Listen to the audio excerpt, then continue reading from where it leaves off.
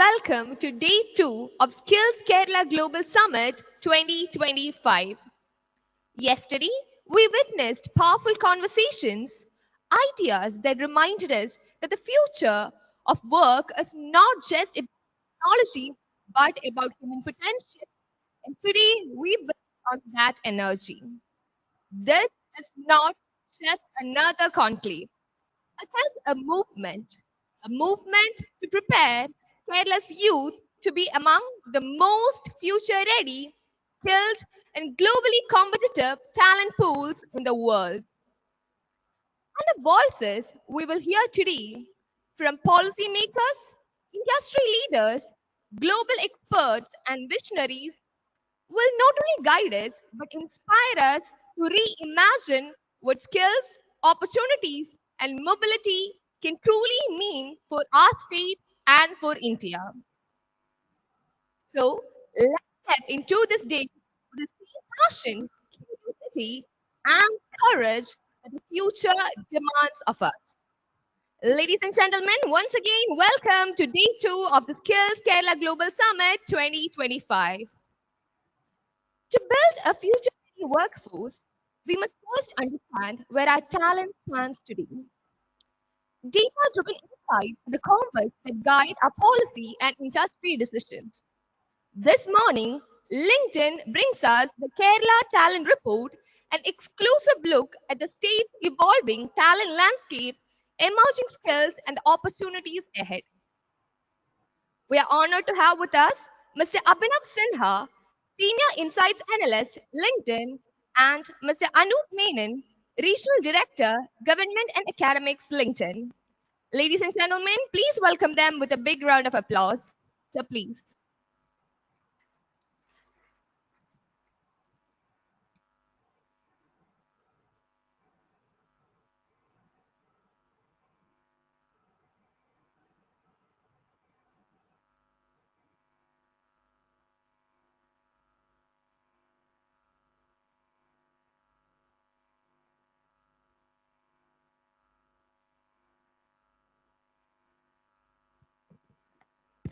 Good morning, everyone.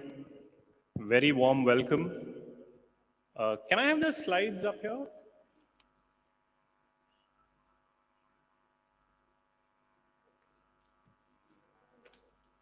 Early morning, few technical challenges, and I'm really sorry for the delay. It's an amazing morning in Cochin, and I'm sure you all are enjoying that.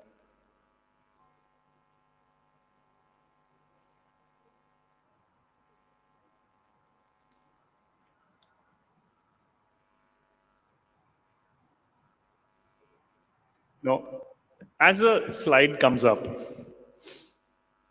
I'd like to firstly thank the organizers, KDISC, and everyone involved in here who's put in their heart and soul towards this event, who's been tirelessly working for a long time now, and they've been putting a lot of efforts to bring out how is it that Kerala is emerging as a leading talent landscape, not just in India, across the globe.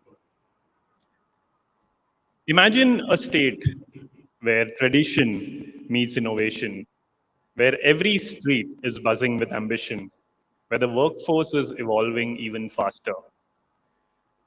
What we are doing today is a complete roadmap and the talent landscape of Kerala as a state, Kerala as an organization. Introducing myself, I'm Anup. I hail from Kerala, but I operate from the Mumbai region because I manage government and academics for the entire India as a region. And what we are trying to do here is bring the concepts of early engagement with LinkedIn from a students, from a young professional, or even from the Gen Zs and the millennials and all the baby boomers who are there in the segment today. Along with me, I have Abhinav, who's actually put his heart and soul into it in creating this report. He's a is an insights analyst at LinkedIn and closely working with few of the governments across India, large corporates, and also supporting a lot of communities in understanding what is the real talent landscape. Now, here is a roadmap for today. Yeah, so what we're going to do is kind of paint a picture of Kerala's landscape, then dive into the migration trends, and then we'll explore how Kerala is skilling up for tomorrow, and finally we'll have a look at the workforce. Now, LinkedIn's mission is very simple and powerful. Create economic opportunity for every member of the global workforce.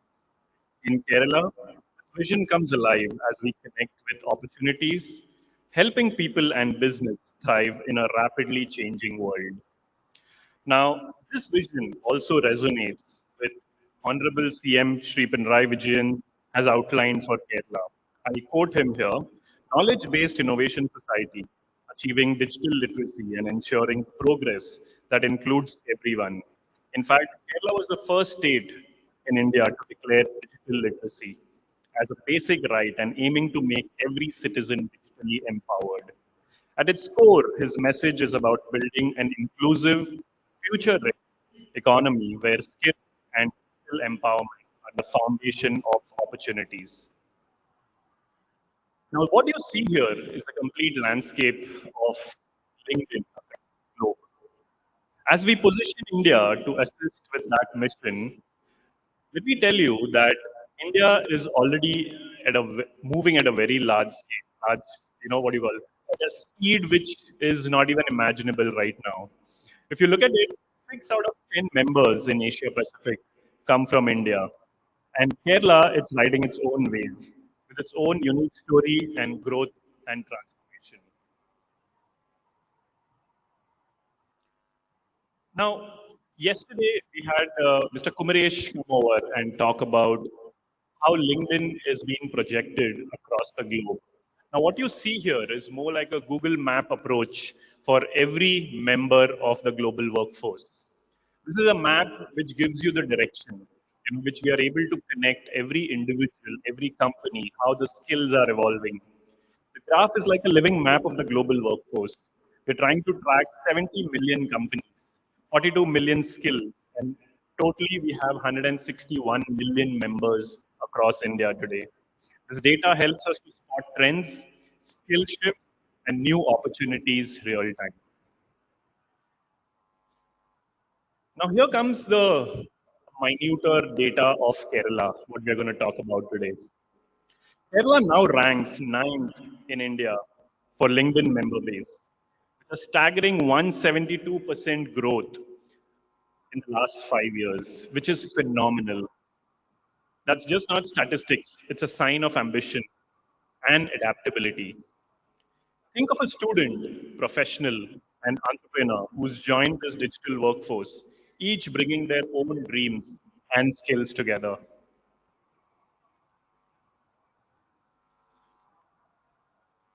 Nearly 40% of Kerala's talent is concentrated in few regions, like you see here.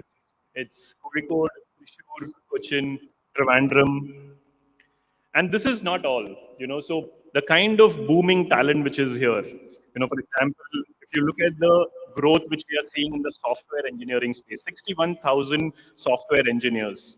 The top roles being obviously software engineer, accountants, teachers, assistant managers, leading employers like TCS, ENY, Cognizant, Infosys, and many more. With Kochi known as the Queen of Arabian Sea, is also Kerala's IT and financial hub, hosting major tech parks and multinational companies.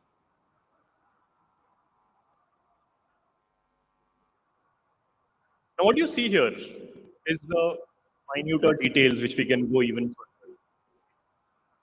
With the finance professionals over 127,000 strong and thriving in Kochi, Kozhikode, and Trivandrum, but new out of sight growth hubs are emerging. For example, if you look closely, you'll see names like Pyramid, Iratupeta, Ala are seeing double digit growths in finance jobs. For software engineers, there are places like Meenanchal, Irinalakuda, Manjeri are the new hub spots. Finance and sales growth hubs, for example, Pala, strong cooperative banking tradition has come out really evidently from these regions. If you've known of Pala Central Bank, founded in 1929, which grew so influential that it handled nearly 2% of the entire banking business in the 1960s. Software hubs, financial, for example, local engineering colleges and remote work anchor the IT talent. Irnalakuda, education hub feeding like Trishur, expanding its IT find base. If you examine the real DNA of Kerala's workforce, which gives us a valuable insight into the talent landscape, understanding the demographics, this is crucial for business and policy makers. Now look at the education level here. If you look closely, we see a strong foundation of the higher education here. 59% of professionals hold a bachelor degree, forming the backbone of our workforce. Additionally, 25% pursuing master's degree, showing a commitment to advanced education. We also have 12% with MBA, indicating a business and management pool. In terms of professional sectors, sales lead the way at 14%, highlighting Kerala's strong commercial orientation. Engineering follows closely at 9%. Education and academics at 8% rounds out the top three, showcasing a balanced workforce across functions. On the gender representation, it is also much higher than the India average. Representation we see is 73% male to 37% female split. I don't know if anyone knows what's the India thing. I think India is at 30%, which means 37 makes it a very good number to have. The demographic DNA paints a picture of a well educated, experienced workforce with strong emphasis on sales and engineering. The high promotion of mid and senior level professionals suggests a wealth of expertise while also indicating a need for strategies to attract and retain the talent. We're going a little more deeper now, okay, in terms of the migration trends. What I'm going to do right now is I'm going to invite my colleague Abhinav, who will take you through the remaining part, and this is going to get more interesting, guys. Yeah, hold on. Please welcome Abhinav.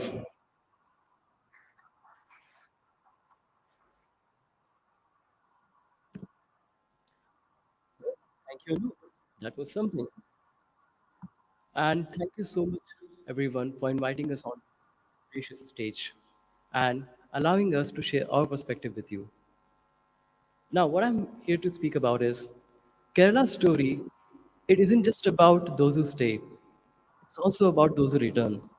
Many professionals actually come back for local opportunities, entrepreneurship, and a better work life balance.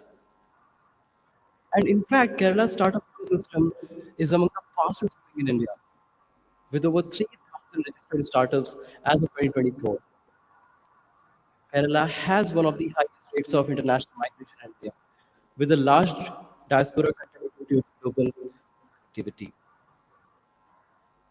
Now, if we look at those migration increments, in the last 1 year, 39,000 people actually moved in globally and regionally within Kerala. Now, 52% of the global migration inflow comes from UAE alone, while Karnataka leads the regional migration. Now, Kerala's talent pool is actually enriched by both global returnees and domestic workers.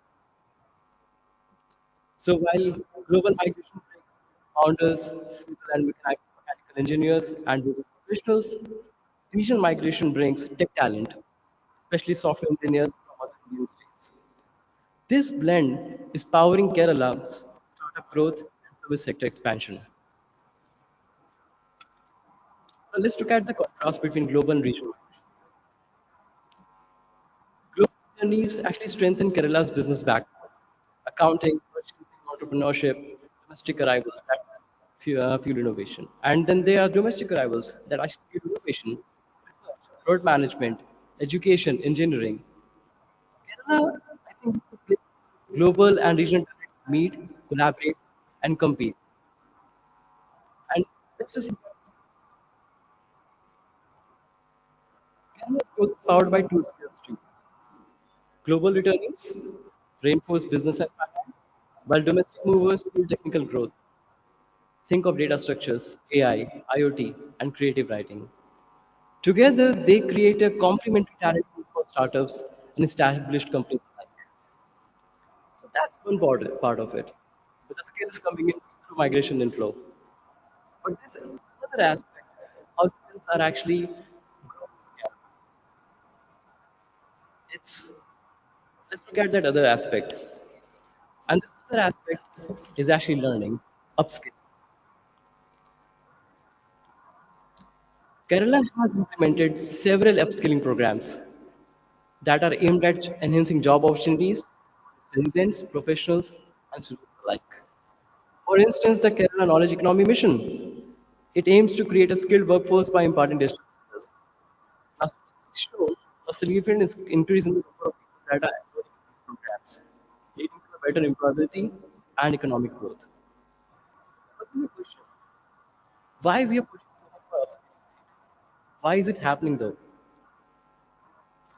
Well, according to World Economic Forum, by 2030, 39% of core job skills will change or become outdated. What are the drivers? Well, of course, technological disruption, green transition, and of course, not last but not the least, artificial intelligence. Today, skills matter as much as degrees, if not more. Agility, adaptability, and continuous learning with skills are the currency of the world. Kerala's finance minister, Honorable K.N. Gopal, echoes this perfectly. He points out that the state's focus is on nurturing generation of professionals who are not just knowledgeable, but also adaptive and globally competitive.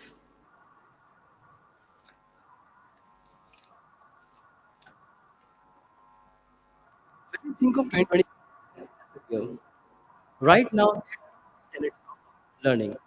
One, of course, is university education, others is self-paced learning. In today's dynamic job market, the intersection of formal education and self-paced learning creates agile job depth. And this is exactly what KD is learning is working towards. We are helping many students get master advanced skills like AI, Python, and some management skills like project management and other specialized industries that is on the screen right here. But if we look at overall learning in Kerala, in the last 2 years, the learning hours and the learning have doubled. This is the Indian learning data. The focus has primarily been on AI, financial skills, healthcare analytics, and digital marketing. We have seen the skills come, have seen the, but what does it really lead to? It leads to a skills revolution and the skills that used to be yesterday, they might not be the same today. That's exactly what has happened with Kerala as well. If you look in contrast from 20 to 2025, Kerala's skills landscape is shifting from legacy tech to analytics, finance, and modern development. Analytical skills, data analysis, and financial acumen are rising. HR, digital marketing, social media are now essential. Let's look at the skill journeys of Kerala. Like I said, the skills yesterday are not the skills that you might need today. And that is evident when we look at the skills journey in Kerala right here. You could see some of the skills growing and taking a great pace, such as Python, and some skills are actually depreciating trajectory in just a matter of 5 years. So that looking at how Kerala's workforce is actually aligned with India's top hiring sectors. We see a good alignment with IT, finance, healthcare, manufacturing, and there are untapped opportunities in biotech, automation, and advanced analytics. The future is bright for those who are ready to seize it. And according to Dr. K.M. Abraham, sir, today, as we transition into a knowledge-driven economy, that early vision of proactive skilling gives Kerala a competitive edge. The state's greatest investment is its people, and the returns from that investment are only beginning to show. As Peter Drucker once said, the best way to predict the future is to create it. To sum up, Kerala's workforce is entering a new strategic phase. Rapid growth, strong diversity, and a blend of global and domestic talent that are driving progress. Upskilling is revolutionizing employability, and Kerala is now positioned for the future. Again, Kerala's true glory has always been its people. This is the state that actually became the first in India to achieve 100% literacy in 1991, with every village turned into a classroom that led to this literacy revolution. And while we were actually working on this report, we came across a touching detail in the research. Do we know that the libraries in Kerala still outnumber cinema halls with 24 libraries per 1 lakh people? In fact, 25% of libraries in India are in Kerala, 9,500. And let me tell you a story about a tiny local panchayat in Kerala.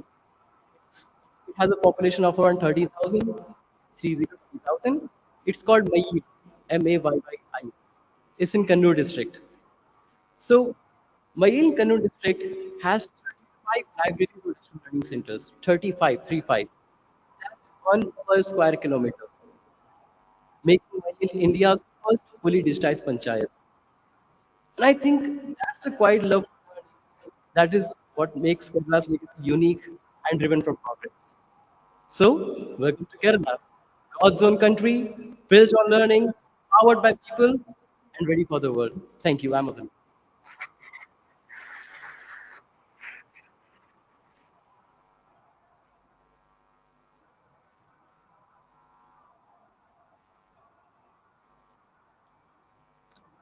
Thank you, sir. It was indeed an insightful presentation. I now invite the speakers on the stage for receiving the mementos, and I invite Ms. Nidia, Project Manager, KDIS, to present the mementos to the speakers. I invite Mr. Abhinav and Mr. Anup onto the stage.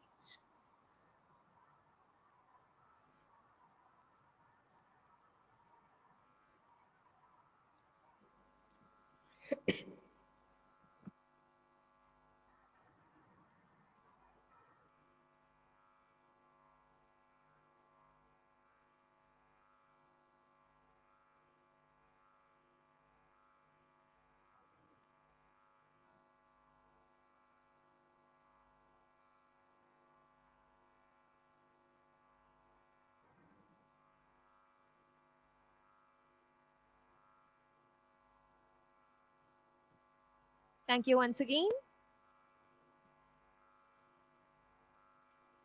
The world is in the middle of a technological revolution. Artificial intelligence, automation, and digital innovation are not just reshaping industries, they are redefining the very idea of work. How do we prepare for jobs that don't exist yet? How do we ensure that our workforce doesn't just keep pace but leads this transformation? This distinguished panel will shed light on advancements in technology and the evolving skill landscape and how we must prepare for the jobs of tomorrow. The panelists for today's discussion are Dr. VP Joy, Senior Executive Vice President, Reliance Industries, Ms. Lata R, Program Director, IBM, and Mr. Suvit Bhatia, Chief Principal Strategist, Author, and People Leader, Marsh McLennan.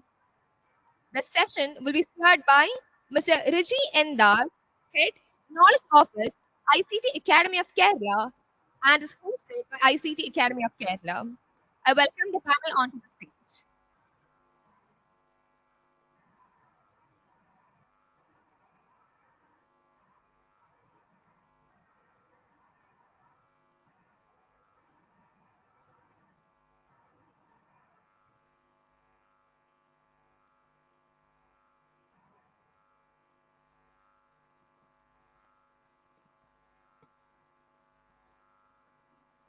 Handing over the session to Mr. Riji. Thank you.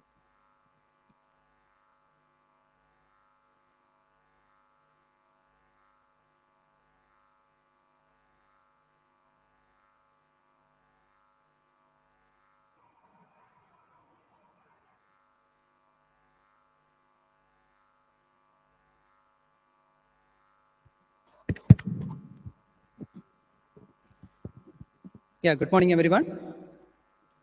So thank you so much for the introduction. So my role here is to set the context and then have a discussion with the panel. Let me start with an incident that happened 15 years back.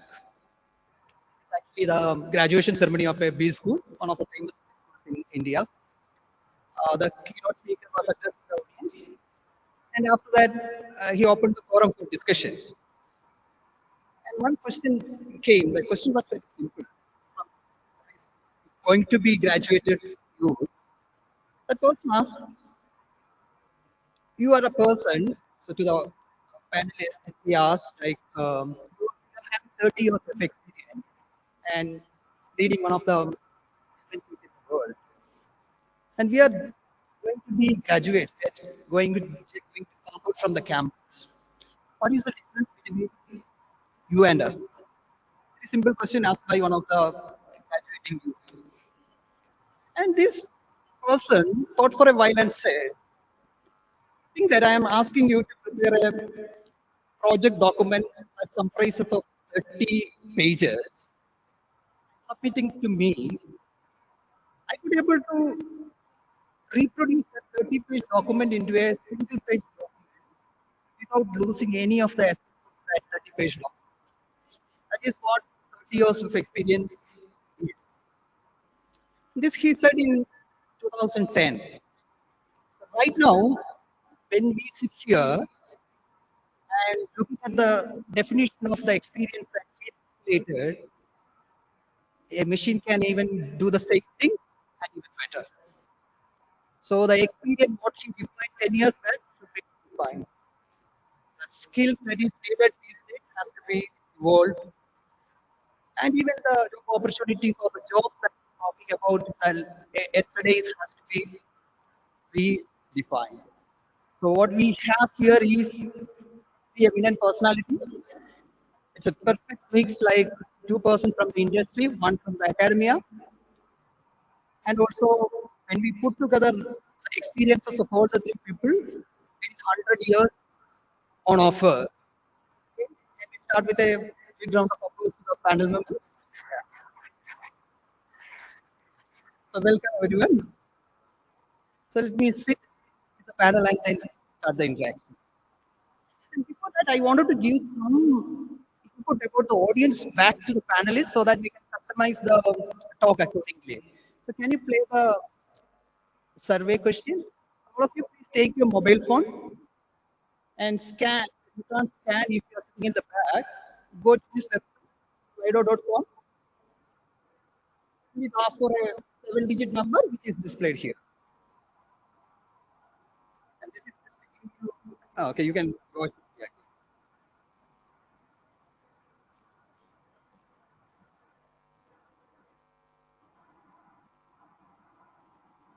So can someone handle some mics?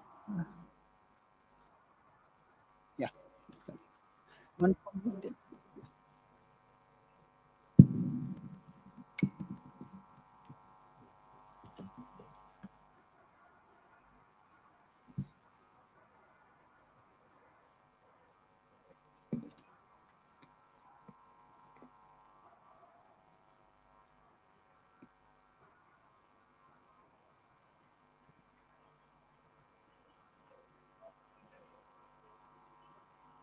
So you can vote now.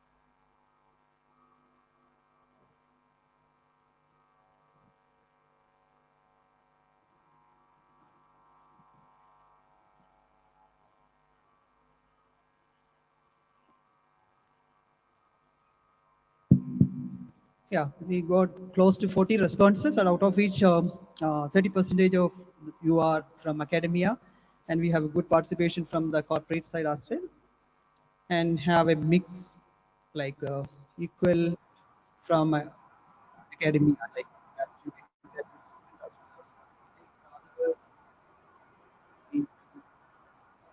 So, some idea about That's a good mix. yeah, Yeah. it's a good mix. Okay, let's start. Like start from first of all, I give you we run this mod panel discussion in four segments. Like the first segment is you already introduced the panel members. The panel members also speak something more about their current role, and then talk about the segment is mainly on changes that is happening in the industry, like the person is like this particular discussion is mainly focusing on and that's changes in the skill landscape as well as the technology disruption happening as well as the job opportunities. So that all the panel members will be speaking about their experience with this changing technology changes. The second round, we will be focusing mainly on the segment focusing mainly on skills, which are skills that is needed, and panel members will be sharing their perspectives. And coming to the third segment, Kerala specifically sitting here and deliberating on opportunities in Kerala, and then what are the kind of collaboration that is needed in this particular hour to cater these opportunities, especially to meet the requirement. Finally, most important, and we expect questions from your side as well. It's going to be the structure. Shall we start? So let me start from Lata. Lata is a program director with IBM, and February 2026 is going to be a very special for Lata. She's going to complete 30 years with IBM. Advanced congratulations. 30 years in IT in the same company in IT is a very unique thing. First of all, I would like to know the factor.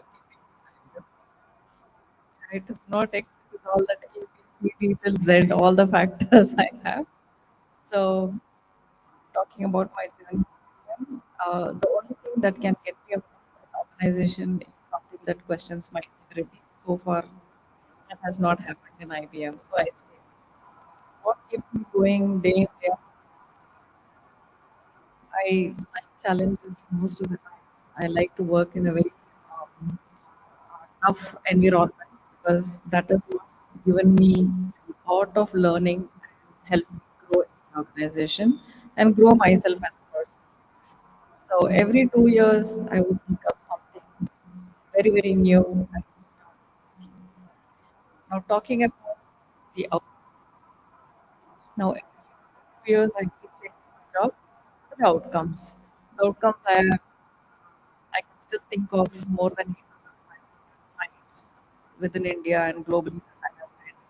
I have met all the partners and worked with them to develop solutions not only in India but across the globe, like Infosys, Caption, Wipro. I have done many projects with the system integrators. And talk about the government organizations, not the single state government. I have worked with. Like we talk about even in the northeast, I have been in the government of Assam. I have even traveled to Bangladesh and transformed their entire pension system. And I have worked with NIC in the National Informatic influence many technology adoptions. And if you look at overall as a person, the amount of yoga that I was able to influence being an IBMer, introducing AI in CBSE, and mentoring so many students from Atal Innovation who are successful entrepreneurs. I have more than 250 sandbox startups that I mentor with, and it is endless. And today, my job role is expanding the software development centers, the innovation centers across in India, in tier 3 cities. I am very successful in that category, I should tell you. 2 years ago, I was not confident. I will set up a development center and coaching 500 software engineers. Today, we have more than 2,700 software engineers in Kerala. Good. What are they doing out of Kerala? They are the ones who are creating the next generation product for IBM for the world. So there is not a single application in the world that doesn't have IBM in it. And that's happening from Kerala. So kudos to all of you. But as a follow-up, you mentioned your current role. So how you see the technological changes that is happening, IBM perspective? See, technological changes will continue to happen because I know when I started, there was nothing but a computer, and then so many technological changes have happened in the journey. Today, if you talk about everybody is saying about artificial intelligence, then they're talking about generative AI. Now I am looking at agentic AI. I recently inaugurated agentic AI innovation center in Bangalore. Last year, November 12th, I inaugurated the innovation center, generative AI innovation center for Kochi, in 2 hours. So what are we doing here in artificial intelligence? Is maybe everybody is saying that there will be so much automation that will take away the jobs. That's the first thing everybody talks about. It is not at all that. The only way it is happening is the way we are going to work is going to be far more on critical thinking and far more complex problems that we need to solve. All I can see that's happening in these innovation centers that we're setting up for technology adoption is about solving the most complex problems. And that's going to help human values have to come back. That means you create a technology that's going to take away the bias. It's not anymore that the technology is for those who are today. Technology is available for everyone. Like we are talking about UPI, any user can do it. Even a child can operate a payment gateway. Even a child can be employed if the person is innovative and really advanced. So that is how the innovation centers are happening, and that's how the technology influence is also happening. That use all this technology to remove the bias and democratize technology. Okay, thank you. So any student sitting here enrolled to be in arts and science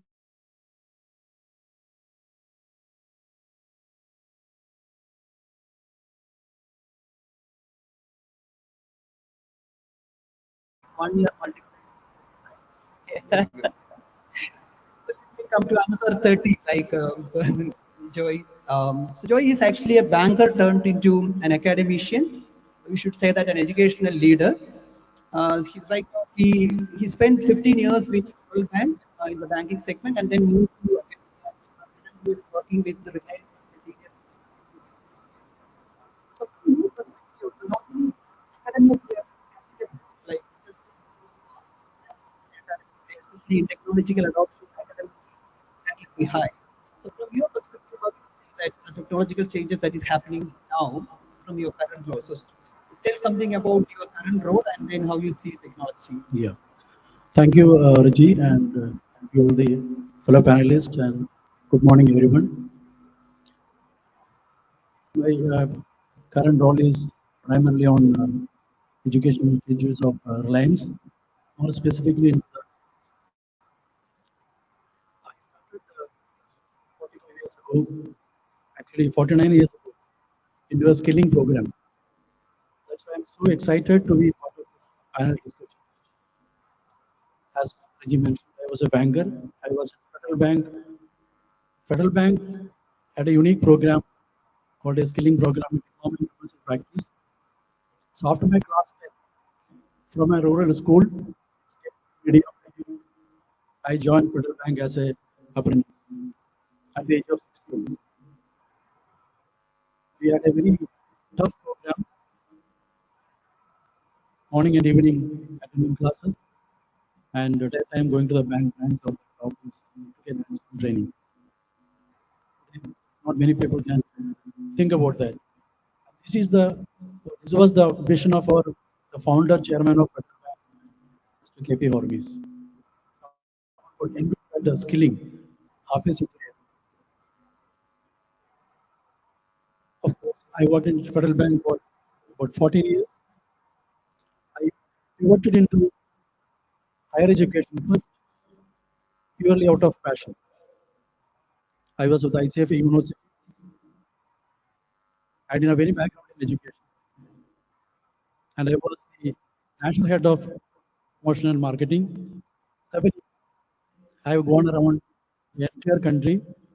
I've seen, interacted with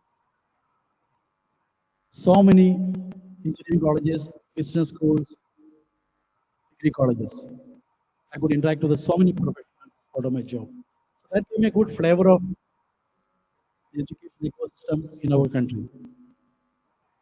Then I joined Reliance about 25 years ago. Some people can ask, about the story behind this longevity. So first I started a university project. We started a ICT university project offering MTech and PhD programs. After that, again, I pivoted into school education. And within school education, international schools, CBSE schools, state board schools, and all, so quite diverse. So this was my journey. And yeah, so there are some comments that we will come to that later. So currently, I do a lot of work in the school education space in terms of policy formulation, process, systems, digitalization, academics, administration, all across. So I kind of anchor, support, oversee on a 360-degree way in all aspects of starting a school, running a school, and then taking the schools to different levels of excellence. So that's briefly about my current. Thank you. So I believe, I think most of you will agree that banking is one sector which adopts technology faster than any other. So you are in the bank and you are sharing that kind of experience. Good, sir. So Sumit is a very popular name in India, one of HR leaders in the country. Currently, is a strategic person, people strategist with Mercer.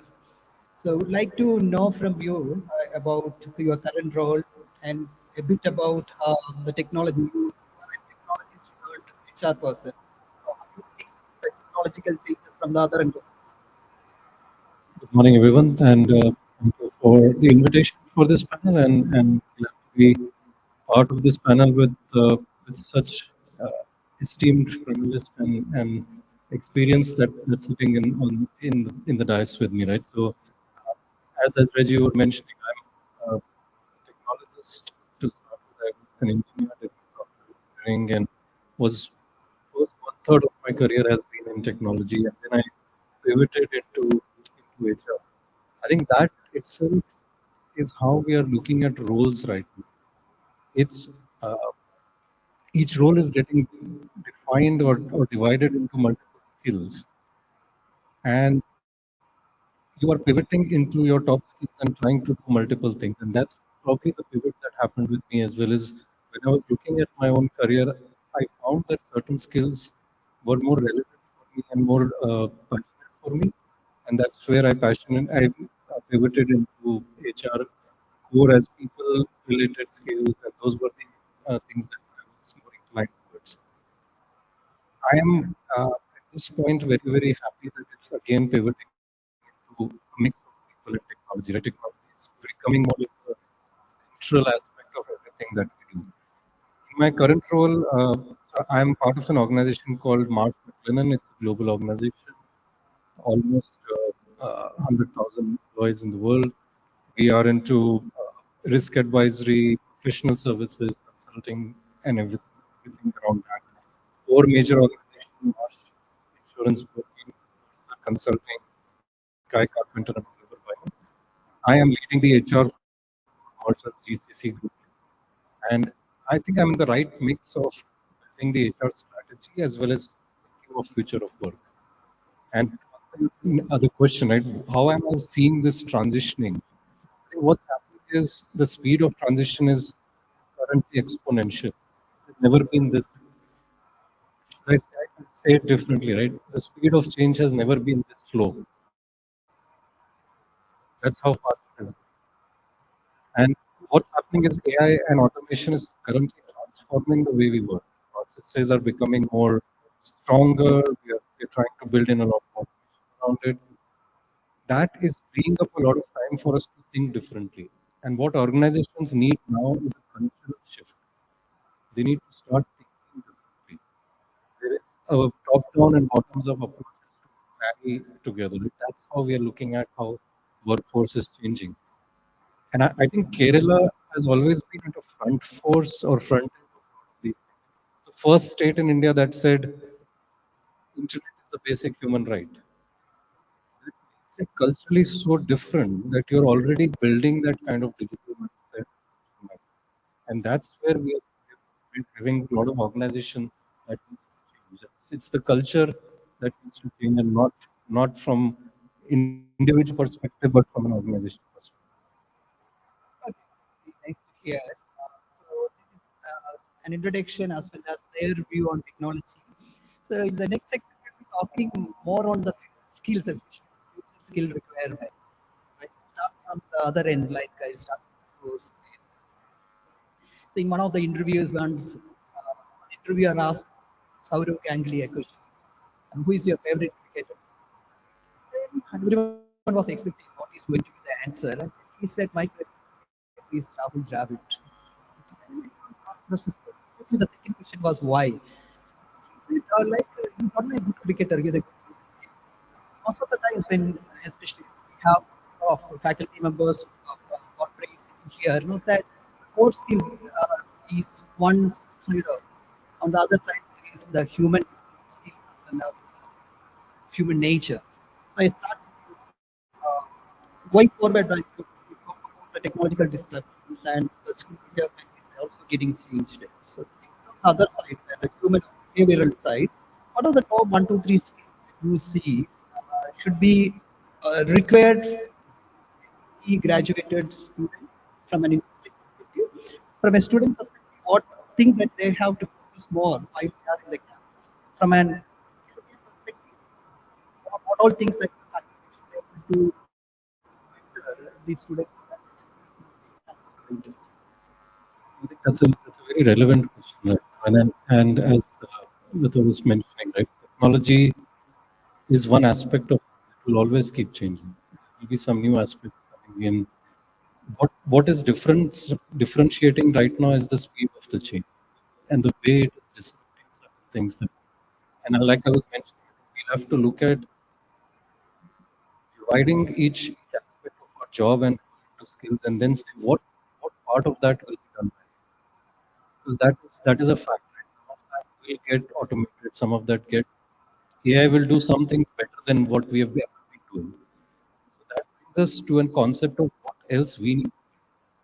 What we need to do is three or four things I think to make a differentiation. One is adaptability and early learning.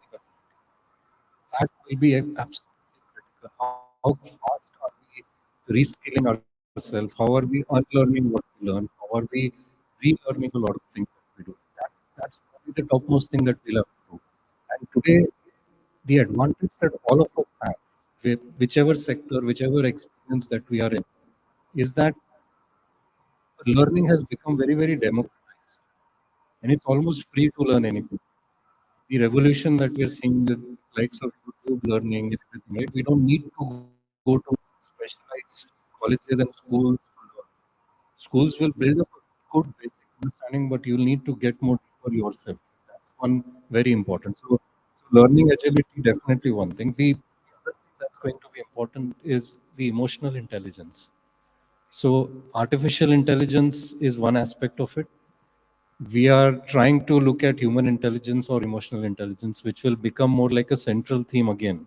Is how are we looking at empathy? How are we looking at connecting with other people? What will also change is humans will have to learn to work with AI or lead AI, right? AI will do a lot of things, but how do you lead AI? How do you work with AI? There will be, I think, in next 1 years with agentic AI is coming up so fast, we will all have to find a way how humans and machines will work together, and that will require a lot of emotional intelligence and empathy around it, right? So that probably is the second thing that I would say. I think the third is your critical thinking, your creative thinking, and coming from the background that Joy is coming, right, from bringing all the creativity together, mixing with technology, mixing a lot of things around it, building it from start, from the schooling aspects of it. I think the government is doing a lot of things around changing the way we are doing education. where an art student can learn technology, a technology student can learn art. That mix of creativity is going to be very important. So adaptability, learning intelligence, learning agility, your emotional intelligence, and creative or critical thinking. Yeah, so I'll map it into the three segment dimension. Like for from an industry perspective, I believe that Anup, LinkedIn publishes the top skill report every year. Adaptability was one in 2024. It was the top skill from the people side. So you actually mentioned the same thing. So from an industry perspective, that is something the industry look for. The people should be adaptable. The new recruiter should be adaptable to think. And from a mentoring perspective, faculty sex perspective, it should be like critical thinking. You will give challenges so that the students should able to think critically and solve problems rather than jumping into solutions. That is the engineering mindset we generally talk about. And thirdly, from the student perspective, you should be empathetic. If you come up with a solution, think from the user's perspective, be empathetic, and then apply all your intelligence to solve such problems. Yeah, the design thinking concept, as we Concept. call it, right? That's also important. That's the empathy bit of it. So absolutely right. Yeah, thank you. So let me come to Lata. Okay. So from IBM is always a front runner, and especially in adopting technology. So your current role is also setting up COEs, and then you have Center of Excellences related to technology. So in your perspective, what are the top futuristic skill from the tech side, like the technology, which are the top three technology the students should spend time, the faculty should be upskilling themselves and putting their hands so that the students should be groomed properly? Yeah, from technology perspective, it is not going to be very different from what Sumit has already said. All of Sumit said is what will be the trigger for technology. And the trigger for technology is innovation. And why will you innovate something is because you want to solve a problem. How are you going to even think a problem is the right problem to solve, or it's okay, some problems don't need to be solved? How are you going to validate that? That's when you need innovation centers where you need to bring the right set of people as well within your quorum. You always need to have a team that you're discussing. You need a stakeholder that you're discussing. Like for example, if I am discussing on an innovation that relates to academia, I might have Joy in that meeting. Joy may not be an employee, Joy may be a external stakeholder, but it is very important we have the domain knowledge, domain experienced person in the room in the innovation center to let us know whether the problem that we are thinking technologically we will solve is the right problem to solve. Probably in the innovation center, I need to solve a problem related to the HR domain, human domain, or for a people domain. Then I will invite Sumit to be a part of that conversation. So first thing you start off with a conversation. Then you come to validate the problem.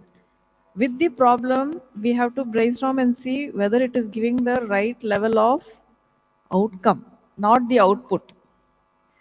So these are two things that you have to always remember. There is something output and there is an outcome. Output is you will get the innovation done and you will have the problem solved and you will have a new application or a new skill that emerged out of it. Maybe people said we used more of Python, we used more of JavaScript, we used design thinking tools, we used lot of other tools. All of that has happened. So there is a new tools also introduced in the technology. But what is the outcome? Outcome means how many people have benefited, how many people are going to benefit out of your solution, and what will be the future of that particular problem or the technology that you're adopting.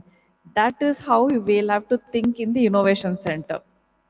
It is not the output, but the outcome. Outcome is, it talks about the sphere of influence of your technology that you're introducing.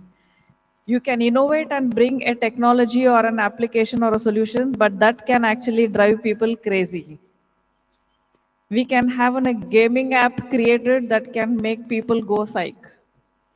Or we can create a gaming app for a senior citizen level where even people who are having less ability to operate can still have a good time in the last few days of their life. So there are different ways that you got to think about the outcomes of what you're creating in the innovation center. So that is technology.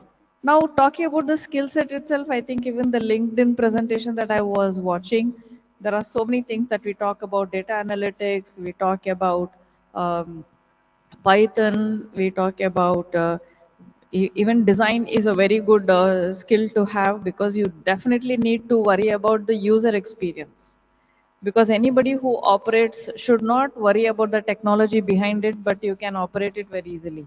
How many of you were trained to operate on Instagram or Facebook? Now that is a message that we have to carry for academic ways of teaching. The user experience or the student experience should be such that once you have introduced the subject and the topic or given them a problem to solve, it should be like Instagram. They have to independently work. So that is what we need to focus in terms of technology. It will keep changing. Tomorrow that Python will become Anaconda, right? So anything can happen. But it's about how you bring people together to build something, something that is going to have a better outcome, something that's going to help our humankind. So those are things that we have to take away. And like Sumit said, it's not about just being in the industry as an employee. You have to think like an entrepreneur. Unless you have the entrepreneurial mindset and you have emotional independence along with the intelligence, you cannot survive for long in even a company. You should be emotionally detached as well. You should be independent so that you are able to solve and focus on the problem and think about the outcome, and not get attached to a particular technical skills that I have. So I am so passionate about this. No, someday you have to let it go. Like Sumit mentioned, you have to unlearn few things, you have to let go, then you have to go for a new thing. So those are things that you have to focus on: problem solving, and which should have an outcome, not just an output.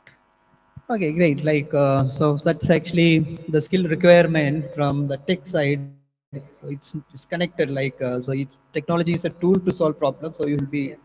upskilling yourself to meet or get the right skill and try to solve the problem. Thank you. So from an so coming to Joy, in academia normally when we talk about a lot of reports being published on the employability, like recently Mercer and Metal published a report which shows that only 42.6 percentage is employable. Another report from suggests like it is kind of 54. Not looking at the numbers, what actually from an academia perspective, academia is feeding the talent to the industry. So what is the definition of skilled resource as far as the academia is concerned? Thank you, Rajiv. I will take you, before I get a little amplify that point, I will take you from what Leda said and then Sumit said. Leda said, learning Instagram or using Instagram has nobody would have taught you, but it has jumped. So I think skilling, when you talk about skilling, it should be second nature. It should be your second nature. That's how we should integrate, immerse into the skilling. Skilling may be formal education, skilling may be through work, learning from the workplace, and then lot of self-learning. Why I'm saying is that I'm myself a self-taught person all these years. I've been learning for formally about 60 years. Formal learning has been a kind of a marathon. It was not a sprint. As I mentioned, I have been learning while in the school, while in the college, while in working all these years. And there is, as Sumit said, there is tremendous opportunities for learning. And the LinkedIn presentation, which again was shown there, that opens the world to us, the windows to us in a big way. And most of it is free. Now we are all talking about AI. Sumit mentioned about EI, emotional intelligence. 2 years ago, I was in IIM Calcutta campus for a program, for a leadership program. So I was asking the director of the program, or mentioning to him that, along with the artificial intelligence, emotional intelligence also important. He corrected me. He said that, Mr. Joy, EI, that is emotional intelligence, is more important than AI, artificial intelligence. I think that's a larger message that we should what would have. That's what when Sumit is mentioning about the human behavior, the human attitude, and emotional intelligence is a basket of empathy, of compassion, of respect, of humility. There are different parameters, elements. There are different parameters of emotional intelligence. So that is one. Then he mentioned about the adaptability again. I will mention about my own journey. If I pivoted across industries, across sectors, and within the organizations, across various domains, it is because of that adaptability mindset. I could have given up on various occasions. So adaptability is so very key. Now, we all of us carry some common, what you call the transferable skills. Today, most important to have as a student, as a professional, or whichever profession you are, whichever vocation you are having, transferable skills. It is your toolkit. What are the transferable skills? Maybe communication skills, maybe writing skills, maybe project management skills, maybe collaboration skills. So you need to look at that. What are those transferable skills? They also call it a meta skills or foundational capabilities. And that is industry agnostic. While I am speaking not just purely from an academic perspective, I have seen the corporate sector, I have seen the academic world and all layers. So it is very important that we have that transferable skills. That's a kit, that's a toolkit that will take you places. It is industry agnostic. And transferable skills are timeless skills that will never ever fade away. The other thing is about when you the skilling is about how do you have a multidisciplinary fluency. Yesterday I was listening to a panel discussion on creative economy. An artist should be digitally literate. An engineer should be an artist also. So there is a lot of cross-disciplinary learning, and that is critical. This is not a choice. So that multidisciplinary understanding interaction. If you look at multidisciplinary learning, all of us use mobile, right? All of us use mobile. Mobile is an excellent example of a multidisciplinary learning in production, in its usage. How many disciplines are going into producing a mobile phone? Physics, chemistry, psychology, and many. And it is use also. So multidisciplinary learning is part of our life. We don't know about that. And that's so very important. The other thing is, which again I have seen in my own way, is that the lifelong learning. I have been 3 organizations, but I'm largely looking to the youngsters who are in their colleges or in their 20s and 30s. You may be working maybe in 10 organizations before you retire. And going back in the longevity of life, you may not retire at 60. You may retire at 70 or even 80 also, which means how many jobs you will do, how many sectors, how many organizations you will be doing. So that transferable skills, that multidisciplinary fluency, and the lifelong learning, that will take you places. And that will make you world class.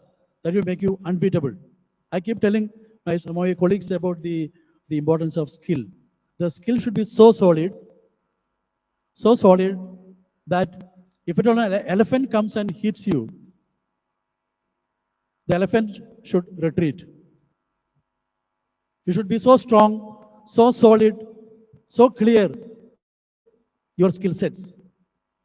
An elephant will be forced to retreat. That's we are talking about the resilience. Now, when we talk about technical skills, rather than Sumit, they have been talking about a lot of technical skills. They are very important. At the same time, and we have seen through COVID, the pandemic times, how the resilience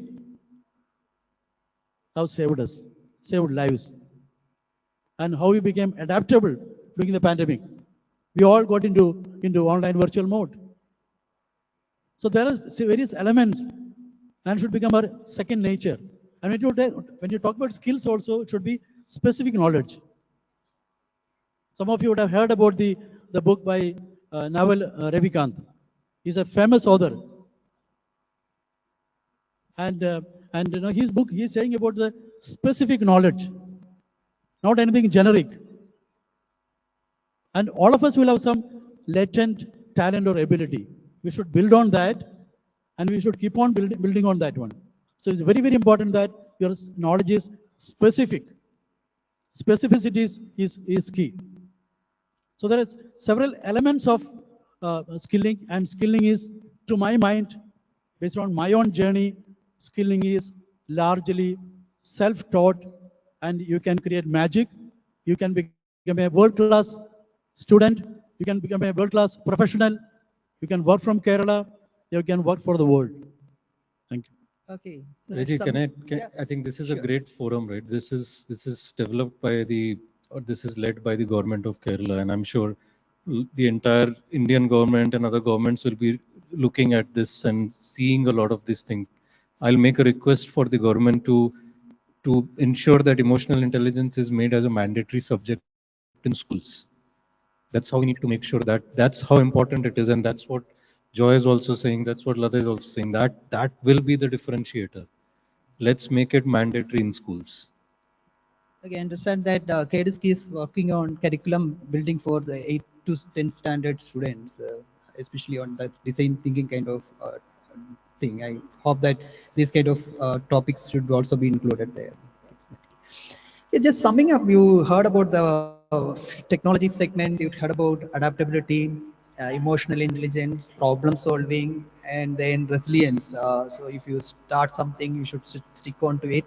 I think I should take one or two questions from the audience on the first two segment on technology as well as skill. If you have any specific questions on skill, technology, please raise your hand and ask question. Yeah. Yes. So can anyone pass this mic? Do you need this one?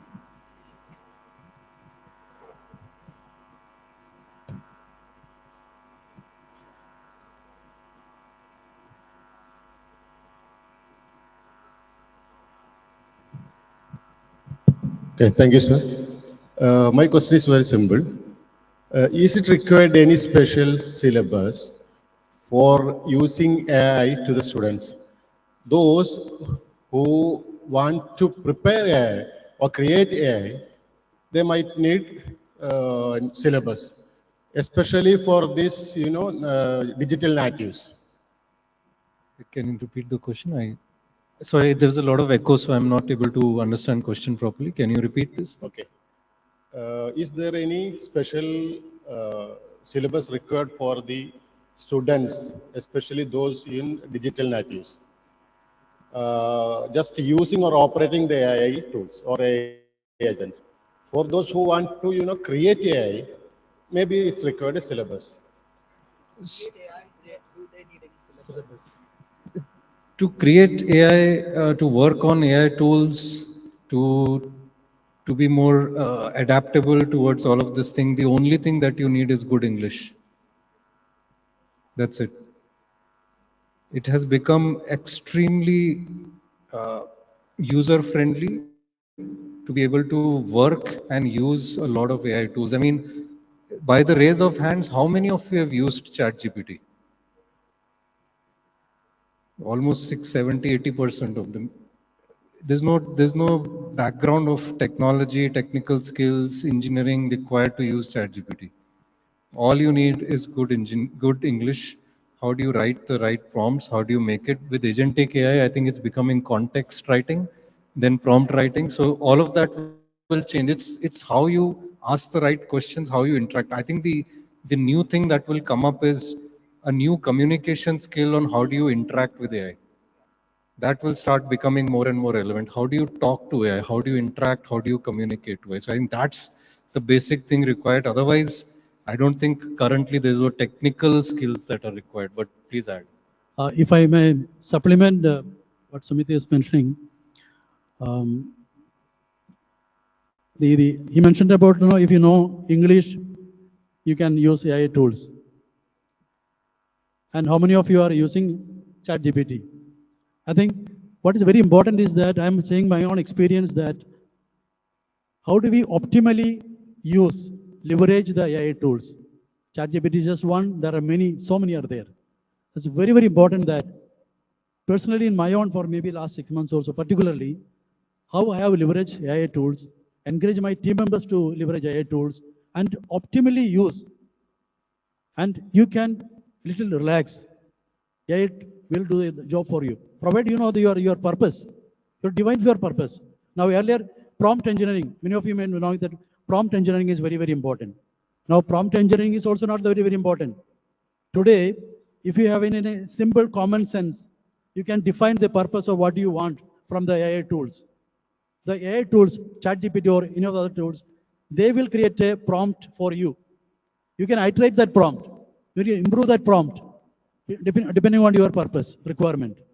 It is unbelievable. So it has become so user friendly and more options are there.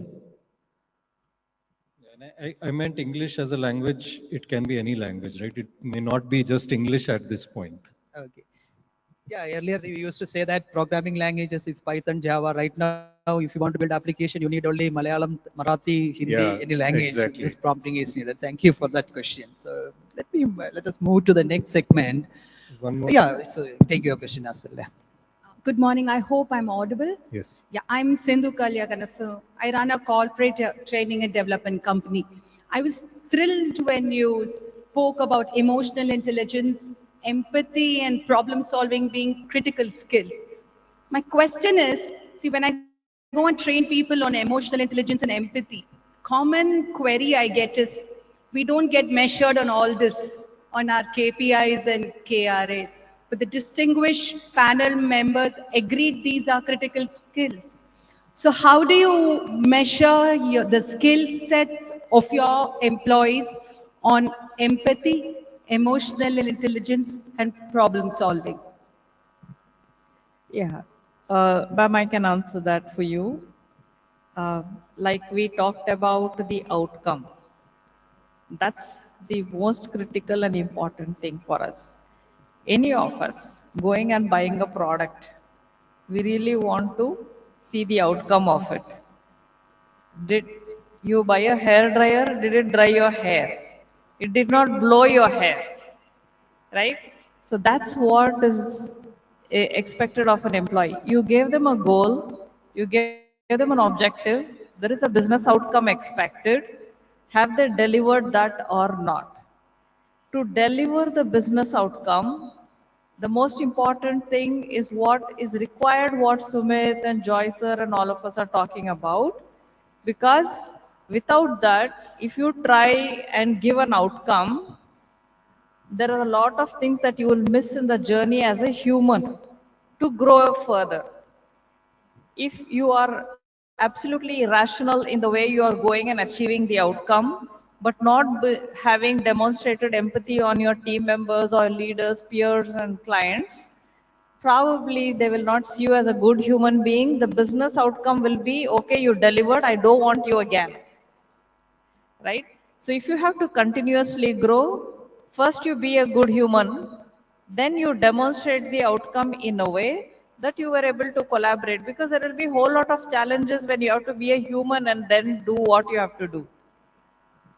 Then the outcome is very difficult because you have a 10-member team, maybe 5 member of them were impacted, like Joy sir said about COVID resilience. How can 2 people who are surviving in the project with health deliver everything that 10 members were doing? But they still did it. So there was some level of understanding, learning, being empathetic and deliver. So outcome is what you will have to define in the KRA. But they should not compromise on their basic fundamental values of being a human. Yeah, I think what Lata is mentioning is exactly what's happening right now. So a lot of organizations are shifting the culture of how they are measuring things, right? The normal SLAs and KPIs are becoming irrelevant in a lot of aspects. And because of what you said, right? How do you measure some of these things? We weren't doing it. And that's a cultural shift that a lot of organizations need to do, is how do you bring that as a center and how do you look at value creation, outcome, and those aspects, and then bring in measurements around that. So that is it happening right now? I don't think it's happening 100%, but is this a shift that we all need to do? Definitely we will. Otherwise, we will not be able to survive. Okay. Yeah. Just to supplement, many organizations globally, they give a lot of importance for the emotional intelligence quotient when they do the recruitment. And I'm sure with maybe psychometric test or other with the AI-enabled testing assessment format, there may be some system to measure, but it cannot be completely measured. It is, as Lada said, outcome. It is the evidence. Finally, the evidence will stand up, and then we will see what is the thing. That is the best measurement. Thank you. Yeah, thank you. Thank you for the question. So let me come to the last segment where we talk about Kerala's opportunities and the collaboration. So let me start with Leda. IBM came to Kerala in 2021 and they set up a big lab, innovation lab in 2024. And then right now they are set 2025, they introduced one incubation center. So what next and what are the opportunities waiting for the students? Oh, that's amazing because Kerala has given us a lot more than we expected. So when we came to Kerala, we thought, okay, we will set up a lab which is just about 500, 400 engineers, and we will have a space as well identified. And we were thinking we are settled with that. Um, but it didn't work that way. The energy that Kerala has, the kind of openness the government has, is what has helped us get to where we are today. When I also talked about more than 2,700 engineers are already there in the last 18 months, it means a lot. So, what did we do in terms of having this collaboration with students and academia? Is firstly, we did not have an internship model by KTU, which was just about 4 to 6 weeks. That wouldn't have helped IBM's model. We engineering teams, we need 6 months internship and then we hire those students. So we needed to do a lot to work with all the academia and with KTU and with government and with the education ministry teams to be able to help us redefine that policy for KTU. And today we have more than 800 students who came as interns and become employees and IBM of the 2,700. So it means a lot for us not just to come as students and internship. Now what's happening is the same students are mentoring their junior batch students to come to IBM in the next following year. So then the students have graduated to become mentors in IBM and the junior students are also getting mentored. Now some of the students when we do hackathons, they come as startup enterprises. So IBM has a platform which is IBM Ventures. That means they help them to give the credentials, the mentoring and financial and all of those things are integrated to help them set up as startups. That's another part. And many engineers who get hired through TCS, to Wipro, through Cognizant and all our other partners still engage with IBM because we are building solutions even through the partners. So IBM has given us a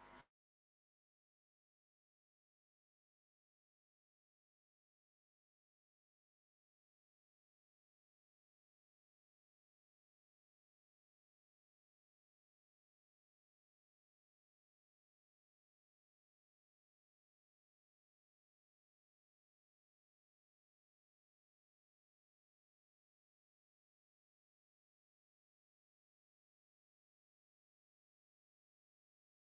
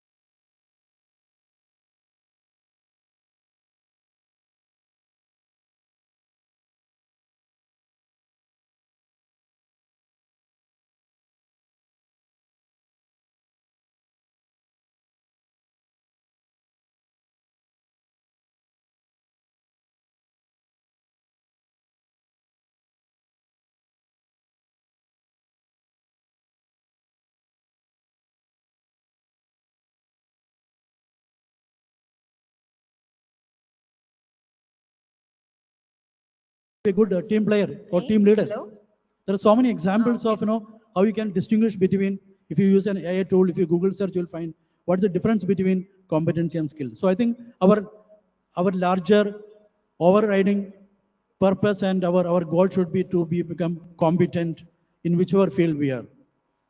That is one part of it. The second thing, flexibility. We are now hearing more and more flexibility to pursue, to get a certification, to do a smaller program, and then you can stack it. What they call as the stackable credentials. You can go for micro certification. You can go for modular learning. Earlier, we are more and more rigid. You have to go for 2 year, 3 year, 4 year, complete the course. Now you can enter and you can exit midway. So that is the beauty of the NEP. It is flexible, and we should make it more and more flexible. So that if I take a break after maybe 1 year or 2 year, I can go to the industry, work, get experience, do internship, do apprenticeship. I can come back and join the same program. It all will be available, and finally you may get a degree or diploma, whichever you join. So flexibility is the key of the another pillar of NEP. The third thing is learner centric. Whatever we do, whatever we talk about, whatever we teach, whatever we assess, finally it is for the learner. How do we add value to the learner? So everything should be through the lens of, is this adding value? Is this empowering? Is this enlightening? Is this skilling the learner? I think that's very, very, very important when you look at the NEP. So I think these are the three larger pillars we should look at that. And it is easy to talk about all those things, but very, very challenging to implement. I think that's why our educational ecosystem, our colleges, universities, our schools should start. Now they talk about the focus is more on, specifically again in NEP, they're talking about the conceptual understanding.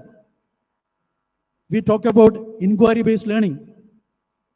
We talk about experiential learning through projects, through internship, school project, or outside the school or outside the university. We talk about differentiated instruction, personalized learning, now aided by digital technologies and AI. Personalized learning is another very, very important pillar of education, of NEP. So personalized learning is very, very important, and that is going to change the game. That will open more pathways. Earlier it was more of a pipeline. You have to go a straight jagged way. It's a pipeline.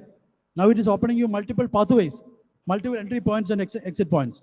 So I think we should look at that, but it's very, very important that to prepare our students to be competent, our educators, they should also be equally competent.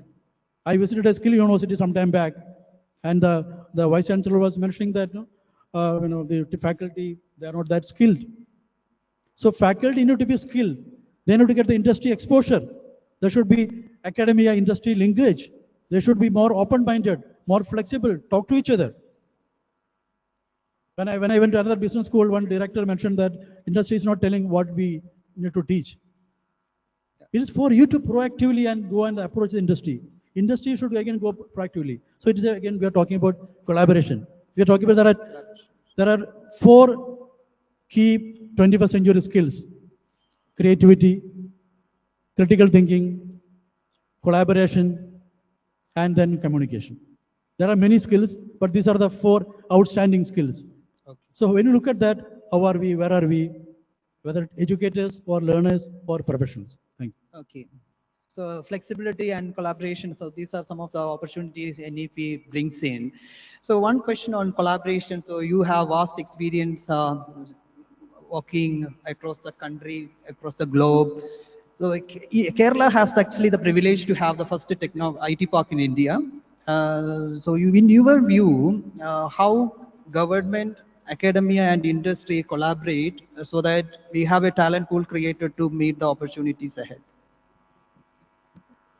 I think we need to definitely look at a 3-in-a-box structure right now. It's not going to be individualized program that can work. So for example, industry has to co-create the curriculum.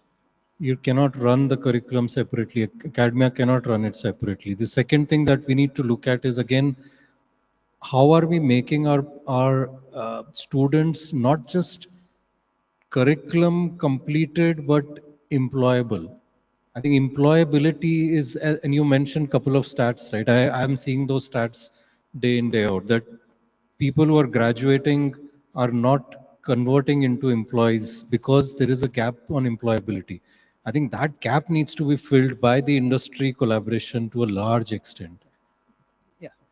That's a big gap that and industry needs to co-create that curriculum. We need to look at what students need, and what the third thing that is missing is the experience, which Joy is also mentioning. Can we go and mandate internship, for example? Can we make it mandatory for everybody to do internship, or to go and talk to work with industry? Can industry make it mandatory that we will hire fresh graduates only after they've completed internship? Some of that radical shift and thinking is required. Otherwise, we will still face challenge on a lot of these things. Then entrepreneur mindset will not come in, right? We are Kerala is having 30 lakh people working globally. What are we bringing back? Are we bringing back that global exposure, global mindset, entrepreneur mindset? That is what is important. If they're bringing back, how are they connecting with both academia and industry to bring that whole thing together? So that's a bit of radical thinking that's required. Okay. So I think currently most of the universities are working with industry to bring in industry guided curriculum into the university syllabuses also. Okay, so summing it up, like you heard about a lot of what are the different technologies that may be capturing the near future, and what are the skills that you have to upskill or reskill or even cross-skill yourself to meet the requirements, and a few collaboration opportunities, how the government, industry, and the academia focus together to meet all the requirements that we see ahead. To summing it up, like actually we heard about a lot of keywords from the panelists. I think from my perspective, I would like to add one more term into the discussion, that is known as passion. Like, let me conclude by saying one incident.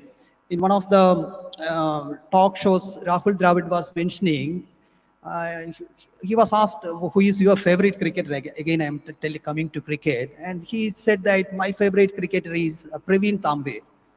And in that room, even those who are following cricket didn't know who is Praveen Tambe. And then everyone was curious, who is this Praveen Tambe, and what made him so special to Rahul Dravid. And he said Praveen Tambe was playing cricket starting at the age of 15 in the gullies, Maidans. He never played a match for, he was from Mumbai, he never played for Maharashtra or Mumbai in Ranji Trophy. He never selected for the national team. But he kept on playing till 40 years without being selected for any of the teams. And when he was 40, in one of the trials, Rajasthan Royals trials, Rahul Dravid see him bowling, and he nominated a 40-year man to the team to recruit in the next team selection. The CEO called Rahul Dravid and asked, "Are you crazy? You listed a person with 40 years. Ours is a team focusing more on youngsters or grooming youngsters." And then Rahul said, he's so passionate about the game, give me a chance. And then they selected him, and he had to wait one more year to play a match. And when he was given a chance, he was a superstar.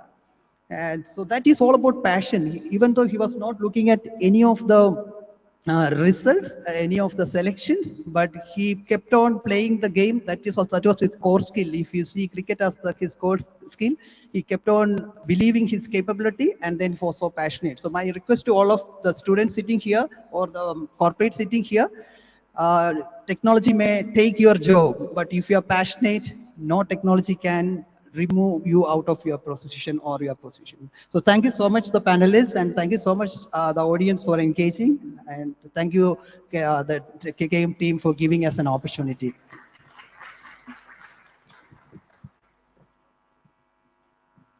Thank you, sir. It was indeed a very enlightening as well as interactive discussion. I request the moderator to hand over the mementos to the panelists. So please.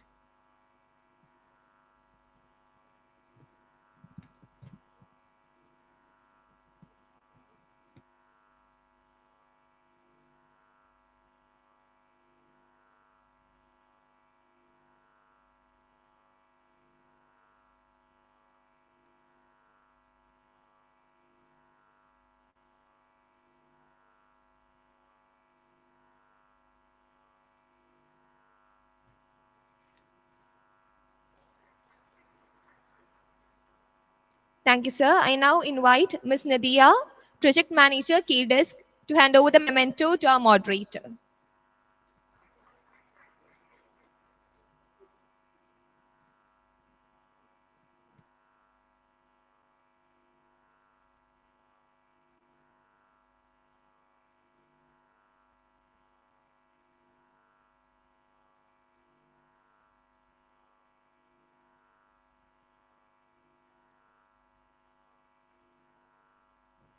Thank you once again.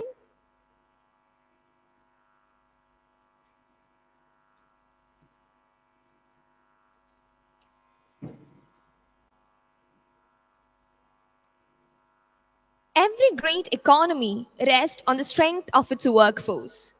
And at the foundation of that workforce are ITIs, institutions that transform raw potential into practical skill.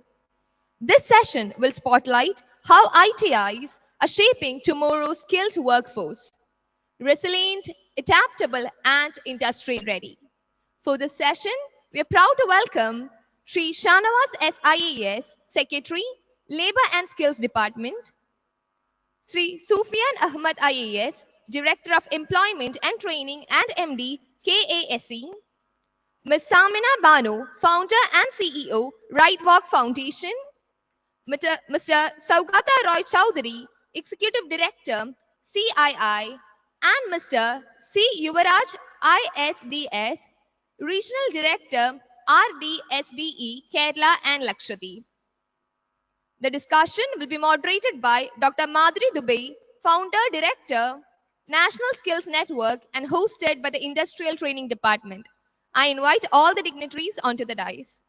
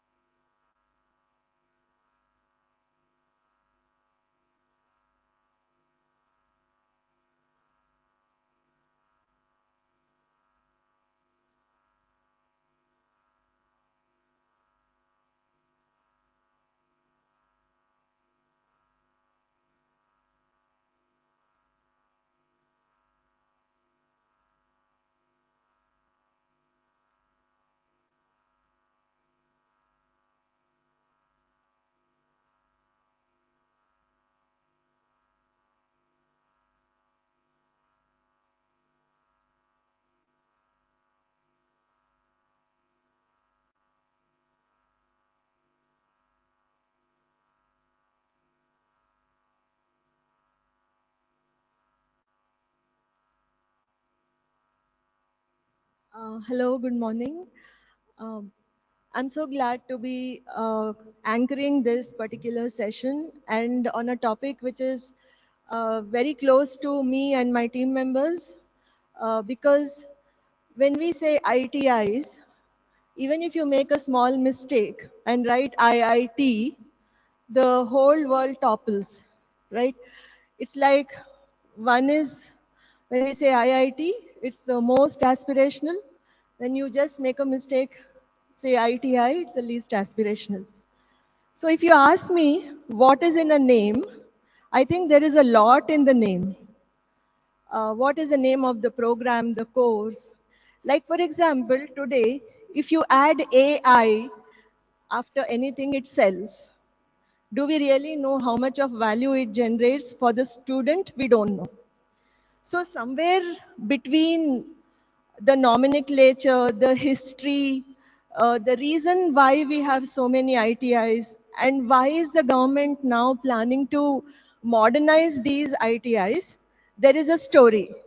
So the objective of this session, I think with the help of the esteemed panelists, we will try to understand some of the issues the ITIs are facing, especially with regard to how Kerala can take that first step to come up with something which is very innovative and perhaps which is path-breaking, I would say, to make technical training and educational through ITIs aspirational. So I would like to get started by asking the panelists next to me, uh, Mr. Sufyan Ahmed. Sir, as we just discussed about ITIs, today we are looking at ITIs. We want to look at ITIs in a through a new lens and how the new job market is emerging. So, what are your views on how we trace the history of these institutions and see a new pathway forward? Thank you, Ms. Dubey, for asking a very pertinent question. And as the Director of Industrial Training Department, Government of Kerala, uh, my interface or my interaction with the ITIs uh, is not very old. I joined the department last year, and so far I have got to understand a lot of things about the ITI ecosystem, what exactly are the ITIs, and what is the conversation going around the ITIs. We have heard about uh, an ITI accreditation scheme which was announced in the union budget last year, 2024-25, and recently we have got the draft guidelines issued by the union government, and consultations with the state governments have been taking place. And there's a lot of uh, discussions about upgradation, revamping, and introducing new gen trades, which are, I mean, which would help the young workforce, I mean, India's skilled workforce to meet the demands of the future, not just the demands in India, but across the world. So before all these discussions, I would like to emphasize that, I mean, what's the relevance of ITIs? What are the ITIs? I mean, as our moderator rightly mentioned, there's only, I mean, if you change a letter from, one place to another, uh, it becomes from the most aspirational to the least aspirational thing. So ITIs are usually associated with the least aspirational class, and it is very much distinct from general education. It's associated with vocational education. What's vocational education? Which is focused on practical and technical training rather than academic stuff. So we have to understand the relevance. I mean, why ITIs were started to begin with. What was the need of starting ITIs, and we need to know the labor market statistics. So the ITIs were started to basically cater to the labor market demands, to the industry needs. So we have to evaluate whether we are meeting, the ITIs are meeting the demands of the industry, and in what sense they are meeting the industry demand. And there has to be a greater consultation actually, I mean, at the government level, at the industry level, about the relevance of ITIs, and it has to be a two-way street, so to speak.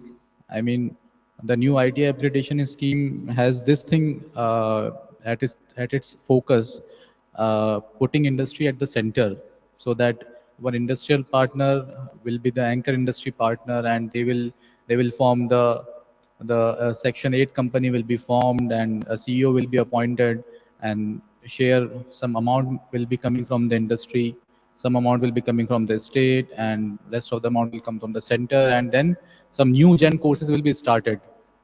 But before that, I feel that we need to reevaluate the position of ITIs, because earlier also there have been several schemes by the central government, Strive and PPP schemes, and how far they have been successful, that has to be evaluated. So this contextualizing has to happen, reimagination has to happen regarding the relevance of ITIs, and accordingly, and since we have an esteemed industry partner as a panelist, so it's a fortunate thing that we have him here, and I would like to convey to him that, I mean, the government is trying to mend its, I mean, to blend, or I would say to change its mindset, and it's going ahead and reaching out to the industries, and the industry should also acknowledge that the state state, as in the nation state, has spent so much of wealth, so much of infrastructure and resources on building these ITIs.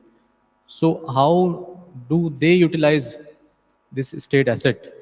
I mean, they should also reach out to the government, since government has become more, I would say, more uh, um, receptive to the industry. So it's a good opportunity. And how, I mean, I would like to put it up. Thank you. Thank you, sir. Thank you for sharing the government perspective and the vision you have to reimagine ITIs. Because often we hear about a lot of funding. Like yesterday's session, also we discussed about the funding for modernizing the new hub and spoke model and how many states are collaborating with the industry. So it is natural for us to take the conversation forward by asking the leadership, the industry leadership representative himself here. We have with us, Mr. Saugata, who's actually got immense leadership experience through CII, interacting with so many industry members. So, how do you think these partnerships that we are talking about can be sustained? And also, if you look at it this way, like opportunities are many, they keep coming. But I think an opportunity is not, outcome based or effective unless it is tied with responsibility. Now, where do you place this, and what is your view on this kind of a sustainable industry collaboration? Thank you very much, Madhuri, and distinguished panelists, ladies and gentlemen. Confederation of Indian Industry works closely on the skills agenda for the last more than 30 decades. And to be quite honest, ITIs are the bedrock for industry talent. And we have worked closely even in the previous 1396 upgradation scheme. Uh, Good stories, not so good stories. But ultimately, that was a loan-based 2.5 crore which was given. So industry who were part of the IMC chair for safety at times put it on fixed deposit, couldn't use it. But the new scheme is very, very good. So basically, industry has to have co-ownership. It is the recipient of talent, and that's what we have been advocating, that you need to play a critical role because the government can only do so much. It's you who will need one to help create the infrastructure. How do you upgrade the machinery? How do you upgrade the labs to make sure that the talent being trained is exactly using the equipment which is there in industry? You don't have to waste time, or when they come into your factories or in the shop floor, there could be critical, misuse of the machinery for trainees. So prepare them when they are learning instead of getting them into the industry and then teaching them. To help co-create the curriculum. A lot of the trades which are being taught are outdated. How do you ensure get the engineering team, get the HR team to sit with the ITI faculty, the principal, and revise and redo the curriculum. Let go of antiquated curriculum trades, bring in new which the industry needs. Fourth, the trainer or faculty can be just only as good as the student can only be good as the faculty. So faculty development program, and we have been doing extensively with large industry partners, including Tata's and Bosch, etc., where we are doing exposure visit for the trainers into industry. And at times I know of one narrative in UP where they went into an automotive plant and actually the guy was moved to tears, the trainers, to say, I never knew my students would work in such environment.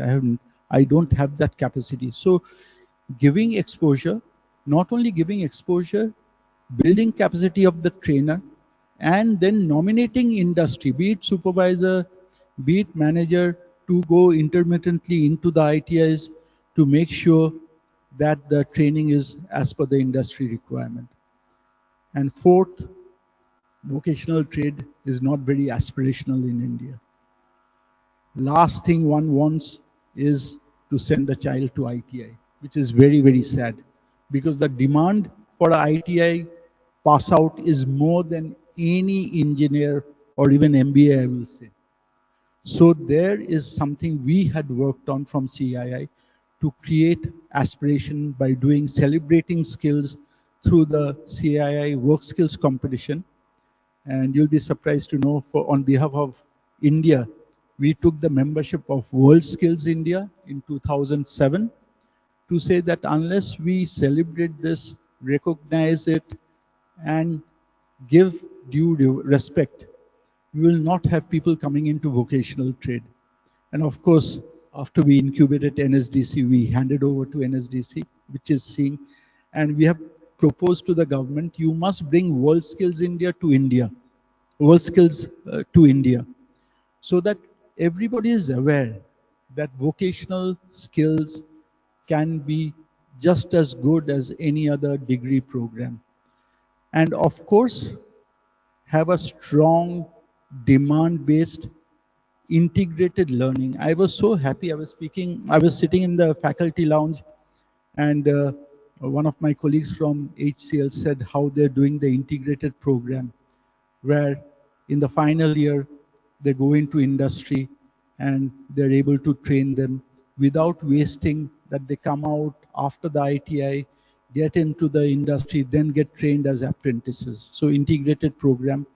We are happy to announce Bosch is setting up labs in 50 education and ITIs in Kerala for such initiatives. So ownership has to be there from industry, and the government creates the basics. So the PPP is they create the infrastructure, industry brings in the equipment, does the lab, builds capacity of trainers, creates aspiration, builds curriculum which is modern and as per their requirement, and of course the channel of placement, where we are also working very closely with the government of Kerala, CII, for placement of offers of 5 lakh youngsters over 3 years, and I'll say at least 30% focus on ITI, which we are seeing very, very strong results.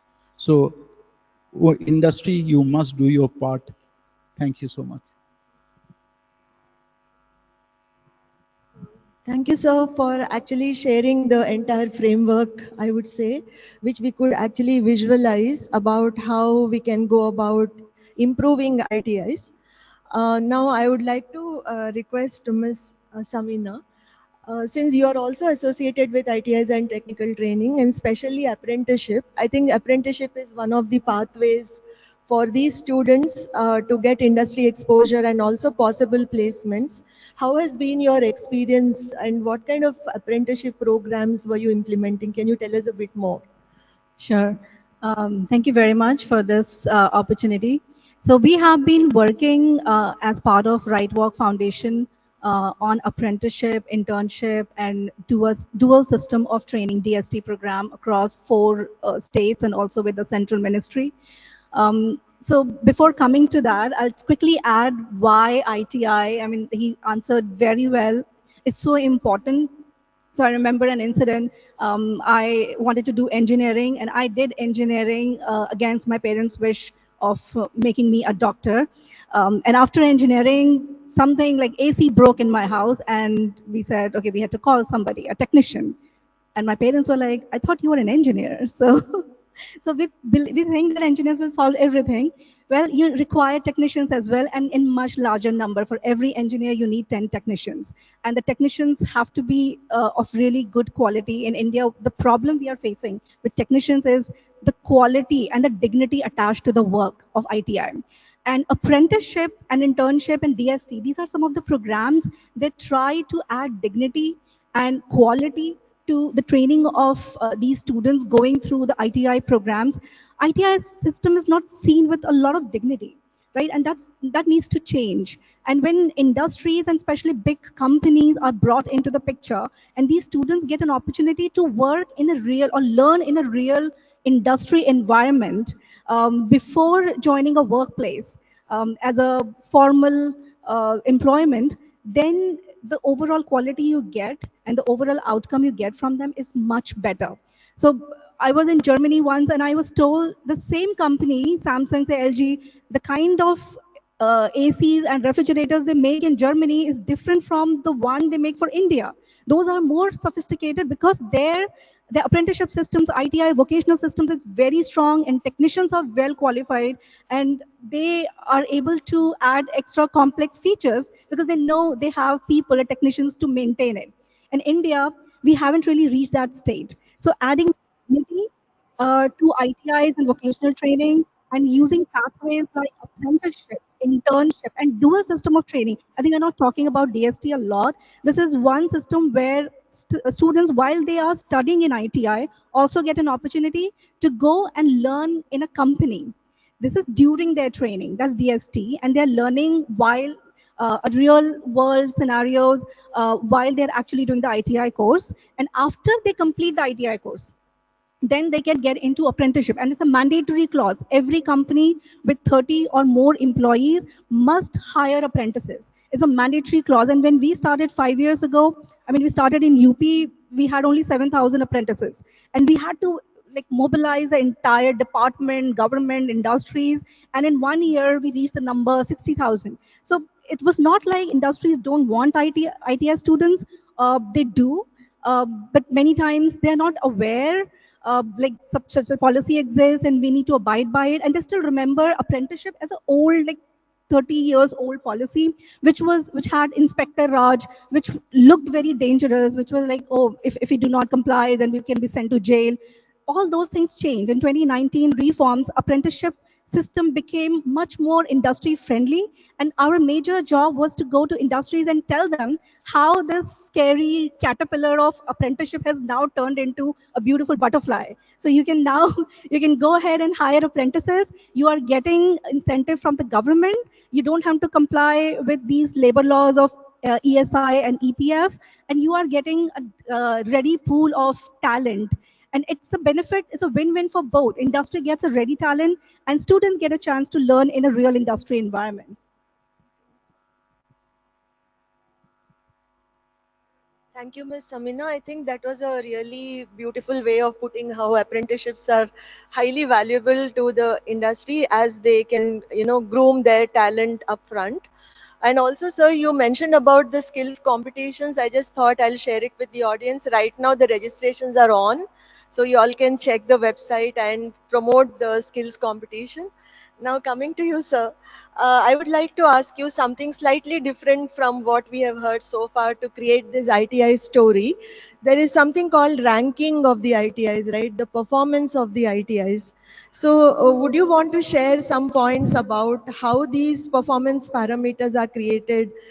Is there a need to, revise them or make them more modern, as many ITIs, are ranked as per certain parameters? First, thank you for the opportunities given to in this platform.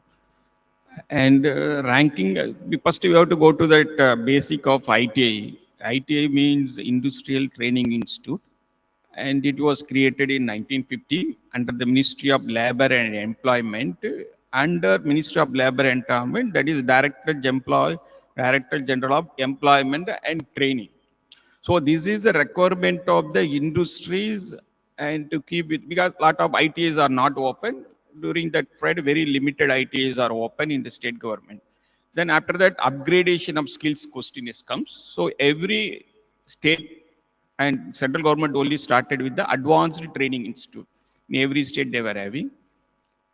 And their need is that to take care of the upgradation of the skills of the war faculty employed in public sector and private sector who are working that, but technology development is gone, they can't to upgrade it. There is a setup in this one. After that, 2015, that all Advanced Training Institute is converted into National Skill Training Institute under the PM, Prime Minister Modi government. And the Director General of Employment Training is reduced to Director General Training under new Ministry of Skill Development and Entrepreneurship. After that, that upgrading of ITA started. How to suppose first already that NITI Ayog and 2003 submitted. I think Madam knows better than National Skill Network. They were surveyed and given the recommendations of to the ministry how to uplift that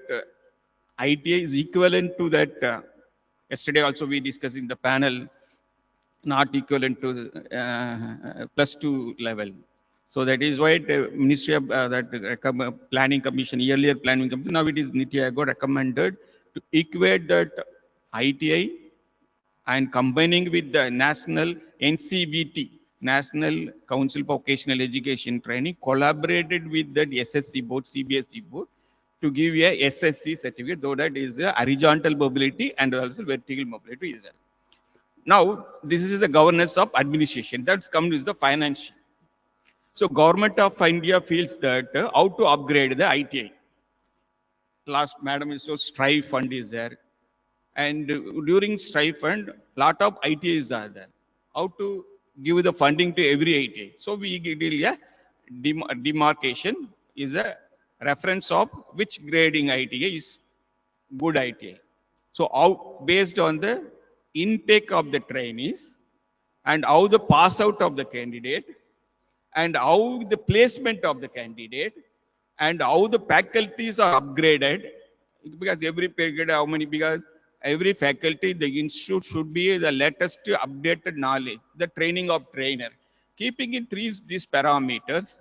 And out of the facilities, we have to inspect the facility, whether it is fulfilling the application standard. We are the implementing body, application standards are all the equipments are there. How first important, how they connect with the industries, whether they're giving placement, job training, on the line training. If it is keeping in this view of the point, the government of India graded ITI, and out of that, mostly South India taken the first lead in the grading compared to other institute, because they follow the systems of procedures and keeping in view of that every state having a State Skill Development Commission, SSDM, we'll see. Every state, Tamil Nadu is there, Kerala is there, and Karnataka is there. They were also linked with the SSDM. So they were taking that matter with the ITA, because IT admission is overtaking admission. Who is taking IT admission is the least candidate. So nobody engineering is not there. And basic qualification is a 10th and plus 2. And some of the trade having a welder, if you take welder, 8th is the qualification. So these are the things also taken into place. Now the IT boys are going into the institute, the least preferred. And so how the upgrade, we want to upgrade that, because technology development is very fast. But IT's equipment purchased in on those is not upgraded. The government of India find out how to upgrade it. So with the World Bank funding, previously the Center of Excellence, World VTIP, Vocational Training Improvement, VTIP is there. Then we got funded. We improved all the latest equipment precisions, like precision equipment. Then it's called Strives came. How to give that Strive? So we marked upgradation of ITA. Then accordingly, ITA, that SAR is 1396, ITA private institute, involvement of CETRA Skill Council. Now latest upgradation is going on. 60,000 crore government of India, especially this budget is sanctioned, taking care of the 1,000 ITA upgradation. That is last week also is held the regional ministry skill conference in Chandigarh. Our Jain Chaudhary sir is given attention, and all secretary, principal secretary invited to central meeting to that how to develop the 1,000 ITIs. And this is a special program. 3 partners will be there. One is central, 30,000. State is 20,000. 10,000 crore is given by the industry. So previously, Strive and all industry not linked. Based on the your grading only introduced. Now the question is comes, we are upgrading idea. What is the industry requirement? So based on the industry come, I want to set up a one lab. I want to set up upgrade that. You come and to the meet, so that we will give the fund. Now the funding is like it is transferred to this type of area. So the grading is the one keeping in of that to upgrade that our knowledge, cultivating that our ITA special in the direction to keep the upgradation of the skill. Thank you so much. I think that was quite a detailed, elaboration, I would say, about the way ITIs are upgraded, and also the vision sir shared about the entire ITI upgradation scheme across the country. Thank you, sir. Now, one common question to all the panelists, because I think we are going to have just about 10 minutes to close this session. Maybe you can take about 2 minutes to answer this. Imagine we reimagining ITIs, we would like to make it like a central pillar for Kerala's skill development ecosystem. What would be few points that come to your mind? And second point here is, how do we increase enrollment of girls in ITIs? I think this is so important that ITI should be gender inclusive, and overall also they should be inclusive in many ways. So I feel this is one of the ways to work further, and perhaps Kerala can take the lead in this. So I would like to start with you, sir. So as far as skill development framework of Kerala is concerned and the role of ITIs in it, so I see ITIs as the focal point of skill development in Kerala, because they are very old and established institutions. And just to, I mean, mention it or to make the audience aware, we have around 108 government ITIs in Kerala, and which are run by the Industrial and Training Department. Then we have another 44 ITIs. Those are also government ITIs that come under the Scheduled Caste Development Department. Then we have 2 or 3 ITIs which come under the Scheduled Tribe Development Department. Apart from these 160 or so government ITIs, we have around 250 or 260 private ITIs. So this is the overall picture of the infra, the asset uh, as regards to ITI, which are in Kerala. So we should understand the importance. And I would like to say that to put ITIs at the focus, we have to make the ITIs relevant. How do we make them relevant? We have to onboard the industries. Like that is the, I mean, I would say the first condition, and that is the primary condition. Without putting industries or the requirement of the labor market or the industry market, you cannot imagine ITIs. And that is what the government wants, government of India wants from the new ITI upgradation scheme. And it's a very good opportunity, and I would like to request actually formally to our CII partner, uh, given the industrial base in Kerala. I mean, Kerala is not known for having a very, I mean, a very wide industrial base, so we might be facing some problems. So I would like CIA or industry partners to handhold us, to handhold the government to get the industry onboarded. And then that is the only way forward. I mean, that's how you can make the ITs relevant. That's how you can cater to the market, to the industries. And coming on to your second questions as to how to make the enrollment of women or the girl candidates in ITIs higher, then there are several takes to it. We have in ITIs technical or engineering and non-engineering courses. So usually when we speak about women ITI, we will just focus the conversation on non-technical courses like food processing or dressmaking, and COPA or secretarial assistance and all. But we should not be limiting our conversation to non-technical courses as far as girl candidates are concerned. We should encourage and try to enroll the girls across all kind of trades. Whichever trade is industry relevant, wherever the demand is, we should try to push our candidates to that trade. And and that all will happen only when we put the industry at the forefront. So that's how I put it. Thank you. Yes, yeah. Just to add to that, sir, in Kerala, we are having a ITI woman in ITI state government also. ITI woman is there, and National Skill Training Institute woman in Karakutam. And sir, as previously we concentration on engineering, non-engineering trip, because previously was that non-engineering dressmaking, computer operated programming assistance, and is that architectural drawing. That scenario is now changed last 2 years. In our institute, we are introducing a new ages courses called.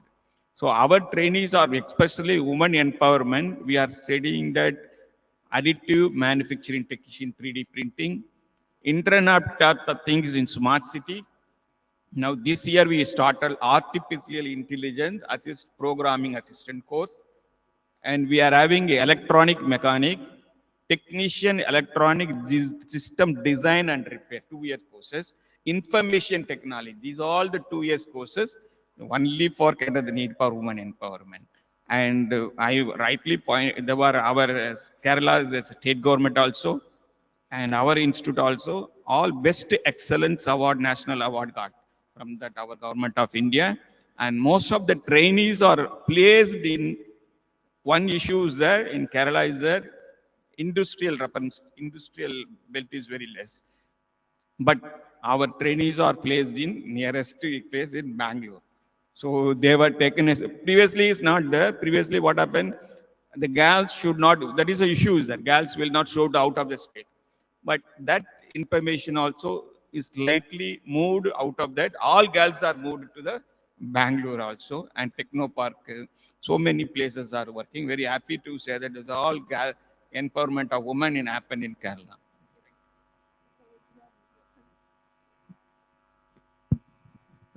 Madhuri, what I would like to see, IIT, across the globe, they know IIT and they take talent. Similarly, the ITI, with the same name, ITI should be the referral point for skilled and higher productive talent pool globally. We have seen some successes across the globe, aging population, Japan, Germany, Australia, etc., etc. I remember when we first sent the first batch of ITI candidates, there was around 26 of them to electronic manufacturing plant in Japan. These were candidates from ITI with just 6 months of experience from districts of Madurai and Tamil Nadu. They have never seen a big city, nor have they seen a place like Japan. So creating aspiration and a pathway. These are the kind of things we want to do, and I'm very happy that a lot of the industries are trying to instill that advanced European and other models in the ITIs. So that's the vision. How do we create that aspiration? And of course, women, we have a very specific target in CII. We have to see at least 50% of the workforce to be women by 2047. And some of the industry is doing phenomenal work. I know some industries where they're training, breaking the mold, training in mechatronics, CNC milling, even welding. I know Kirloskar's, they're doing phenomenal work for pump sales, repair, maintenance in village level without migration. So models are there, and we just need to scale up, learn from each of the models, replicate. And I'm sure there are right now around 300 ITI, women ITI, I think, in the country. Out of the 15,000, I think 300. And there's a reservation of 30% for women in all ITIs. But we need to create an ecosystem which is good for the women. Toilets and other things have to be there, which is essential. I think those have been a deterrent. And it doesn't need the government only to do. Let industry through their CSR funding do these basic things. I think that's the partnership we should work on to attract and celebrate that some women getting job and then rising in the career. How do we put it on social media to inspire others? And those are now all children get motivated by social media. How do we motivate them to come into the wet ecosystem? Thank you.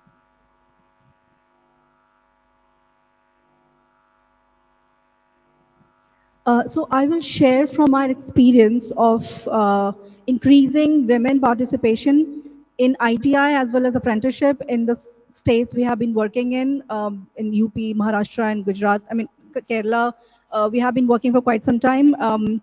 But then I think Kerala has still decent participation from girls, but I'll share my experience from other states where we were able to get the success.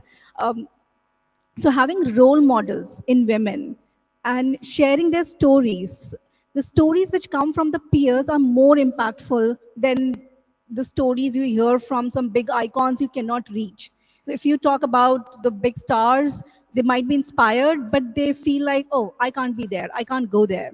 But there is evidence, there is research evidence which shows if the real stories and role model stories come from the peer, from the same community, it has a very strong impact in increasing aspirations. So that's one, the role model story sharing and talking, and it can be through physical means in person, it can be through online means, but the stories have to come from the same community.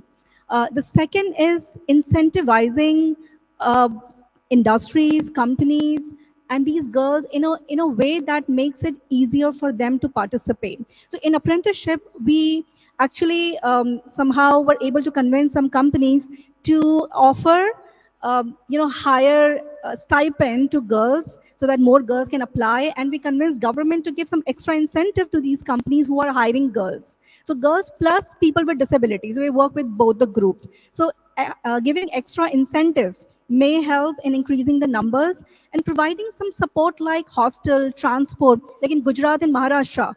Any girl student who joins apprenticeship gets free bus passes. They can travel anywhere in the state without paying a single penny for tickets. So these small incentives, understanding what do they really need, and then providing those incentives can go a long way in improving participation by girls and people with disabilities and improving inclusivity. So just quick from my side. Yeah, thank you. Since we are almost close towards the closure of this, I would quickly summarize before I invite your questions. I think what we discussed just now is like I would put it as three I's. One is probably industry, of course. Second I is innovation, and third is inclusivity. I think that's how I think I would summarize this session. And we have heard many, we have understood many aspects and perspectives about how ITIs need modernization, or we have to reimagine them. And I would just close with this one observation. Even today, we call ITI courses as craftsman training scheme, like CTS. I think we also have to relook at the word craftsman itself, right? Start from there. Okay, thank you so much, and thank you all the esteemed panelists. I now invite questions. We have about probably 5 minutes for the questions.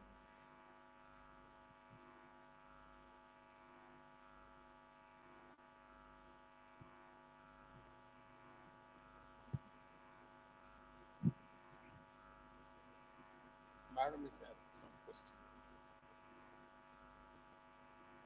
Mike.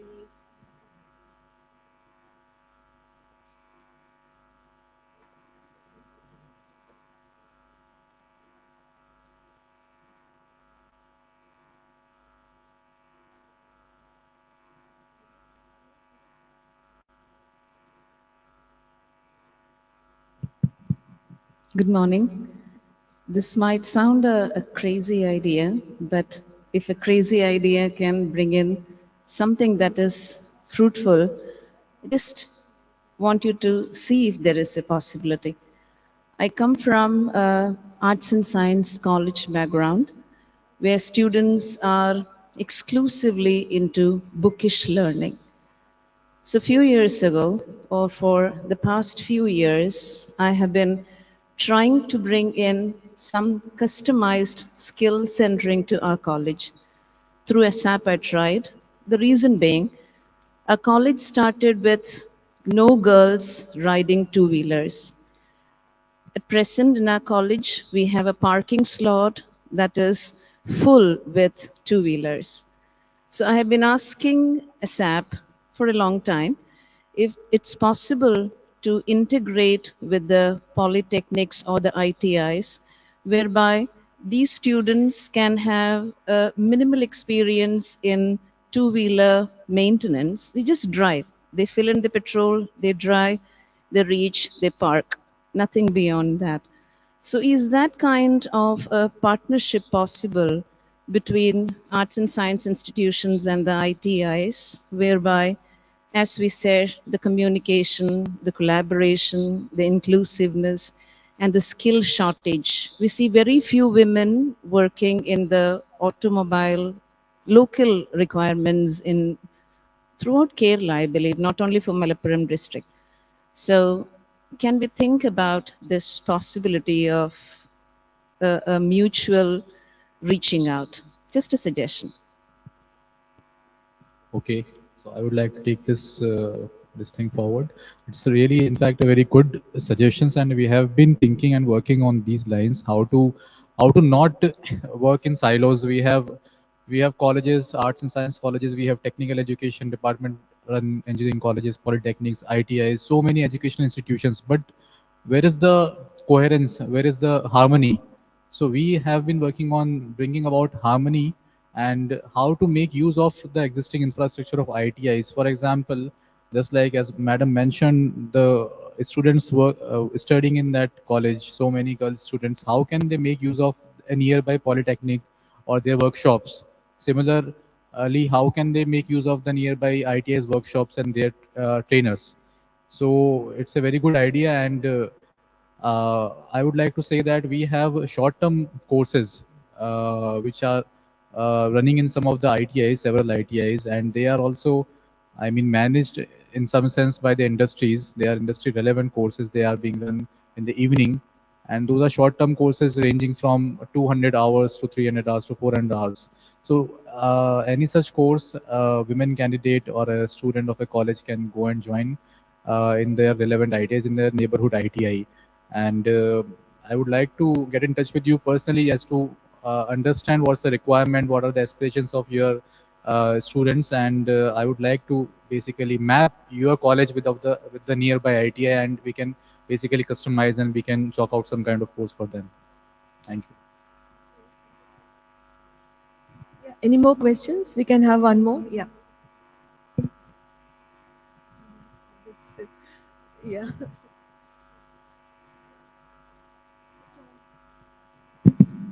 Hope you can hear me. I have two questions. The first question being, since the department is looking for a lot of multi-stakeholder engagement, why can't the department can involve or have direct engagement with a non-profit or a Section 8 company to build on and leverage their skill set, just like in Maharashtra or Uttar Pradesh? So that's my first question. My second question is uh, most of the ITI enrollment is happening from historically oppressed communities. Okay, so in that regard, how can we ensure the retention? I mean, from to enrollment into the ITIs, to the apprenticeship training, and later to their sustainable career. Because a lot of these candidates don't have the social capital to, just to stay afloat for a time being with a meager wage. So that's to my question. I hope it's clear. Thank you. Would you want to take a part of it, sir? Would you want to answer this? Yeah. Second question is regarding apprenticeship, because we are involved in the regional directorate of apprenticeship training. We normally, after IT posited, every month, second Monday, we are conducting a Prime Minister apprenticeship mela.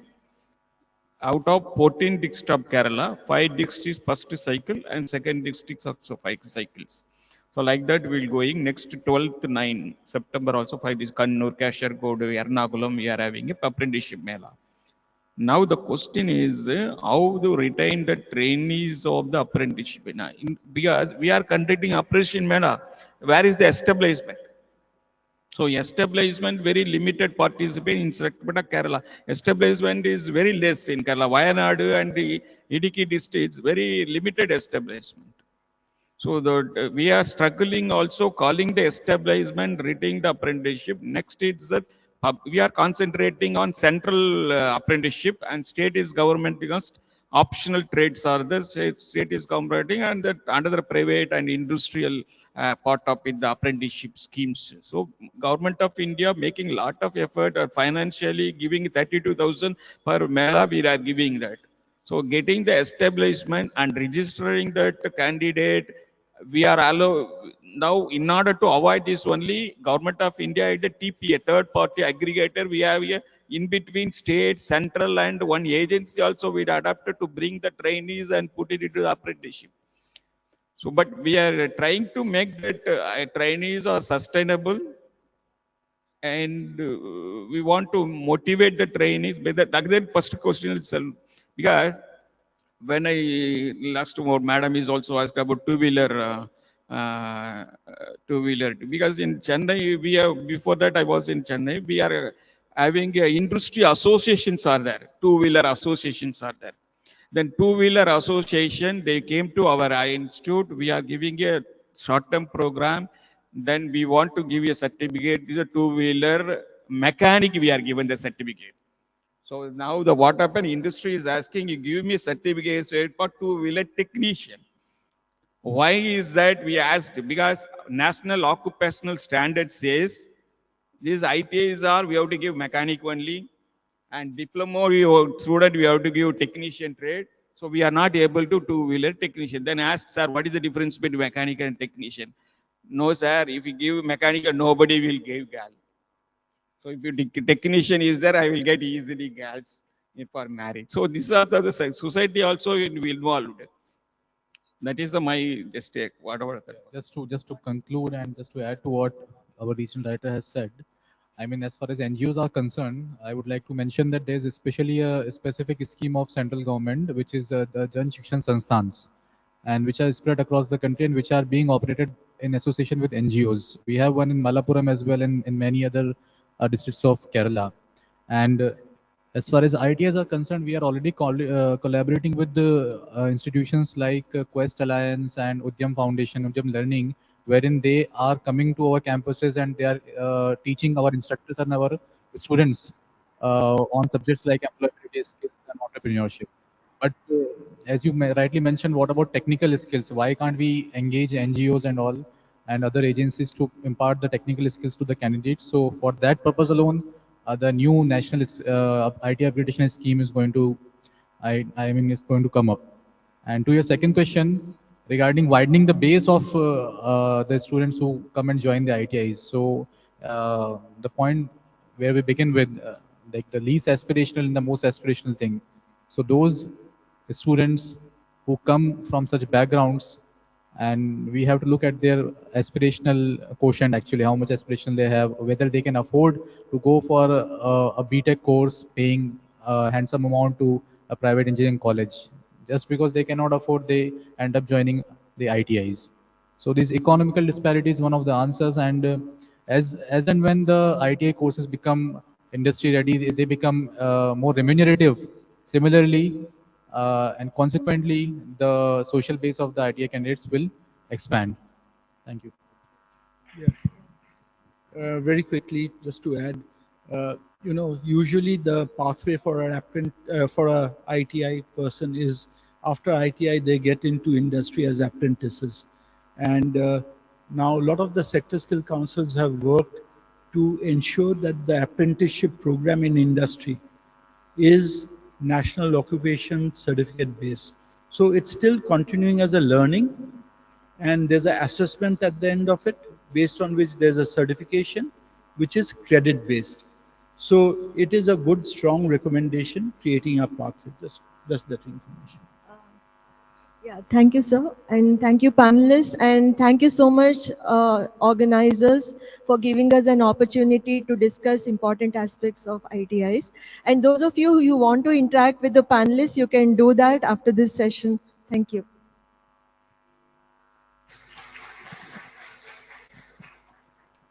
Thank you for sharing all those valuable insights. I'm sure that we have a lot of takeaways from this session. And I would request our moderator to hand over the mementos to the panelists. Ma'am, please.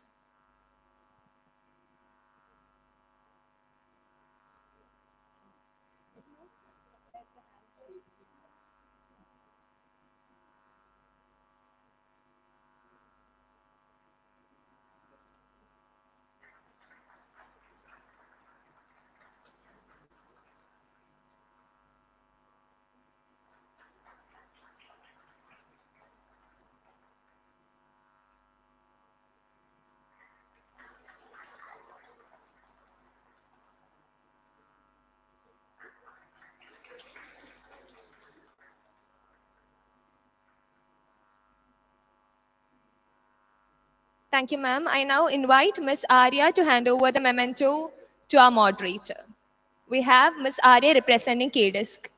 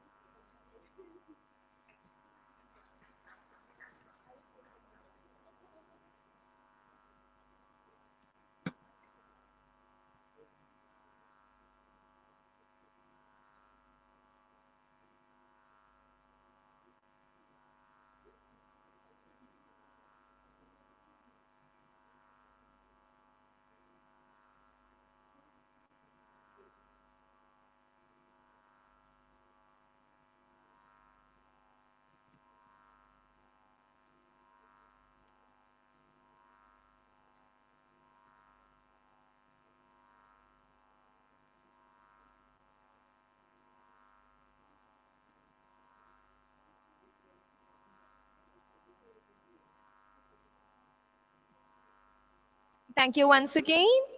Now we have the video, the theme video of KDISC on screen.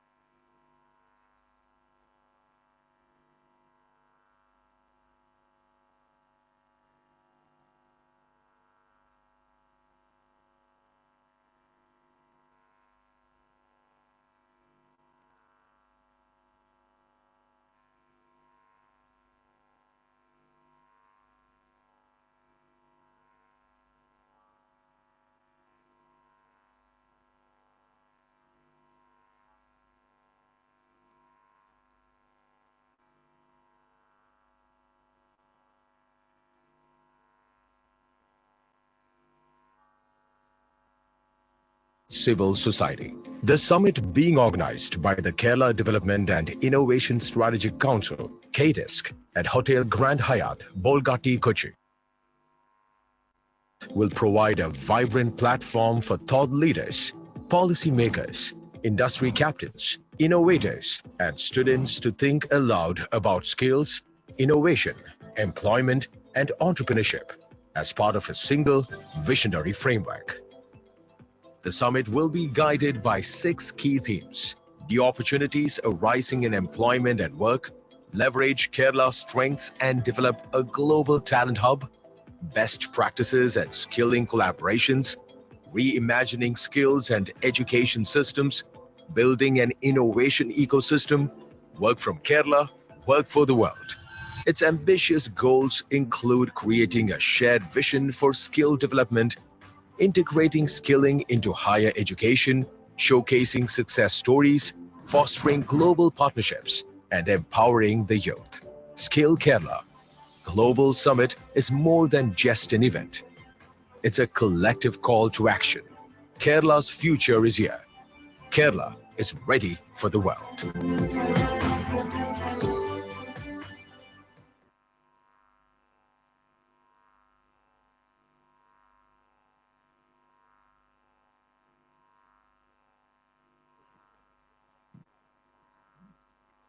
Learning is no longer confined to classrooms.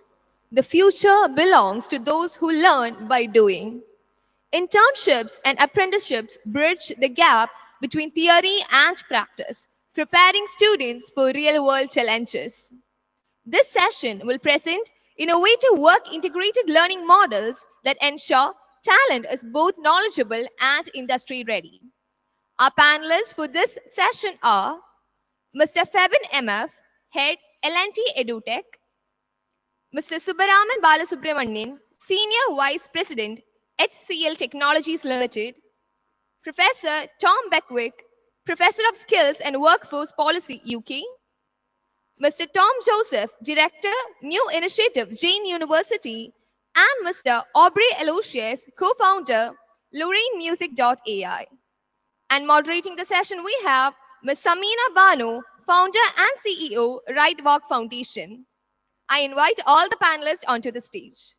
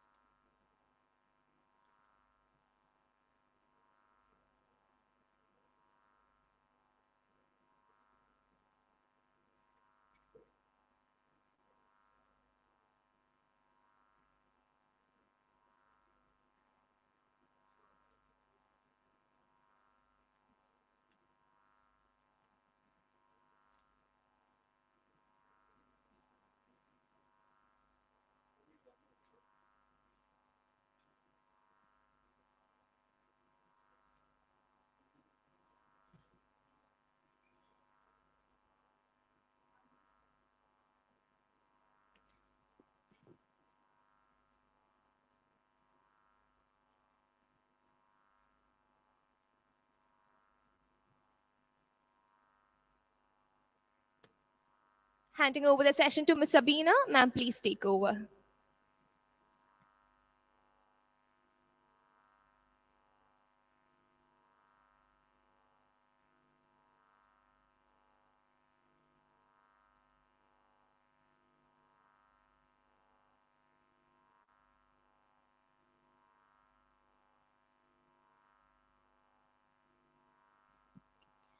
Hello, everyone.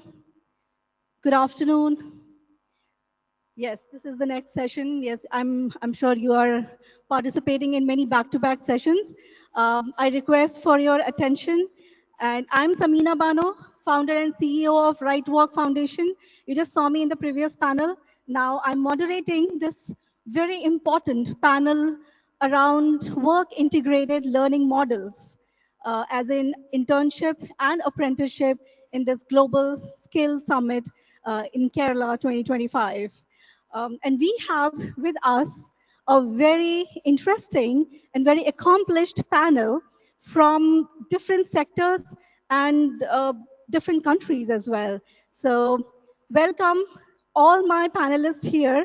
And before I get into the context and the details of this session, I will first give you a brief context around, or I'll first introduce the panelists here. So we have with us Mr. Professor Tom Bewick. I hope I'm pronouncing it correctly. Berwick, okay. He's a professor of skills and workforce policy in the United Kingdom, and he has worked on apprenticeship policies at global level.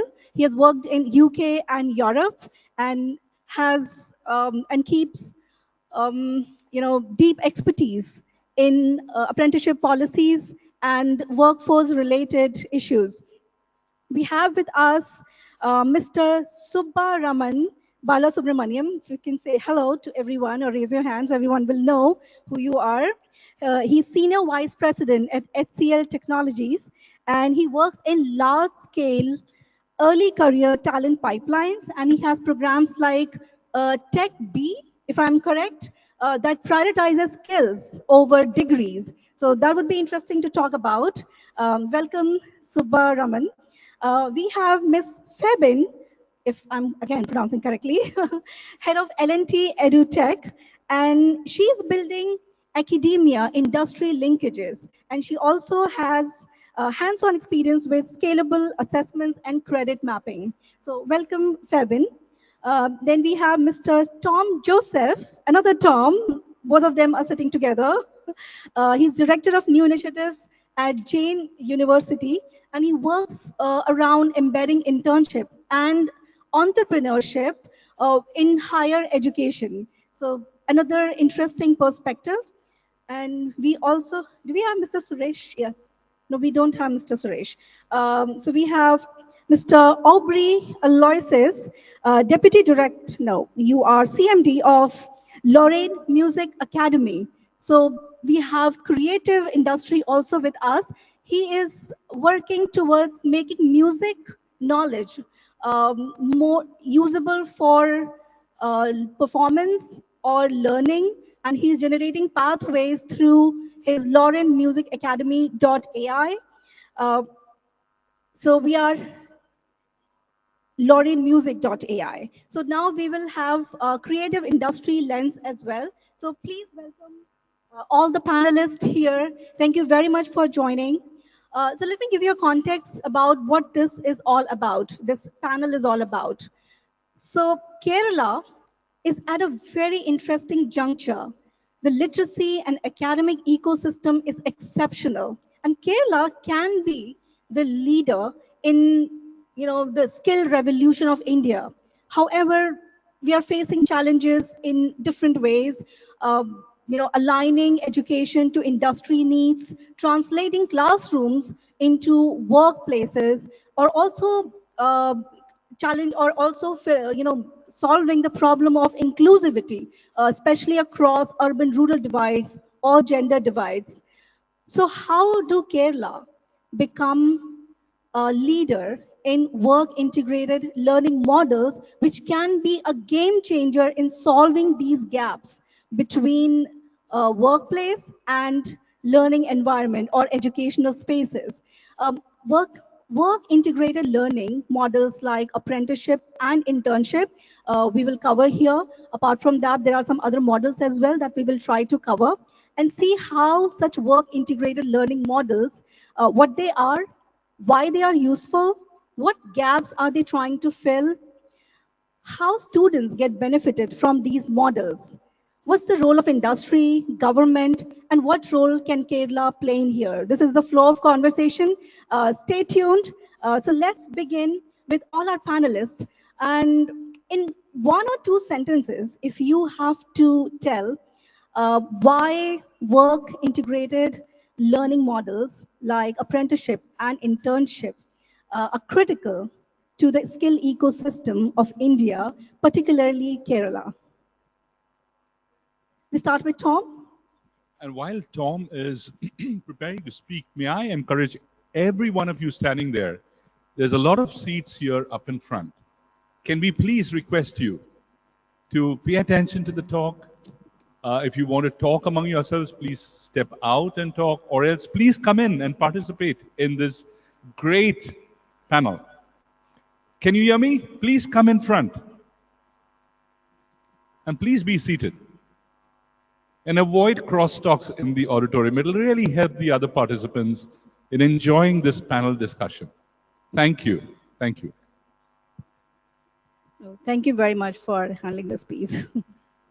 Thank you very much.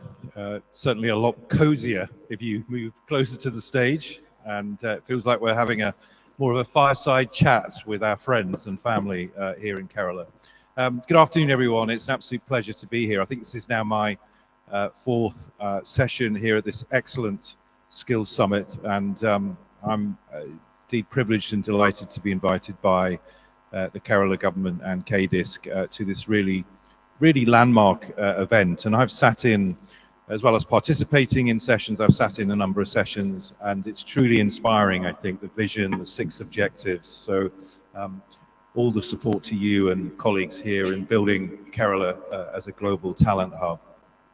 As you said when you introduced me, I have the pleasure these days of working a lot internationally with several governments and multinationals around the world. I'm on the board of Apprenticeships for America. I work a lot in Europe and indeed in the Middle East. But a good 20 years of my career actually was spent running non-governmental organizations, workforce development organizations, actually creating apprenticeships from scratch. So I have a lot of hands-on practical experience of what makes apprenticeships work. And I always say to audiences that apprenticeships are sold to employers, they're not bought. And let me just unpack what I mean by that briefly. And that is that, if you think about fundamentally what an apprenticeship is. The first thing is it's a paid job.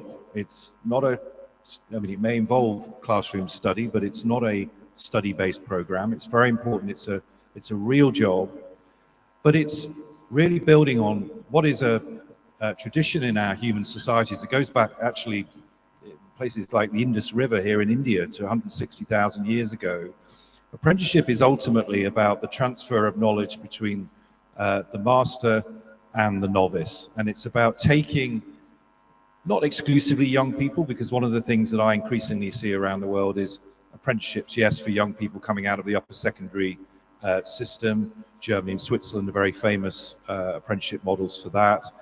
But also we see what's called all age, all level apprenticeships, people who are reskilling and upskilling through apprenticeships in their 20s, 30s, 40s, and dare I say even in their 50s. You know, we see this in the UK, for example.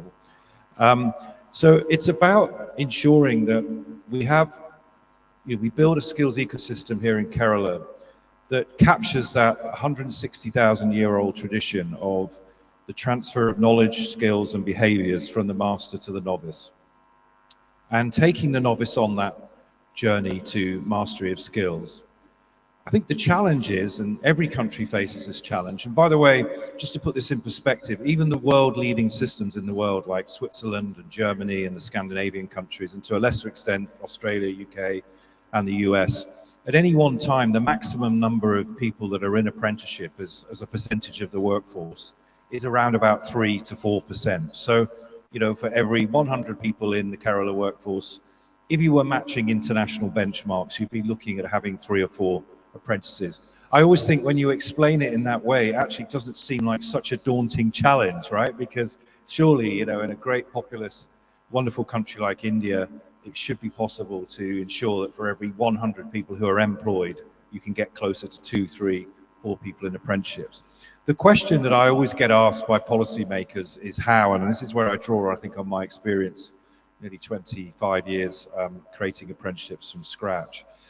I think it's really important that you bring employers to the table very early on. And one of the things, and I've sat on other panels talking about the sector skills councils here in India, I think if Kerala could, working with the SSCs, create almost a Kerala version of the sector skills council, albeit affiliated to the national bodies, I think that would help really get that conversation going. Because as the previous session was talking about, apprenticeships really is about aligning to the skills needs and the demands that industry has today, but also in the future. I think it's also important to stress that apprenticeships, yes, they may be about ensuring that people can do the job, but they are a form of education in the workplace. And this is always the balance that countries and skills ecosystems have to get between, if you like, the day-to-day demands of employers and ensuring that the apprentice is equipped with the transferable skills to be able to move not just within occupation or within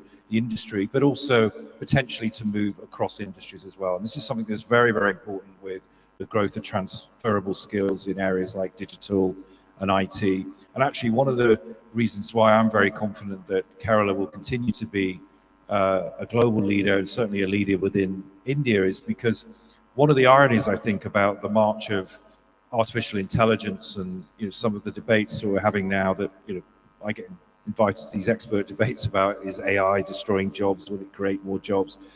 Actually, in the end, the foundational skills of literacy and numeracy and oracy, these are the things actually that will never go out of business. Because if you have in your workforce, through apprenticeships, skill sets that are adaptable, that are agile, that really capture those foundational skills so they can be applied in a number of different settings, then clearly you are on to a winner. I'm conscious there are other far more distinguished people to talk than me, but I hope that just sets the scene for why apprenticeships are sold, they're not bought.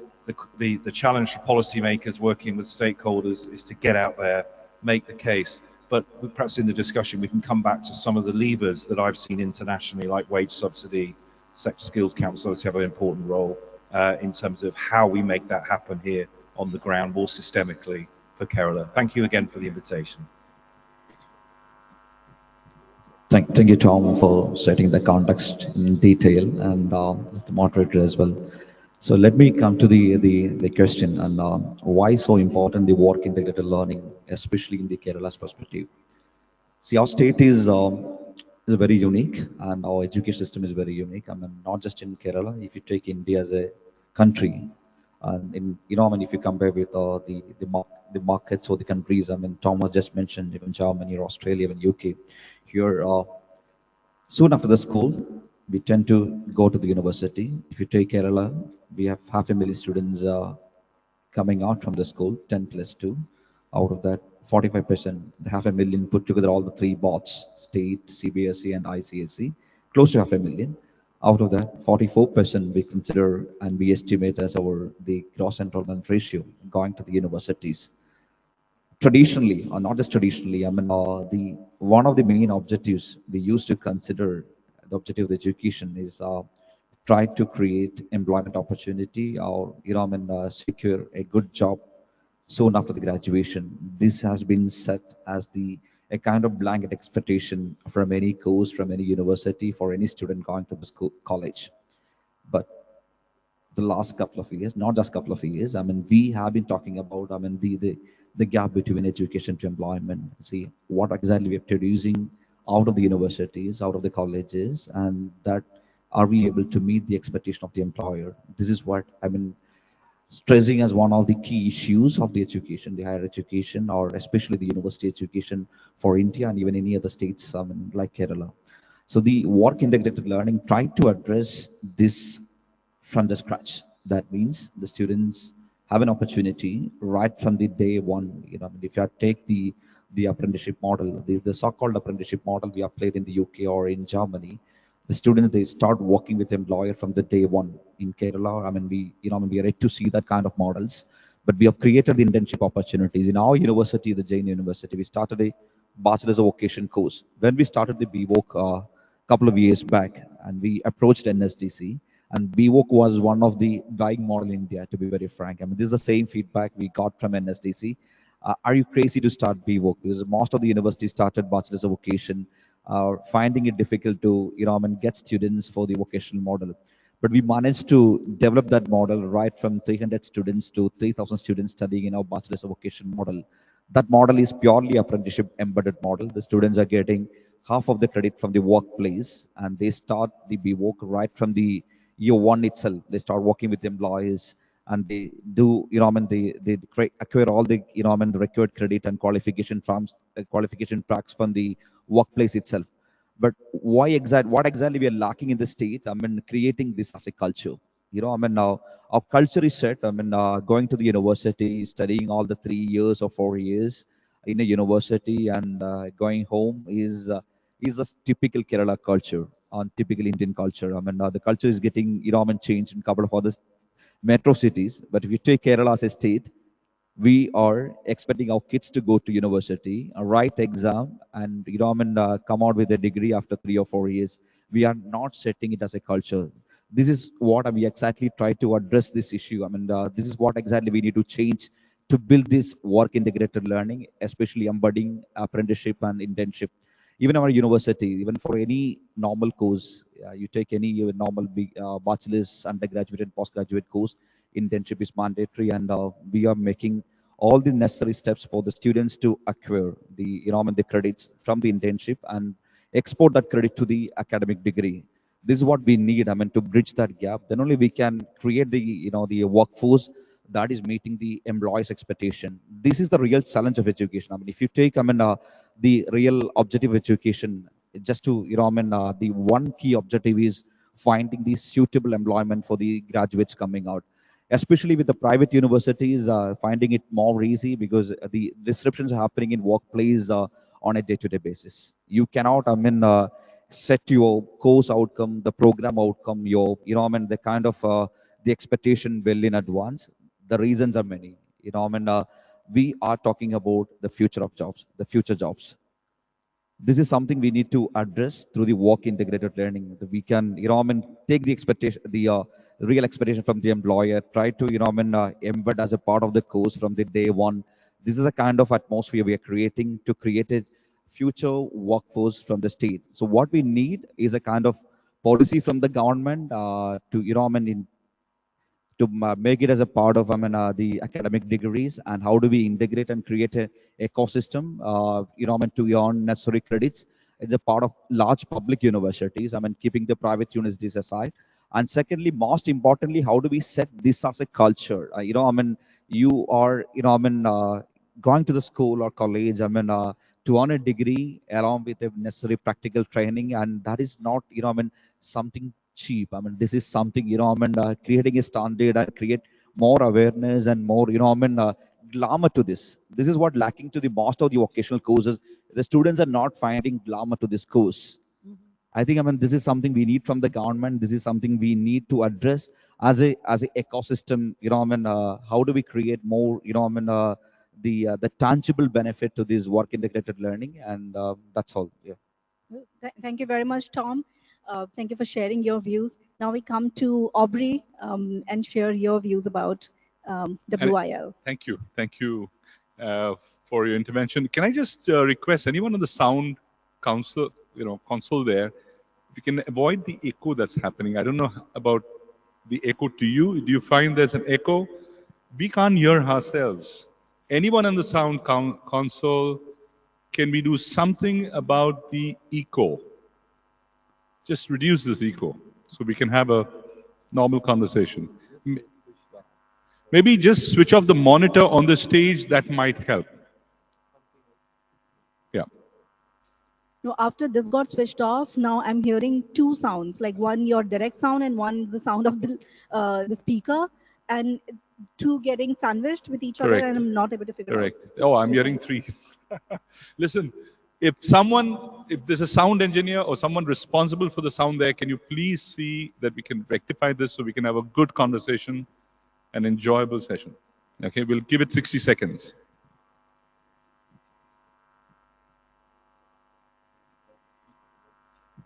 Yeah, I'm keeping on rambling away just to make sure that we know it's being corrected.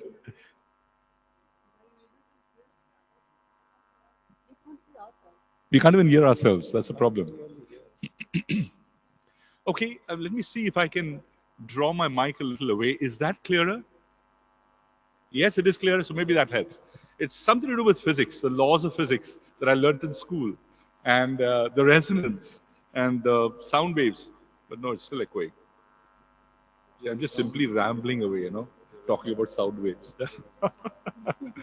Okay, so I'm Aubrey Aloysius. I'm in the creative economy today, but that was not true when I started off in life. And I want to talk about my journey in life to make it pertinent to the topic of this session: work integrated learning models, internships, and apprenticeships.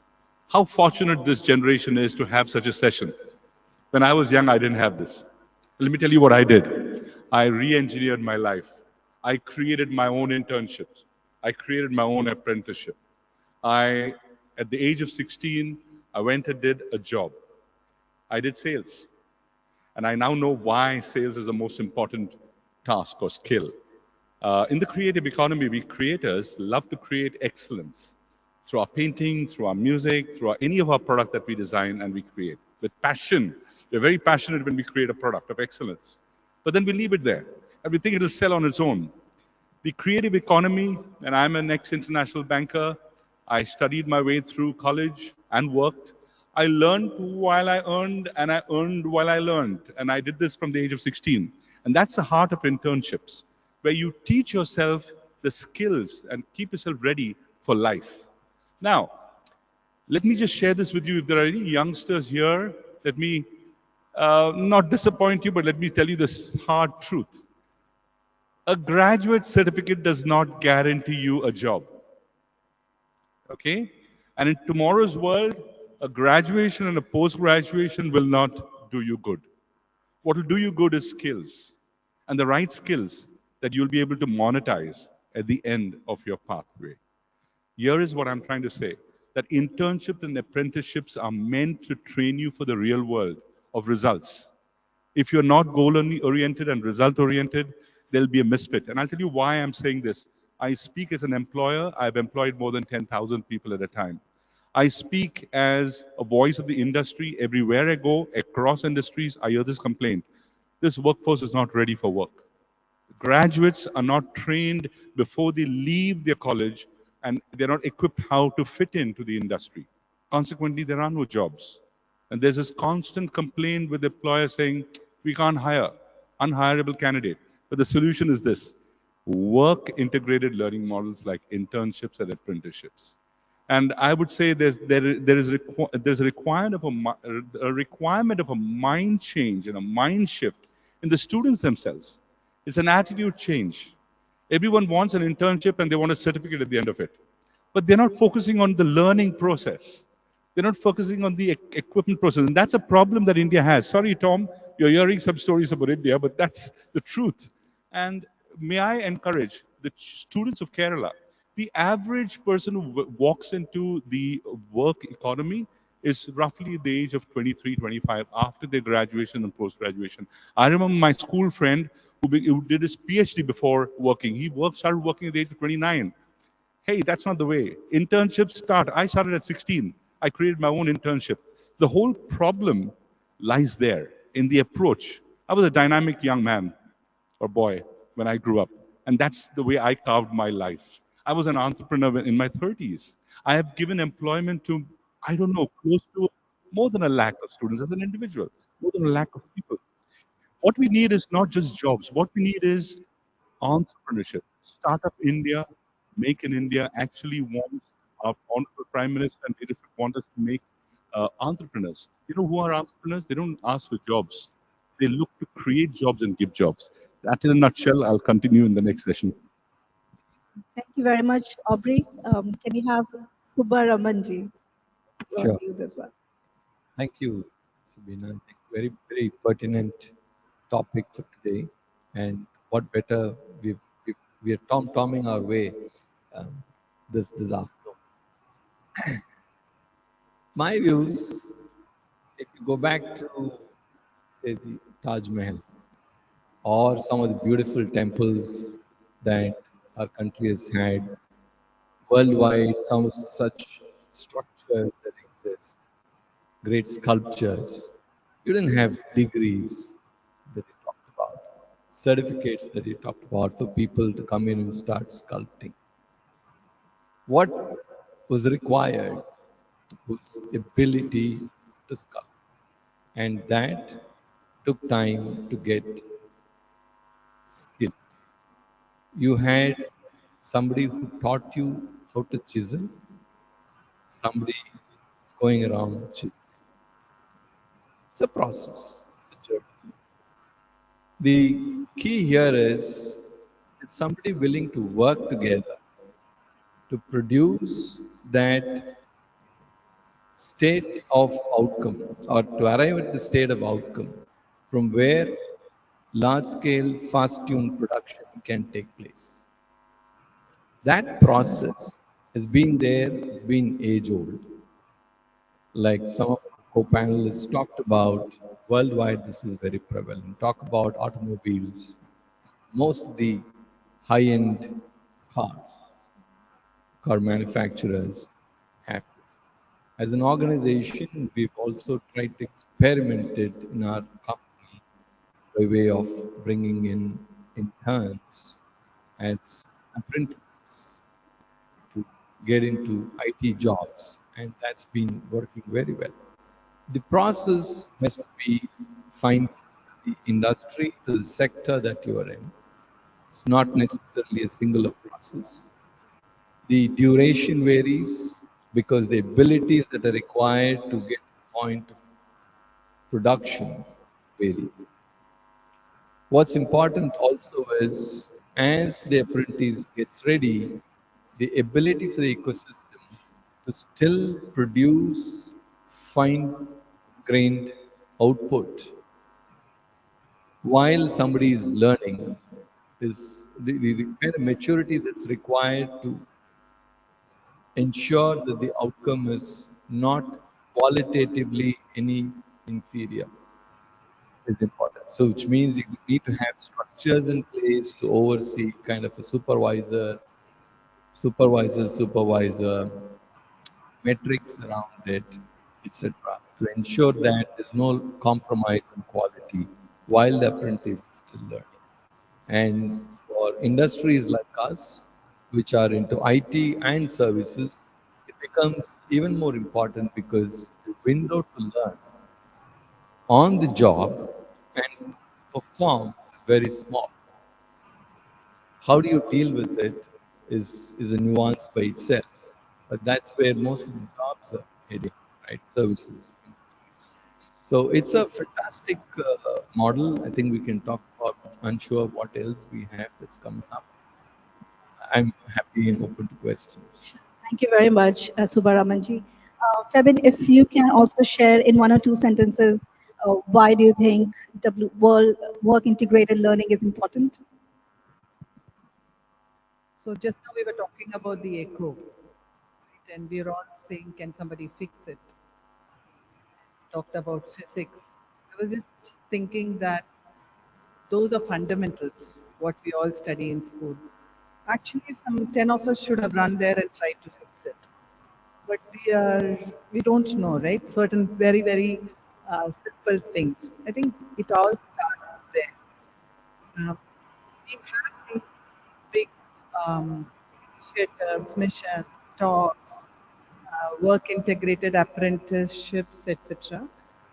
I fully agree that it is very important that the learners or the workforce should know how to do things on their own. And that's a process where they try to do things on their own. Unless we dirty our hands, somebody coming and telling us what it is will not really.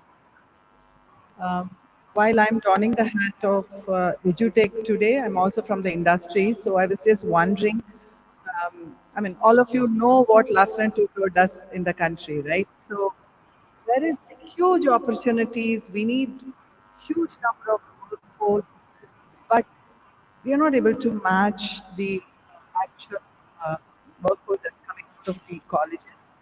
And we say that millions of engineers and other discipline graduates and postgraduates have come in, but why are we not able to tie them? So, so LAP itself felt that difference. I mean, the quality workforce that, as he was saying, how do you quickly put them to be productive? It's, I also feel this is a little bit skewed. Today, everybody wants to get into IT and coding, which is very quick, probably to get to know and be productive. But there are also a lot of other areas where we need to have this, and we need people to be interested there, where they can go and do the hands-on. For example, I'll talk about maybe welding also, or putting up, you know, all the lighting and all this. This is very important for our country as well. So what we started doing is going to colleges from first year, start telling them what the industry is. That's what we are doing. While it may not be exactly called work integrated because they'll still be students, but by the time they come to the final semester also, they should be able to know what they'll do when they go to and they'll also be clear. It should not be like, okay, there is an opportunity and I go, but it should be more like what can, like passion that Aubrey talked about. I think that's very important, whatever you do. You talked about sculpting, etc. So it's like first I have to be quality conscious in what I do, and then it all will automatically come. So I think that's the key for work integrated or apprenticeship once they have that attitude. Thank you very much, Febin. You brought in a very interesting point, the importance of technicians. Like we are feeling it right here. We needed a sound technician so urgently. So there is no denying of this fact that vocational education institutions and students and apprenticeships are really required. We all have agreed that there is a disconnect between classroom learning and industry expectations. We know that. So Subbaraman, this question is for you. How do you think in today's world integrated learning models in India, like apprenticeship and internship, how are these bridging the gaps between classroom learning and industry expectations? And what more can be done? How can we improve it from your perspective? Just to paraphrase, we talked about how do we bridge between classroom and industry, and how Like do how good today's apprenticeship and internship because are there's so in much of bridging that. echo. We can't hear each other. I know that's it's more challenging for me because I have to listen to all of you.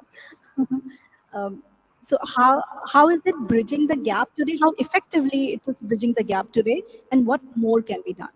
Sure. So I'll probably talk about the industry I represent, IT services, and how it's working, what more could be done. In our industry, as you would know, the tech is very fast, and customers' expectations change even faster. Those that come into our industry need to acclimatize themselves with the new technology, make sure that they're able to produce high quality output from an IT standpoint and deliver. There are multiple variables. Technology is changing, somebody's got to learn that quickly too, which means there's got to be somebody to teach that newly emerging, changing technology to whoever is coming in. So this model, the way it works, I mean, has been working traditionally is like what Fabian was saying. Generally, organizations go into the colleges as early as possible. If it's an engineering college, the fourth year, and sometimes into the third year as well. Try and have a few papers that are related to the technology that's coming up. Now, that's still classroom work. There's a finishing school that's required. So what most organizations do is they try and have the finishing school. Once they become, this model slightly changed to the last semester in the program being spent in the organization. So many organizations have got systems and processes, some leveraging the government programs. Now, this is still a transition from classroom to industry. The structure doesn't necessarily exist that can be replicated in a large scale because each industry, each sector and each industry, there's a lot of variation. So there's micro level skilling or interning that's required given the nature of technology. So what we as an organization do is we get them skilled for 3 months at our premises and then bring them onto production. Now this is if assuming you have certain basic abilities and there's somewhat undoing that's required because when you come in from an education system which probably has a date learning, the newer technologies do not necessarily suit you. So there's a little bit of undoing that's required there as well. The undoing process takes time. This, in my view, has to change, and we have to get better at it. The second thing we've experimented is why stay here? Why not go back into schools? Because for our industry, we believe we don't necessarily require degrees to perform entry-level jobs. So we've started going to schools. During the introduction, you talked about Tech B as a program, right? That program aims to do this. It gets high-performing 12 standard folks into our organization through a 1 year skilling. 6 to 8 months of it, depending on the nature of the job, is internship. Hands-on on the job that she or he is going to be doing. That's Now, for this, it's not sufficient that you teach them in a classroom. They got to be performing on the floor. They got to be learning on. This is enabled by the government to some extent. So there are certain governmental interventions that come in to facilitate this.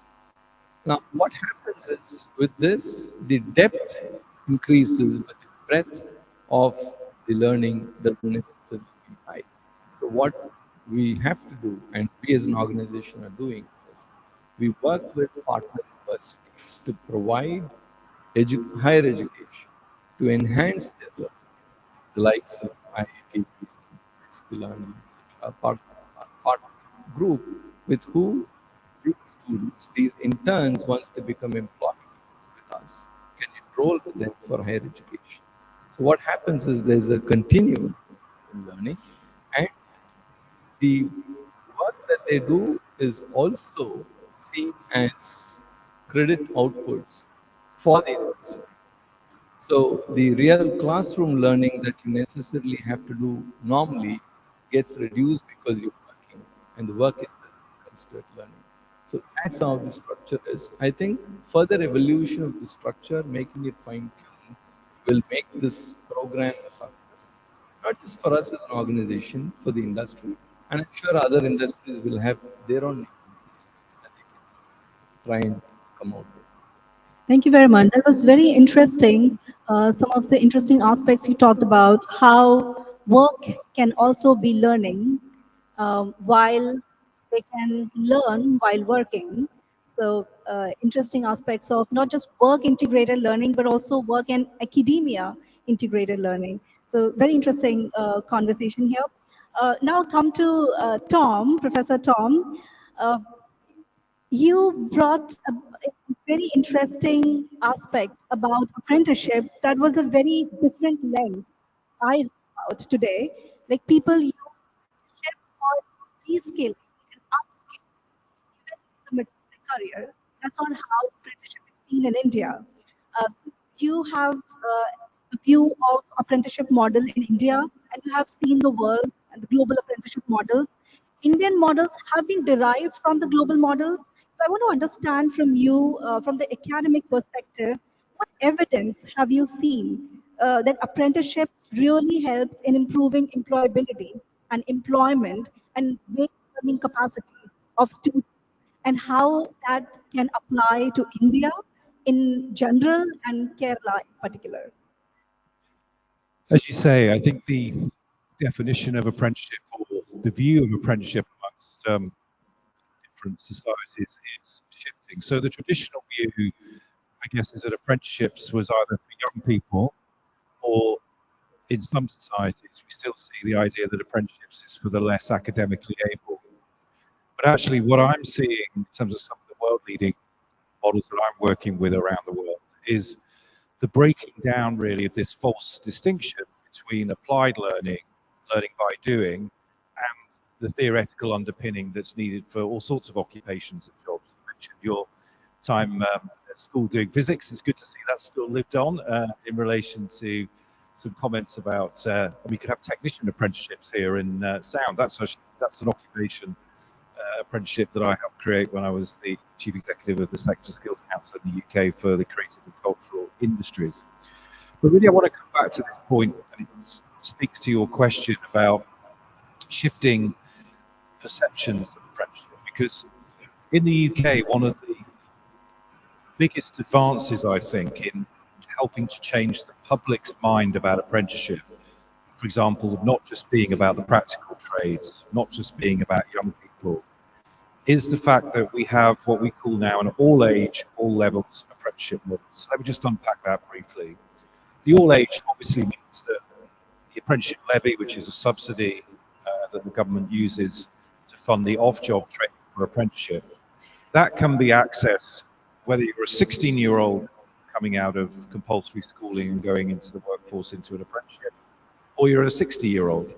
So there's no age barrier on who can do an apprenticeship. So that's a very important way of creating the idea that you're never too old to skill and upskill. As I pointed out, I spent years in the workforce system running an organization. I left university myself with a master's in my early 20s.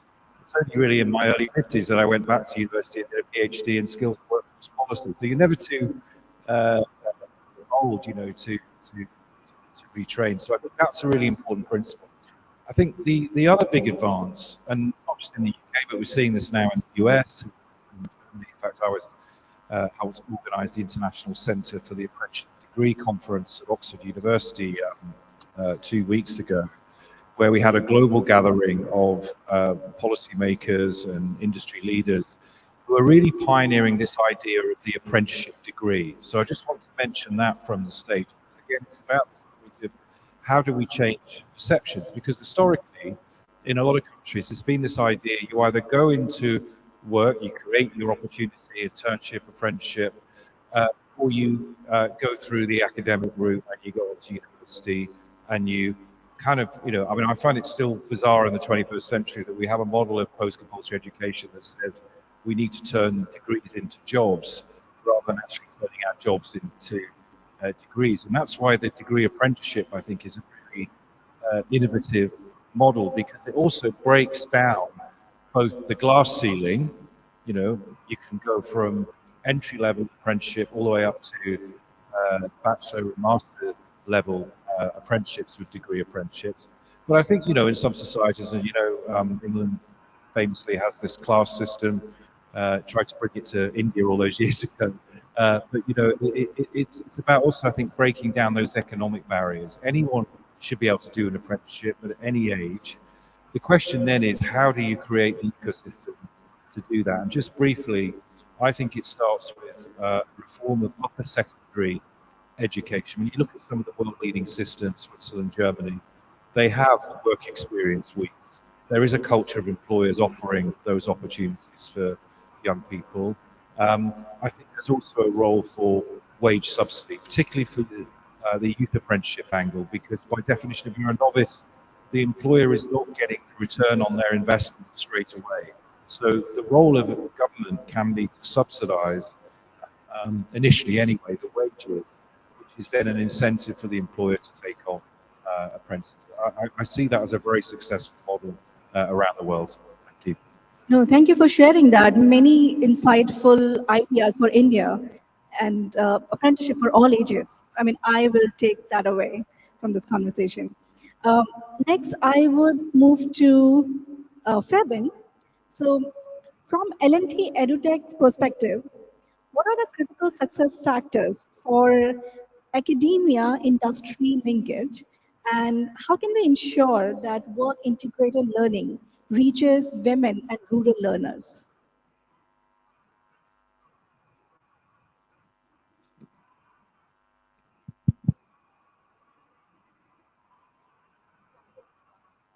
From L&T Edutech, when we connected with colleges or universities, we found most of the times the curriculum that's there in the university, it's actually not really up to what the industry needs today.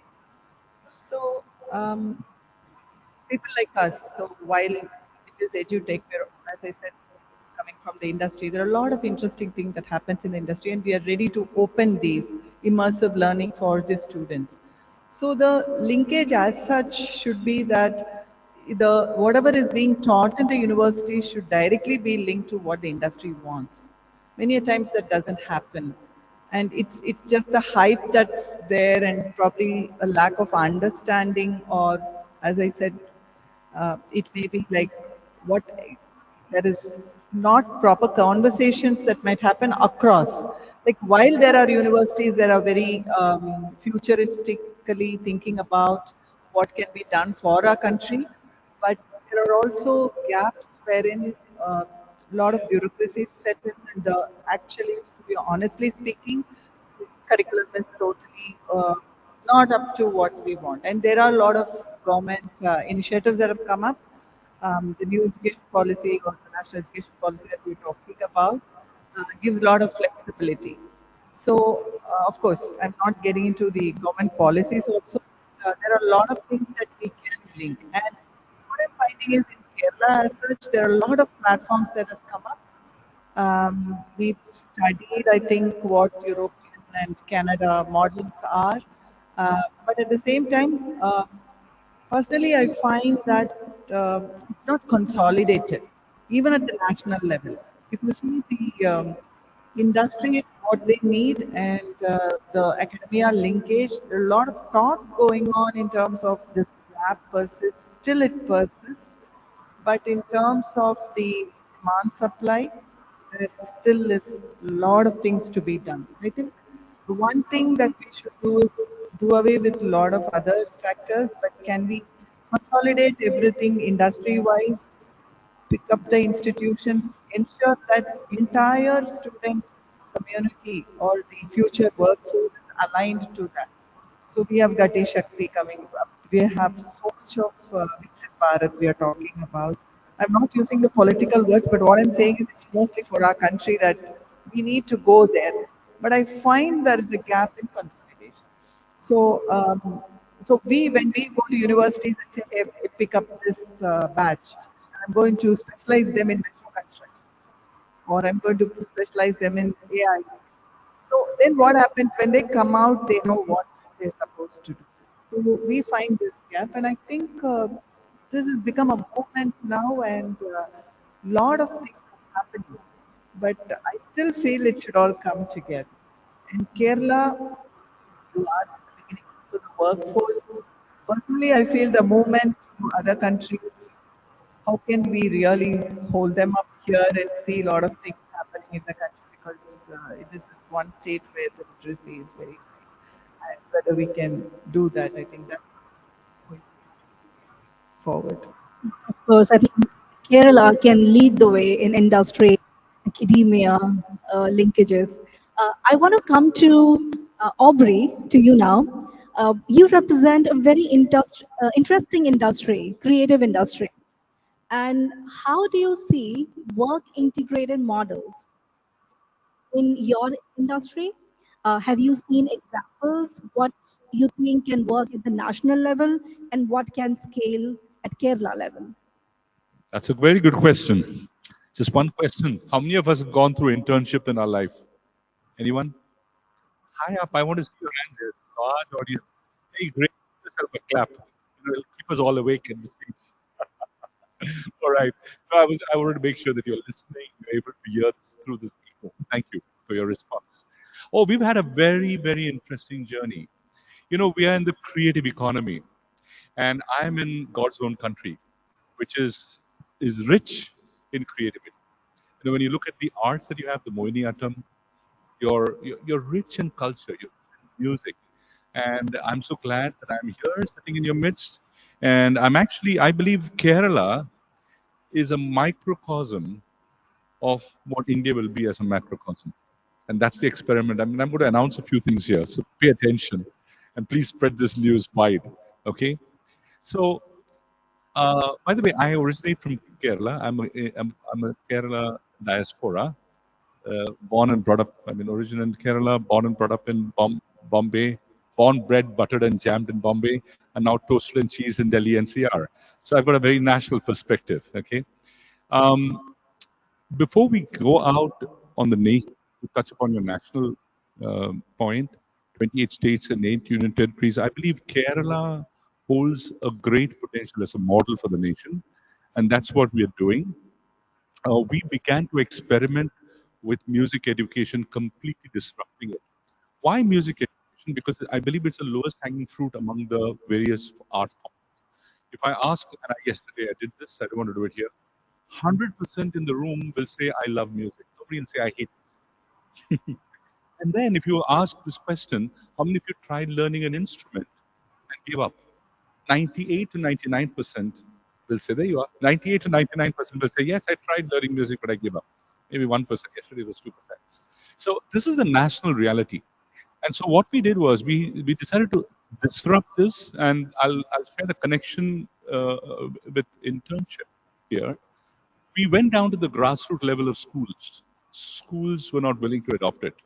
Schools do not have a policy for music education. We had to go to the government and knock on the doors of the government. It took us 15 years to then bring about a change in policy. So there's a big role between A, policy making, that's the government, B, academia, C, industry, and of course, the most important constituent is the population, okay? The students, the workforce. So here is the thought I want to leave in the room. Imagine a musician, say, teaching or playing the violin or playing the keyboard or the piano, and online using technology, digital platform, teaching a student in Canada music. how to play music. And at the same time, connecting with an ad agency in Dubai and creating a tune for that ad film that is in the making, all while sitting in Kerala, all while living here. So you have an opportunity that is sans borders. It's music or creative economy that sans borders for Kerala to export its art across the world. We've had models where we've got teachers training, and let me just expand on this, and I'm going to come to internship in a short. To kickstart this model in Kerala, I have yesterday, and I'm announcing here today, we are launching 10,000 internships in creative economy, 10,000 internships to graduate and postgraduate students in this year. And to answer to Tom's statistics that he mentioned, 3 to 4% is the statistics in UK. The figure in India, Tom, is about 1 million graduate and postgraduate students in Kerala. That's translating to about 10 lakhs. We need to aim for about 30 to 40,000 internships per annum. This 10,000 is just a start. We aim to increase it to about 30 to 40,000 per annum. And for this, I've asked the Kerala government's help through its various institutions. We're tying up with universities, colleges, and schools. So this is the practical outworking of this project. Another point that Tom mentioned is skilling doesn't start and end with schools or college students, but it can go on through a lifetime. And Jolie or job opportunities are lacking, and therefore here is the opportunity where we are actually giving a training for music education advisors, and there's 10,000 of such opportunities to train and equip them, even if they are past their retirement age in a government job or any other job. They have an opportunity to be retrained. Kerala is a very creative state, and they can look at expanding that particular, economy. So two things: internships and apprenticeships start early, and we're doing it and offering it to 10,000 graduate and postgraduate students from this year. But most important, internship and apprenticeship don't end with college students. Anyone beyond college can take the opportunity to be a music education advisor, get trained, get certified, and continue their life even if they're past retirement. Thank you. Thank you. Thank you very much. We have only 5 minutes now, I have been told. I'm keeping all these audience from their lunch. So I would really request to be like lightning speed responses now. So I have one question from Tom, from you, Tom Joseph. So let's talk about students for who this entire program is designed. How do you see that work integrated learning models are really improving their confidence, employability, and employment skills? And what metrics prove that? Of course, that's a very interesting question. In fact, the all context is basically underlining to one, problem statement. How do you produce timely, relevant graduate? It's all about how do you make them learn by doing. This is what the apprenticeship system or so-called internship system trying to address. So the system is pretty new in India, not like any other markets like UK or Germany or even other European markets. Here, the primary focus is basically to acquire the primary skill set, not the reskilling or upskilling, because most of our kids are, taking up the internship or apprenticeship-based courses for acquiring a primary skill set. The context is very clear. It's all about how do you make a pizza, and the core bread is same, and you have the complete flexibility to add any toppings based on the employees. You can customize based on the sectors. You can customize your pizza by adding the relevant skill set you need, and adding the relevant competencies, and what will they need from education from the course. It's definitely adding confidence right from the beginning. They start working with the employees and the employer ecosystem, and rather than focusing on learn while you learn, you're focusing on learn by doing. That means the day one itself, the learning process starts. What exactly we are lacking here? Having a robust assessment system in place. How do you assess the skill sets, or the kind of competencies you develop from the workplace, and how do you export the same into a formal degree or academic degree, a part of the vocational degree? This is what we are lacking here. See, us If you're able to solve that issue, I mean, having a robust system in place and having a proper mentor system in place. See, most of the since the system is very new in India, and we don't have the proper mentor mentee system for the apprenticeship, and we don't have the so-called incentives from the government to motivate apprenticeship as a part of culture from any company for that employees, I mean, as a part of culture, as a part of their primary agenda. They're busy, I mean, their business are busy recruiting from the school, the colleges and universities soon after they graduate the degree, but they are not looking at the larger problem. How do you create the future workforce? So, as if we are able to, I mean, fix these issues, how do we create a robust assessment system in place, and how do we create a proper mentor-mentee system? And definitely, it's adding value to the any students coming to this, in this model right from the beginning, compared to any other academic degree. And coming back to the previous statement, how do we, promote this as a part of culture, as a part of, the kind of attitude, and how do you encourage student to take, apprenticeship-based courses rather than going to the college 3 years or 4 years and a degree? How do you create this as a culture from the day one? This is what we are lacking as a part of the large ecosystem. And this is, this cannot be done by university or a number of universities. I mean, we need a kind of policy in place, create a robust system for assessing and formally accepting that credit and formally recognizing what you're earning from the workplace is something great. And you will have some sort of, kind of privilege when you go to the workforce after your graduation. Or I'm creating opportunities for the students. I mean, doing the internship or apprenticeship, the same employer itself. Going back to my PISA statement, how do you create, very bespoke courses for an employer, for a sector, by adding the right ingredients, by embedding the right skill set, having a right competency framework in place, and that will, eventually solve our the problem statement for a long time. Yeah. Thank you very much, Tom. I know. So this is like a lightning last closing one statement, 15 seconds each. What is one thing that Kerala can do to become a leader in work integrated learning models, its execution and capitalizing on the impact and creating a pathway for the rest of the country? What is one thing that Kerala can do? Just if we can have one statement from all of you, each one of you.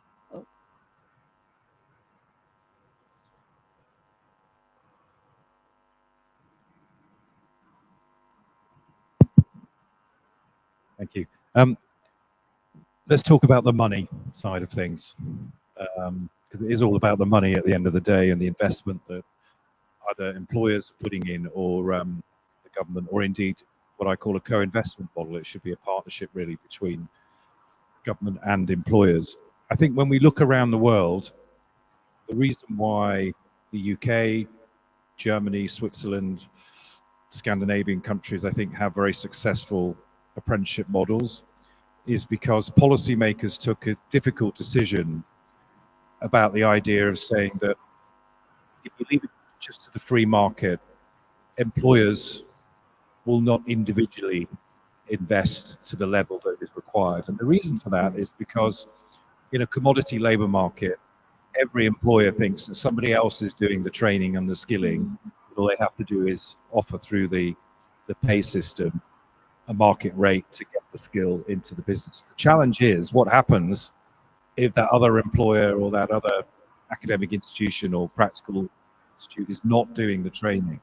That's when you get a skill shortage. That's when you get bottlenecks. And actually that's bad for the economy because it holds the economy back. So I think if there's one idea I'd leave with you is the idea of sector-based levies, where employers in the UK, for example, it's on the very large employers, they pay 0.5% of the annual payroll into the national apprenticeship pot. It raises about £3.5 billion. That money is used to fund the off-the-job training. And in some cases, it's used to also subsidize the wages. I think these collective forms of investment are really, really important. And, as I say, when you look around the world and you see the more successful models of apprenticeship, they do have a universal financial mechanism attached to them. So that would be my takeaway. Thank you very much. That was a brilliant, brilliant suggestion. I am being asked to close the session because we are way out of time. So I'm so sorry I won't be able to go over everyone. But thank you very much. I had so many questions, such a lively conversation that was going on, and I think we could have talked about so many things. Yes. Okay. Mission to be accomplished. I come from the creative economy, so I want to say this to represent my economy. We would like to see Kerala as a creative Silicon Valley of India and of the world. The Of course. creative Silicon Valley. If that's a one statement Of takeaway. course, of course. No, thank you very much. I hope we will be able to gather all the insights and convert it into a work integrated learning models and playbook. And I would end with one last statement. Every child deserves a classroom, and every youth deserves a workplace and a dignified livelihood. Thank you very much. Thank you all the panelists for joining this and staying longer for this conversation to end. We're so sorry for going a little over time. We started late, and I will not keep you from your lunch. Thank you so much, and I'll hand over to the host. Thank you, and I'm very sure, like just like Suresh told, it's the mindset that must change because we have a lot of opportunities, but most of us go for internship just for the sake of a certificate. And with that, I request the moderator to present the mementos to Mr. Tom Joseph and Ms. Febin MF. Ma'am, please.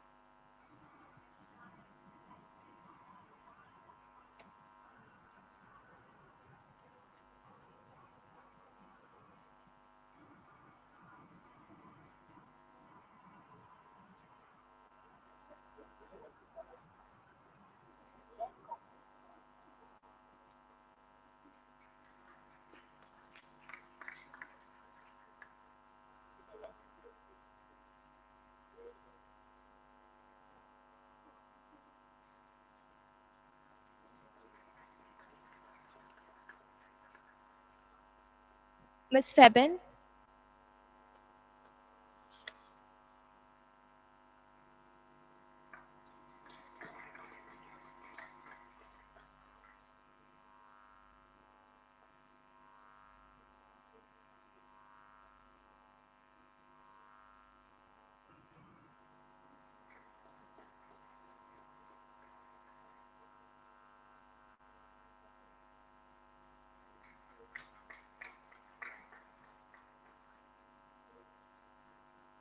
Thank you once again.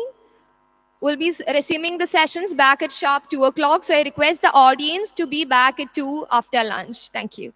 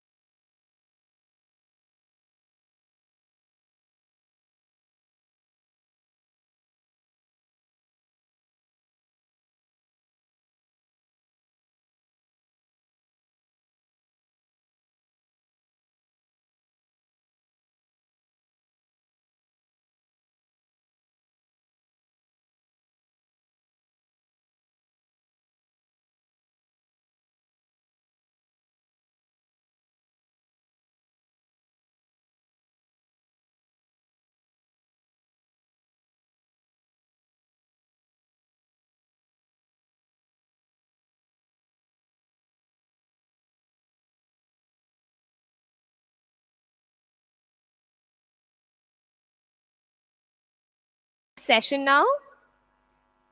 In an interconnected world, talent knows no borders.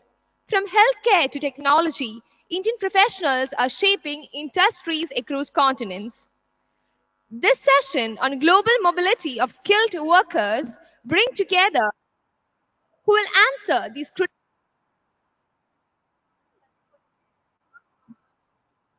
questions. Hirudaya Rajan, Professor, Center for Development Studies, Mr. Gabriel Gurdado, Skill Specialist, ILO, Ms. Keiko Inau, Practice Manager for Education, South Asia, World Bank, Mr. Professor Tom Lewick, Professor of Skills and Workforce Policy, UK, and Mr. Akhil CS, Program and Research Lead, Loka Kerala Sabha Secretariat. The moderator for the session is Mr. Sajid Viraj, Associate Director, Grant Thornton, Bharat LLP. I request all the dignitaries to join us on the dais.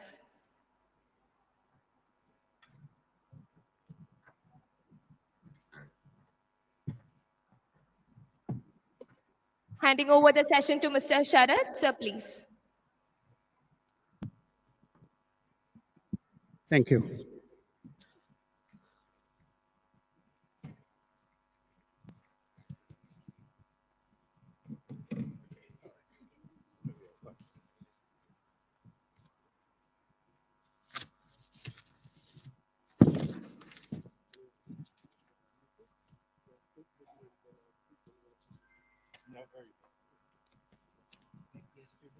So, very warm good afternoon to everyone.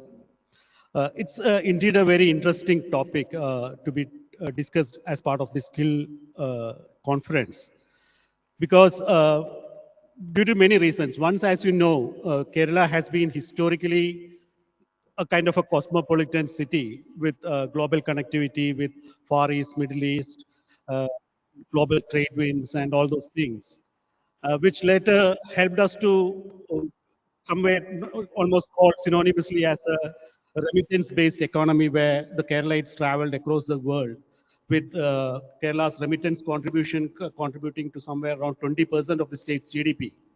So Kerala had an edge on it. And with that, with developing new skills, Kerala trying to be a knowledge economy, working on the skills mindsets, getting enough job opportunities to match these skill requirements would definitely need more capabilities in terms of global mobility. So with that, we have a very interesting panel with multiple perspectives. We have Akhil CS. I welcome Akhil CS, who is a program and research head, Loka Kerala Sabha, one of the entities part of the government of Kerala, which tries to connect the diaspora with the Kerala's various developmental initiatives. Welcome, Akhil. Then we have Gabriel Bodado, who is a skill specialist from ILO, who can bring us a lot of worker labor related aspects in terms of the global mobility scenario. We have Kiko Inoue, who is a practice manager for education, South Asia, World Bank. She can bring a lot of perspectives and hands-on experiences which we've done in the mobility, global mobility, people mobility space. And we have Tom Bewick, who is a professor of skills and workforce policy, who can give us both from an academic and theoretical perspective, along with his practical exposure in the field. So, with such a diverse and wonderful lineup of speakers, I would quickly like to get into the discussion as early as possible as we have some time limitations. So the topic is about global mobility of skilled workforce. So I would like to understand the take of the panel members on the aspect of in the term of global mobility itself. So when we look at global mobility, what are the numbers which we are, if you can share us something, some insights on what is the number which we are talking about, and what is per se global mobility, what percentage of people are really mobile, or are people really attached or anchored to their homeland and all. So what is happening in the global mobility phase? To give us the context for the larger discussion, I would ask. I think you can start. Yeah, thank you. Thank you, and good afternoon, everyone. It's great to be here. This is my fifth and final session, so I've made it through the Global Skills Summit. I'll jump on a plane early tomorrow morning to get back to the UK, but it's been an absolute pleasure. Thank you to the organisers. Thank you to the esteemed panel. It's an absolute privilege to join. As you can probably tell from the greying hair that I'm sort of in my fifth decade, and I reflect back on those decades and think about how the world has changed just in those few short years, or it feels like a few short years. You know, when I was born in the 1970s, the global population was half the size it is today. Now we have 8 billion people in the world. That's an unprecedented demographic change, unparalleled in human history. When I was growing up in the 80s and 90s, joined the workforce in the 90s, really there was very little global mobility, certainly not on the scale that we see today. It's obviously was pre even freedom of movement, as it's known, when the UK was a member of the European Union.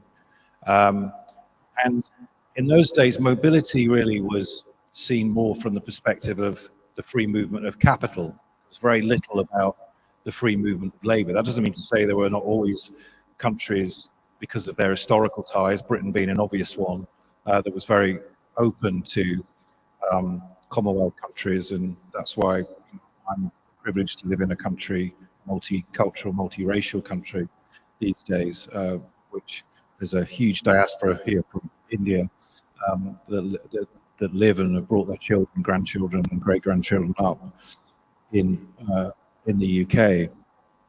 But today, I think we've moved on from that traditional model, and we're seeing really some trends emerge where, as we speak, there are something like 250 million people around the world who are on the move in some form or other. I won't go into the detail because that group can be segmented. Obviously, there are those who are, part of a professional legal migratory route. Obviously, we have, because of the geopolitical tensions, lots of movement around refugees and asylum seekers as well, all of whom are looking for a better life and better opportunity. And who can blame them? Because I do believe it's deep in our human DNA to always want the best for ourselves and the best for our families. But that's often a difficult debate to have, particularly in countries that increasingly that are erecting barriers to global mobility. But I'll just briefly touch on, I think, 4 emerging trends that we're seeing in relation to the global skills race and the global mobility challenge. We're seeing actually increasingly circular migration, where professionals increasingly move temporarily between countries. I think that creates many opportunities, but it also creates potentially some challenges for all countries. You know, one of the interesting things about, and I've spent time living and working abroad, even in an advanced economy, a Western European country like Britain, once you've left, even for a temporary time, to come back and resettle, to get a credit reference agency to apply to a general practitioner to get on that, it creates a lot of barriers for people who are in that circular migration route. We're also, obviously we're in a country that's defined as part of the global south. We're seeing increasingly south-south migration. I think that's an important trend, between the Gulf states, Southeast Asia, Latin America, India, and so on. We're also seeing, again, I think this is on the back of 5 decades of that more traditional model of developing countries exporting skills and people to the more developed countries. We're seeing now return migration. So we're seeing those children and grandchildren, great-grandchildren of first-generation Indian immigrants in Britain coming back with their entrepreneurship, their business ideas, their family connections, and creating economic growth here in countries like India. And then finally, another trend, but it's very sporadic. I haven't yet seen a comprehensive overview actually of this, but we're seeing what's described as digital nomadism. And it's interesting, given Kerala's great reputation in many sectors like IT and digital, the extent to which I think currently there's not the federal level or the state level a digital nomad visa, but that might be something to consider going forward, because particularly Gen Z, and I'll finish on this point only because my oldest child is a Gen Zer. He's set up a tax-free business in Dubai, but he's now living in Cape Town, South Africa. He's a YouTube influencer, so that gives you a sense of his kind of perspective on the world. It's called Next Gen if you want to go and look it up. Being a Gen Z, talking about the issues that are occupying Gen Z, but they're a very mobile generation, and they think not just within, say, traditional country-to-country work experience. They're thinking multiple countries, and they're also thinking of ways. So, I'm not sure as a UK taxpayer, I approve of my son not paying his taxes in the UK, but I think it gives you a sense of how increasingly, this isn't just about the big global capital companies that are looking to profit shift and to find the cheapest place to set up operations. Increasingly, individuals themselves looking for the cheapest place to relocate and carry on their business. So they're just some of the trends I hope will be useful, and we'll get into more deeply as part of the conversation. Thank you. Thank you very much. Responding to your question about what is the indicative figure, it depends probably on whose data. But the International Labour Organization data says that it's around 460 million globally. I think it drastically reduced during the time of COVID. But let me just backtrack, saying that the question of why is ILO into global migration? And just to give you a background, ILO, or the International Labour Organization, is a UN agency which has 187 member states, and India is one of the original 13 members. It's one of the oldest agencies of the UN, which really focus on social justice towards decent work. That's the reason why migration is one key interventions that I was looking at. Given the importance of the number that really have to have decent work and social justice, we have just ILO develop labor standards towards occupational safety, minimum wage, the right to bargain. These are the key principal conventions that ILO has developed. And in terms of migration, there are three major labor standards that has been developed since 1990s. I think I would you can just Google the exact name, but it's around the Convention 40, Convention 1, Convention 70, Convention 143, Convention 181, and Convention 189. 189 is very important to India because it's the convention for domestic workers. Domestic workers number in India is going high, and basically it has been agreed by the 187 member states of ILO to have a standard for domestic workers. Other than that, there's some convention on maritime, the STCW convention, which uh, harmonized the Maritime Labor Convention of 2006. So these initiatives from the 187 member states really give importance to the migrant workers. So basically, I will elaborate as we go on. Or Thank you. Thank you, Team Skill Conclave, for this opportunity. I represent MUCA Department, Government of Kerala. It's a pioneer migration, subnational migration governance. It's a model that have been, followed across the Indian states and other countries as well. So I'd be touching upon few aspects my previous speakers have also pointed out. So when we talk about data, Can you hold it a bit closer? yeah, when we talk about data, data in migration is itself is a huge question mark, because migration is one discourse in which we find dearth of quality data.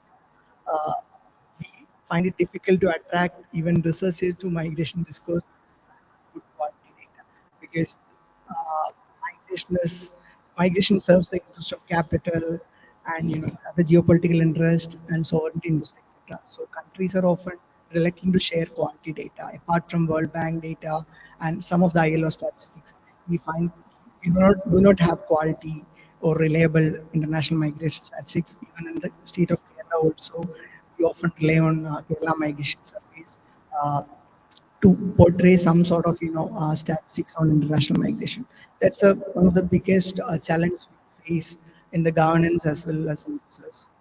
And when we come to the migration in the global south, the, it happens in phases. There were endangered migration, then there were kind of temporary labor movements to other south-south migration happened. Then people more prefer to move to the Western world on a permanent basis. And that includes the student migration trend that we have experienced. We could say we are in the fourth stage of international migration from the global south. As my previous speaker pointed out, it is a short-term phenomenon. It will be a short-term phenomenon, and super short-term. I mean, it will be like it could even be 3 months or 6 months or 1 year migration, and it will be a circular migration as well. People will move, come back, then move again for work. That creates a lot of governance challenges for the governments and even subnational governments as well. I'll be touching upon those challenges at the later stage from a perspective of NOCA. And another thing, another aspect I'd like to touch upon in this phase is, you know, uh, when we have this sort of fourth generation migration, the major challenge is the international agreements we have. We have global compact for migration and a lot of multilateral agreements, regional process like Colombo process, Bali process, and Abu Dhabi dialogue. So none of these agreements are valid now. Countries are operating bilaterally. Almost all skill agreements are being operated bilaterally. So yeah, I'd like to stop here. Please, you So, Srath, I'm going to answer your question by just saying there are two numbers that I wanted to refer to. One is 700 million, and the other one is 600 million. And let me explain what those numbers mean. So you know the global demographic picture. You know that in high-income countries and middle-income countries, increasingly, we don't have enough workers. I come from Japan, where we have a severe shortage of workers. So the 700 million, first of all, is the number of workers that are needed to be imported by high-income and middle-income countries by the year 2050 if they are to maintain a ratio of 2.5 workers for every one person who's above the age of 65 years old. I know that's a mouthful, but it basically means you need more workers to contribute to the economy to sustain and support an aging population. 700 million people needed by the year 2050 in high income and middle income countries. On the other hand, I mentioned the number 600 million.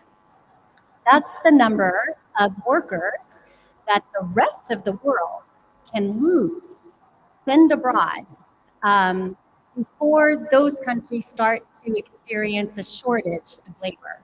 It means there's excess labor in many of the countries that'll be sending labor to the high income and middle income countries.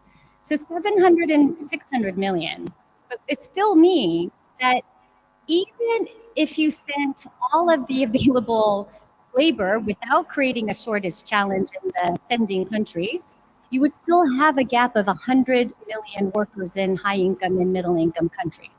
The pictures are just going to have a labor shortage in those countries. And two of the countries that have the biggest gap, it's Japan with about 50 million estimated, and the next one is the United States, with about 48 million estimated. So just some numbers for us to keep in mind. Great. So very interesting points talking about huge numbers, 700 million.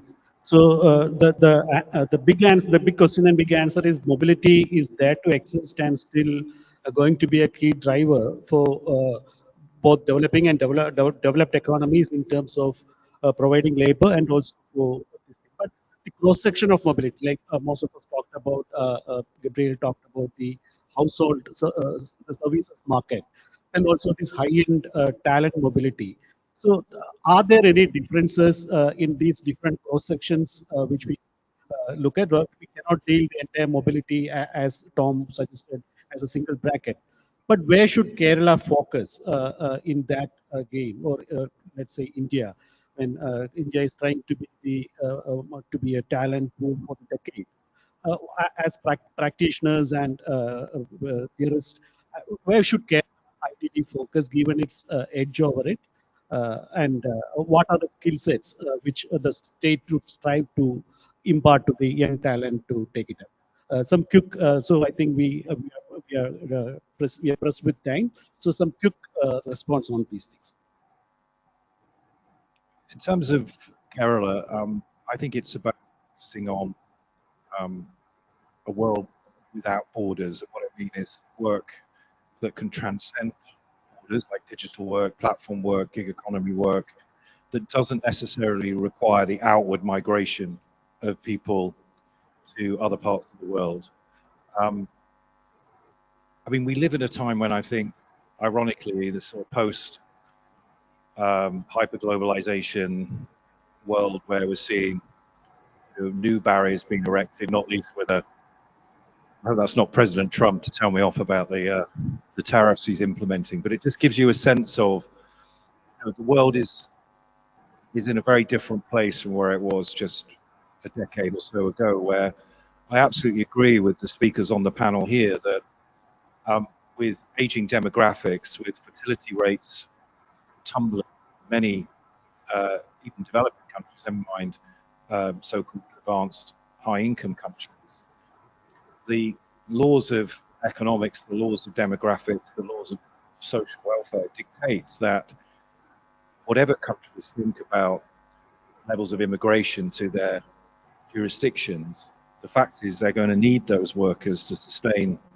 the aging populations. And interestingly, Japan, historically, although I think this is changing, has not been a pro-immigration country. You see that percentage of foreign-born workers, it's very low. It's in single digits, whereas in the UK, 1 in 5 workers were not born in the UK; they were born overseas. So I think the challenge, though, for domestic policymakers, and look, before I ran workforce bodies and had a parallel career as a politician in the UK.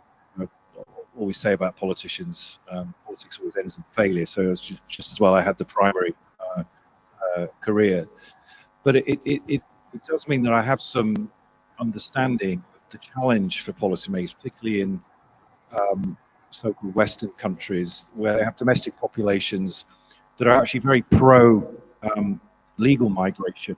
Britain actually is a very pro-immigration country. You look at all the surveys, but there's a sense of there's something about the global migratory system, asylum, refugee convention, etc., that it isn't working for those countries. So it's increasingly what we're seeing is a debate about the quality of international migration. Indeed, this is something that the ILO has been focused on for many years, to ensure that in this great migration of workers across borders, we don't see arbitrage and exploitation, whether that's construction workers in the Middle East or other workers that are exploited in terms of being undocumented. So there's a range of very complex problems, but just coming back to Kerala, I think those parts of the world that really cultivate skills in their workforces to work from anywhere, but not necessarily to geographically locate. And that's one of the great things about new technology.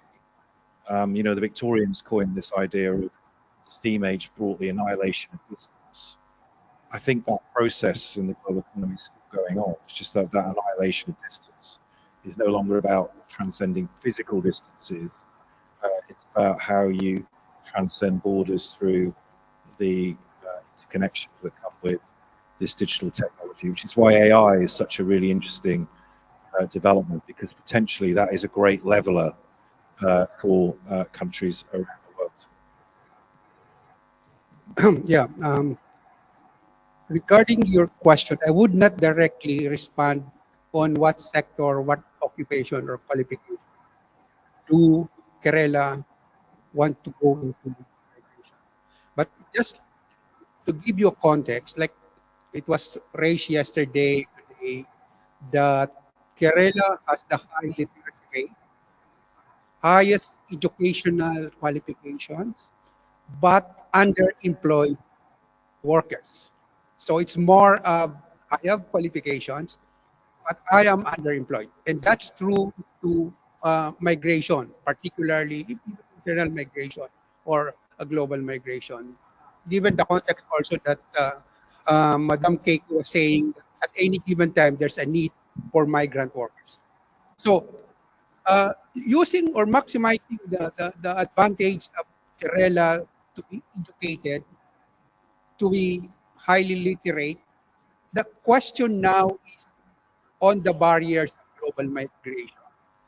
I my my take here is that uh, most of the sending countries really don't have or don't have a strengthened labor market information. Even I'm from the Philippines. 10, 15 years ago, our skilled workers who are highly qualified would go into entry level because they don't know what is the requirement down in that country of their skill.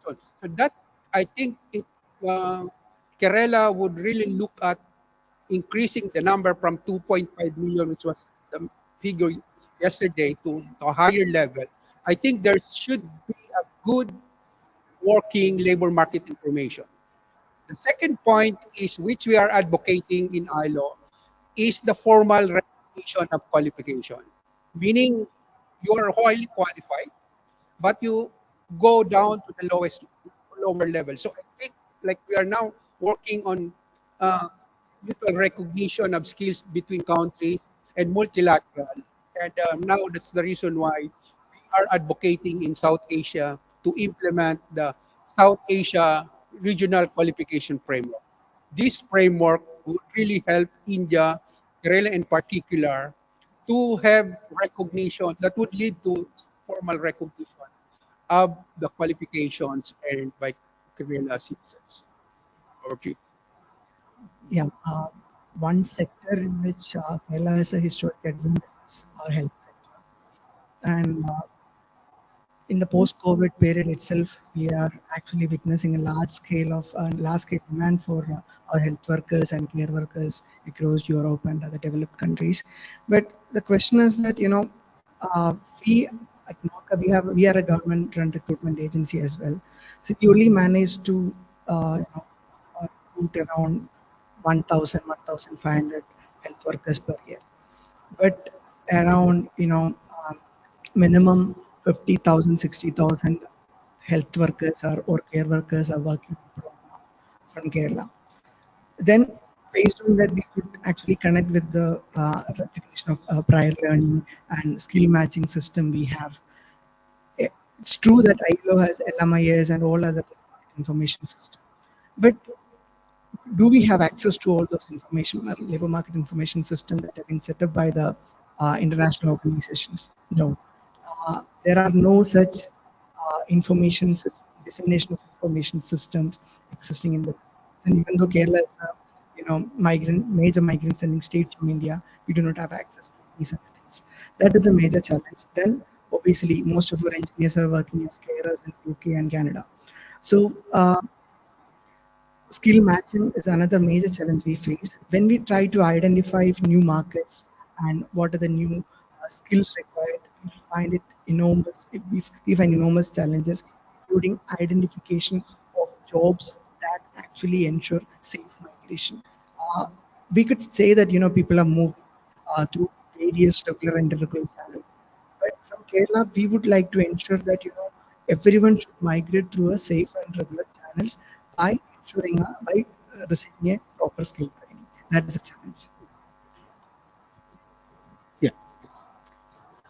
If you can just conclude, maybe we are shorting. So let's talk about some practical things which we discussed offhand, which you think could be connected to the question, so that we get some practical way. So all of us talked about lack of information, formalization of education and recognition, and Tom discussed on how different sectors need to have a thing and how the digital nomadism to live and all. So probably something like a winding up statement. If you can connect everything and give us a summary, that would be great. Sounds good. So the going back to that number 700 million, which is the number of workers that are needed in the high income and middle income countries, we actually have estimated, and our analysis is showing that they're actually mid-level skilled occupations. So not low skilled, not high skilled, but mid skilled. And a particular sector that's going to be needed is health, as you've indicated, and aged care, because you're going to take care of this aging population in the receiving country. We're also seeing employment opportunities in infrastructure. We see it in tourism. We see it in agribusiness. I always forget the last one. And value-added manufacturing. That's really important, actually. So those are the sectors that we're really looking into in trying to facilitate the labor mobility and labor exchange. Now, in terms of practical things to do, one initiative from the World Bank that I'm really excited to share about is one that's called the Global Skills Partnership, where instead of informal flows of migrants and labor moving from one country to another, we encourage governments to enter into very formal agreements where we conduct a labor market needs analysis. We really try to understand what is the needs in the receiving country, where the sectors where the jobs are needed, and then we match that with the sending country, and we work with institutions to make sure that people are being trained for those fields. We also encourage governments to agree on legal pathways to mobility. So making sure that this mobility migration is safe and secure, that it's done in a legal way, but making sure that there are policies in place that facilitate outgoing migrants from a certain country into another. But they are often bilateral agreements. Our sense for India is that you don't have to have a federal level agreement. So Kerala, the state of Kerala, could enter into an agreement with another country because of the size of the states, of course, in India. So something like a global skills partnership, I think, could be very helpful. Thank you. Great. Any parting remarks, or anyone of you want to add? Yeah. Apil, can you?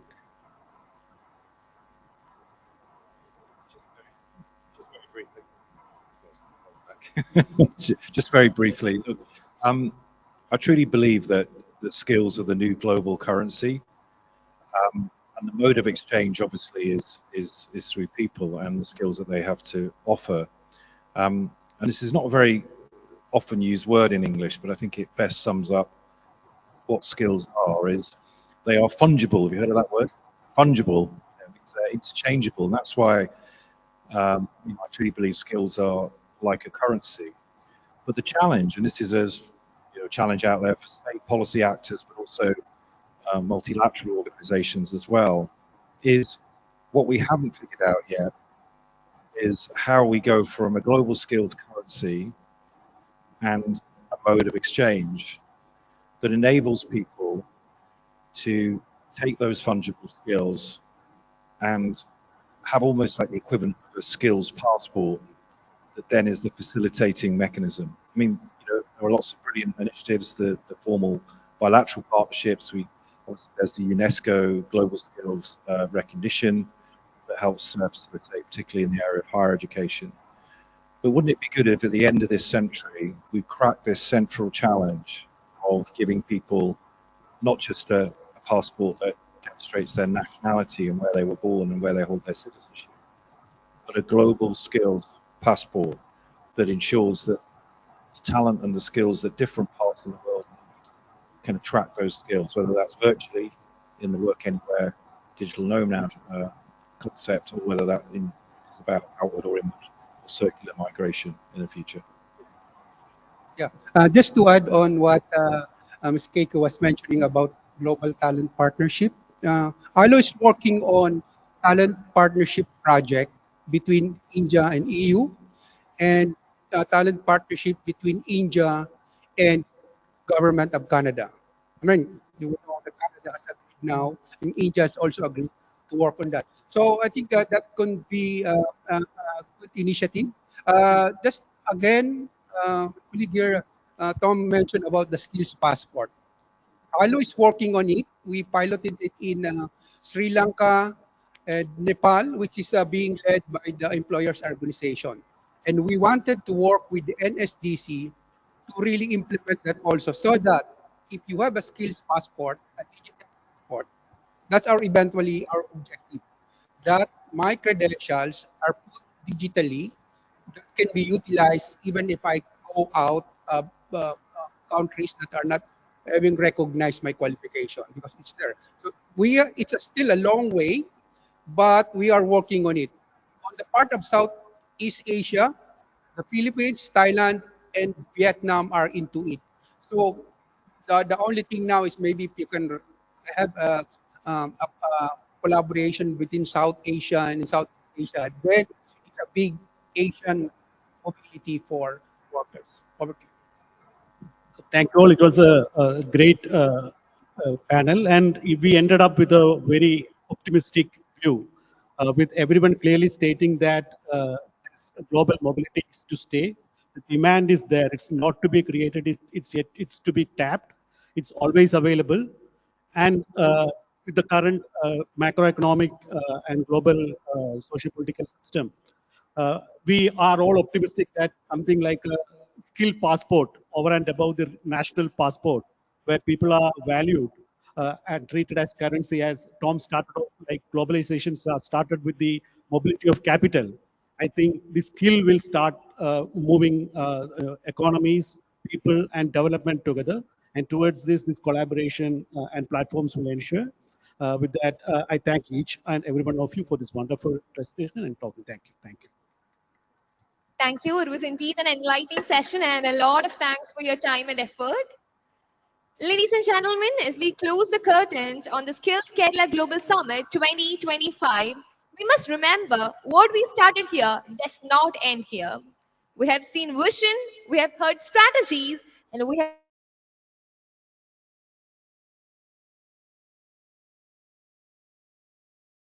beyond these walls.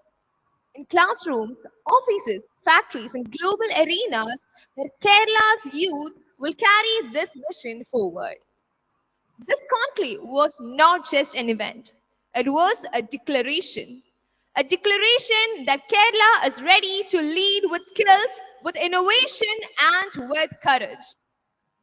On behalf of the organizers, we extend heartfelt gratitude to all our speakers, partners, and participants, and to the youth of Kerala.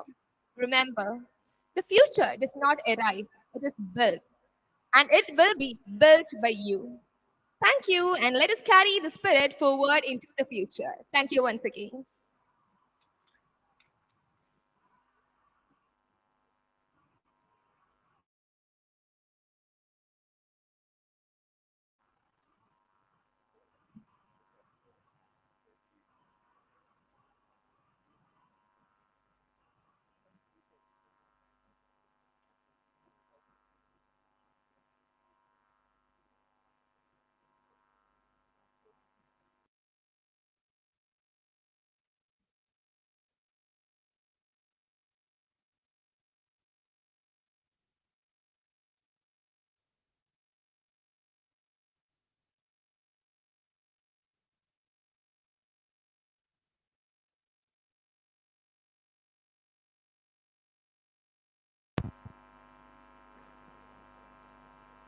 I request all the audience to move to venue 1 as we are shifting this location.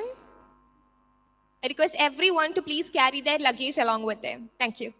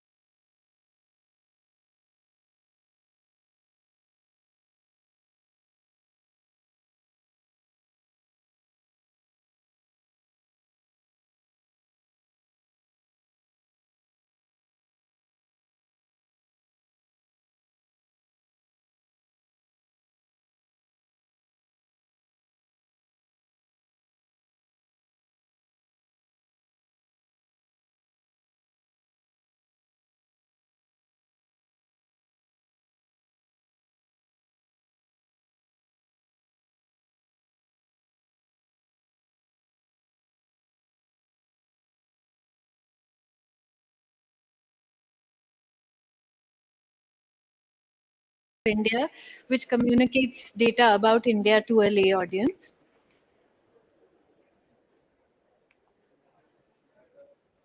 Okay, so a little bit about why should we, what data is it that we look at and why should we look at this data? At Data for India, we largely look at data from large Indian household surveys. Sorry, it would be helpful if conversations could happen outside, please. It's a little distracting to talk when people are talking. Thank you. Okay. So at Data for India, we largely look at data from large Indian household surveys. Uh, you might wonder why we are looking at this data in particular. And there's a couple of key points I'd like to make. One is when people look at data that comes from the EPFO or from other payroll data, it misses a lot of what's going on in the informal sector. Uh, it also is the case that India does have good data, and we can talk a little bit more about how good this data is. But there are reasons that Indian data around employment is relatively good and is worth looking at.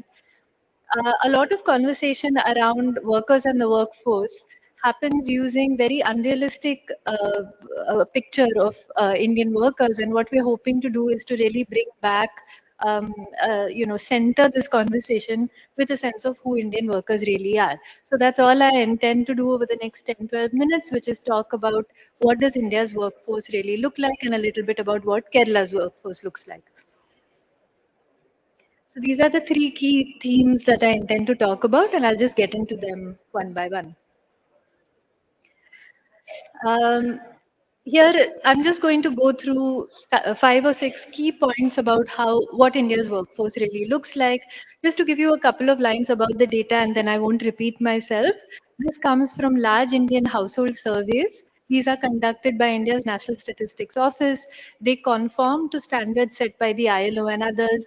They are representative. They cover millions of people across the country. So I'm not going to keep saying where the numbers come from, but this is their rough background. So first is if we just try and understand who is in India's workforce. And immediately what you see is that the majority of Indian men are in the workforce and primarily employed, while the majority of women are out of the labor force. These numbers differ by state and they have changed over time, but this is the overwhelming reality, especially when it comes to women in the workforce.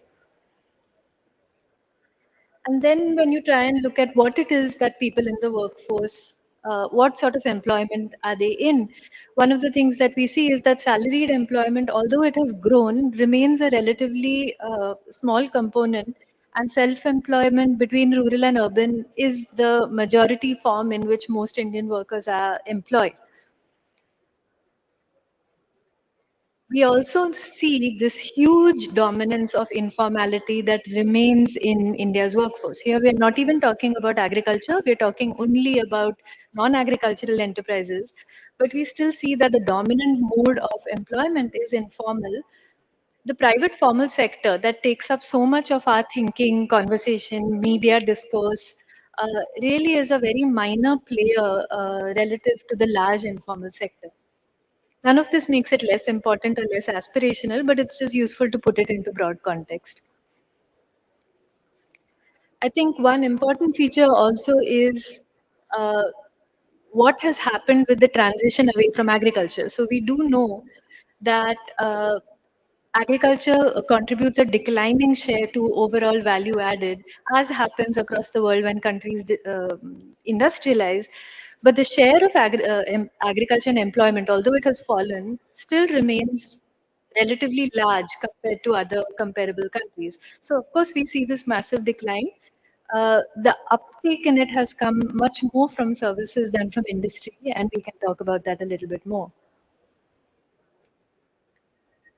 So the definition of unemployment is something that I think, and I talked about it earlier in another session, but I'll repeat the point because I feel most people, including me when I started looking at this data, don't realize what the definition of unemployment really is. And it's this.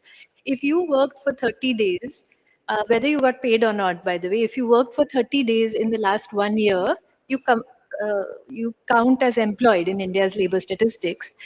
There's another way of looking at it, which is current weekly status. If you work for 1 hour in the last week, you count as employed. Now, it's not a normative point whether this is a good or bad definition. It comes from the ILO, but I think it's useful to start by understanding what does employment mean. Even by that definition, we do see that unemployment is extremely high among the youth in particular, and it is relatively high among graduates. And when you put the two together, you see that graduate unemployment among young people who've just graduated, is extremely high, really at levels that should cause some concern about social cohesion, about impacts on democracy. This is particularly a concern for some states rather than the others. And you will see, for example, that Kerala and Goa have among India's highest unemployment rates. Now, this is quite easily explained by the demographic composition of the state.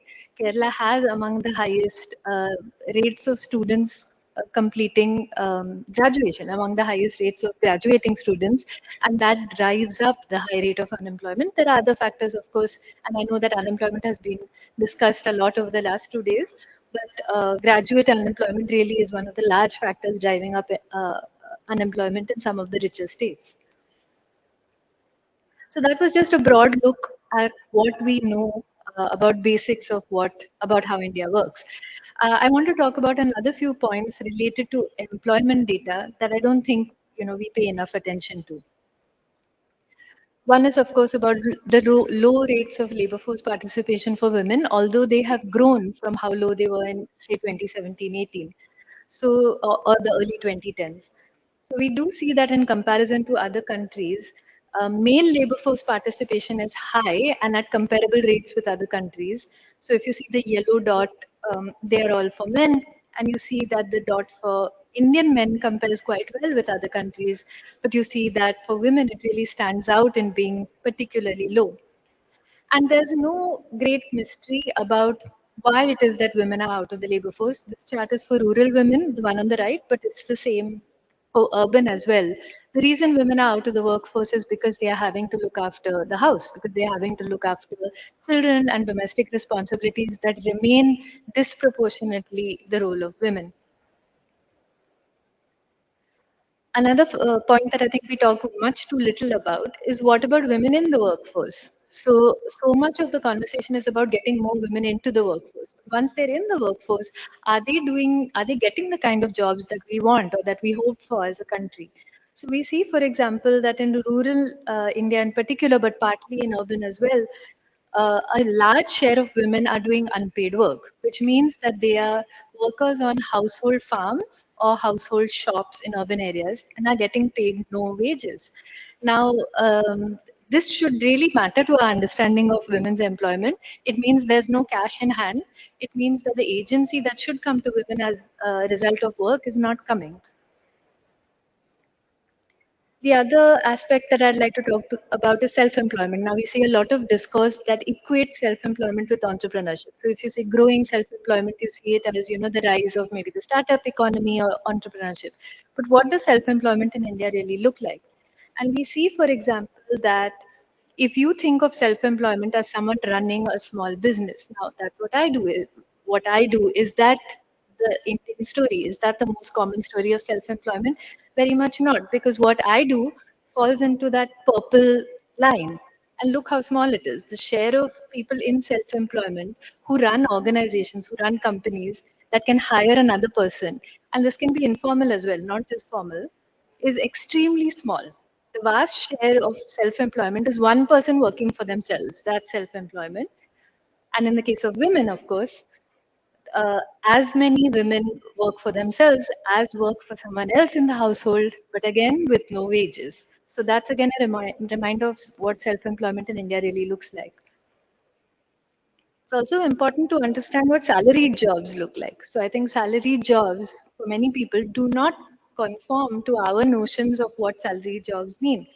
So if we think of salaried jobs as one having either an official contract, being eligible for paid leave, or having social security benefits, we see from the periodic labor force survey that a large share of salaried employment has very little to do with what we think of as salaried jobs. And finally, I just want to talk about a few other themes that have to do with work and the world of work, But these are indicators that are allied. They are not about work alone. They are about the broader structure that makes up the world of work. So I come from, I live in Chennai right now, and I think one clear issue that states, including Tamil Nadu and Kerala, have to confront is the question of demographics.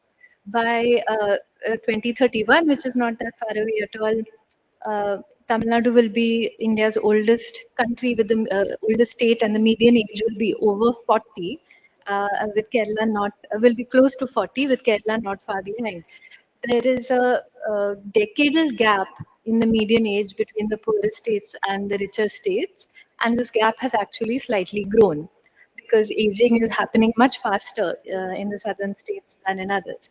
So there are clear demographic issues that we have to confront. And the other issue we very clearly have to confront is, if we want workers, where are the workers in India now? By 20, even if you look at the lines just by 2025 over there, you will see that the working age population is not growing in the southern states. It has already hit the point where it has stopped growing. And in fact, if you look at, there is a faint decline in the lines in the southern states, very faint. We'll see it more pronounced. The working age population continues to grow substantially in the northern states. Now, of course, this poses multiple challenges. The working age population in the northern states is not high skilled and is not highly educated. So it's not a direct replacement for jobs in the southern states. But if we want to think of things like a care economy, that will become essential when we think of the previous slide and this one together, we have to think of where the working age population will come from. And let me make just one related point when it comes to the working age population. I think now, hopefully, the conversation around migration is maturing in some of the southern states where we're talking about, say, you know, tolerating migration. I think it needs to move far beyond tolerating migration. This, just by tolerating migrants, we are not going to have enough workers in the southern states, and perhaps we need to have a really important and soul searching conversation about our attitudes to migration in the southern states. I'm going to end with a couple of slides around skills and access to technology, because one of the elephants in the room always nowadays is about the role that AI is going to play in the jobs of the future.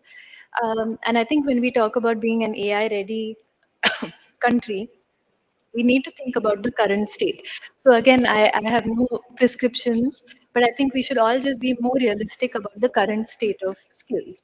And the current state of skills is that 1 in 5 women does not use her own phone.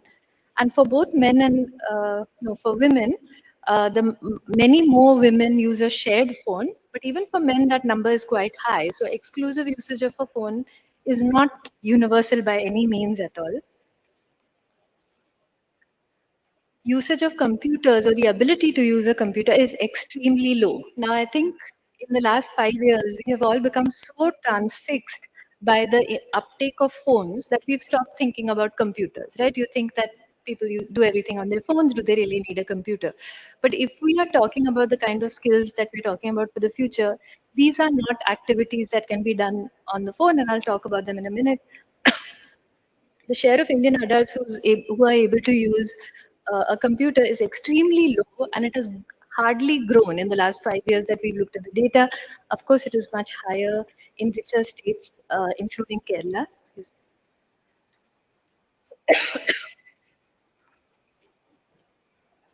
This has to do partly by ownership of computers, which is extremely low and again is flat. It has not grown at all in India.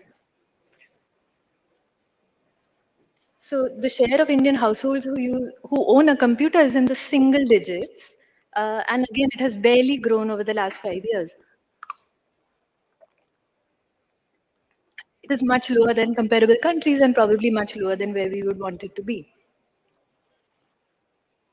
So just the previous presentation, the previous panel discussion, one of the skills that one of the presenters was talking about was essential for maritime and logistics was the ability to use a spreadsheet or do Excel. So I've just pulled out ICT skills by state and I've looked at just that one, the ability to use basic arithmetic formula in a spreadsheet. And again, it's in the single digits in most Indian states. It's a little higher in the southern states, but it's extremely low right now. So we are talking about a very small base currently. Even among, particularly when we look at very high, high-end skills. So I'm not saying that the ability to write a line of code is a universal skill, but it's much lower again in India than it should be and than it is in comparable countries. So just to sum up what this presentation was about, let's be more realistic about what our workforce really looks like and how Indians actually work. And when we think about policy or discussion, let's talk about the workforce we actually have rather than the one that we're picturing. Sure, there's a workforce we can aspire to, but let's acknowledge the huge gaps between where we are and where we'd like to get to. As I mentioned, the public platform I run is called Data for India, and all of these chats are there. Please feel free to reach out to me if you have any questions, and including if there is data in particular that you'd like to see. I think we're short on time and shouldn't do questions. What do you think? Is that, I mean, there's very few of you, but if someone has a question, I'd be happy to take it. If not, we can all go and have a cup of tea. Sure.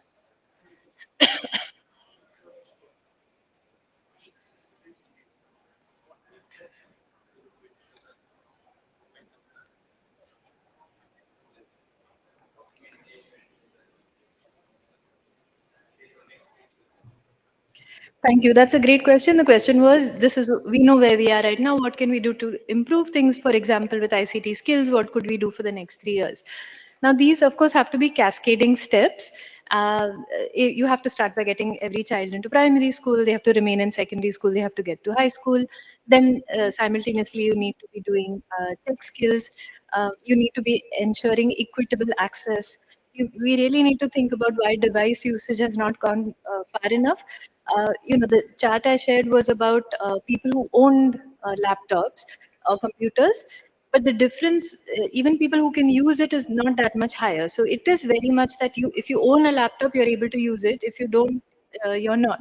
So we do need to think more strongly about why we've not been able to put more laptops or computers.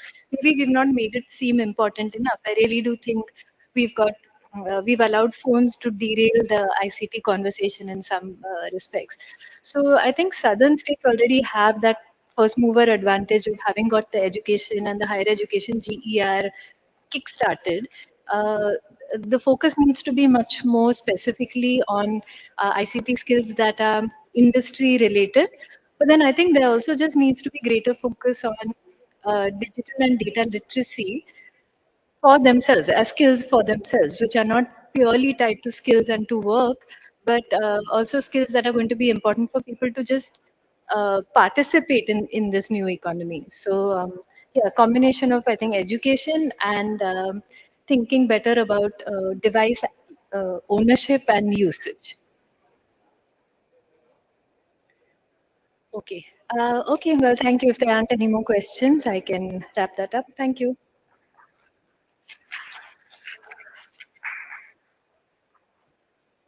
So on behalf of everyone present here, thank you so much for the wonderful section, ma'am. Then thank you so much.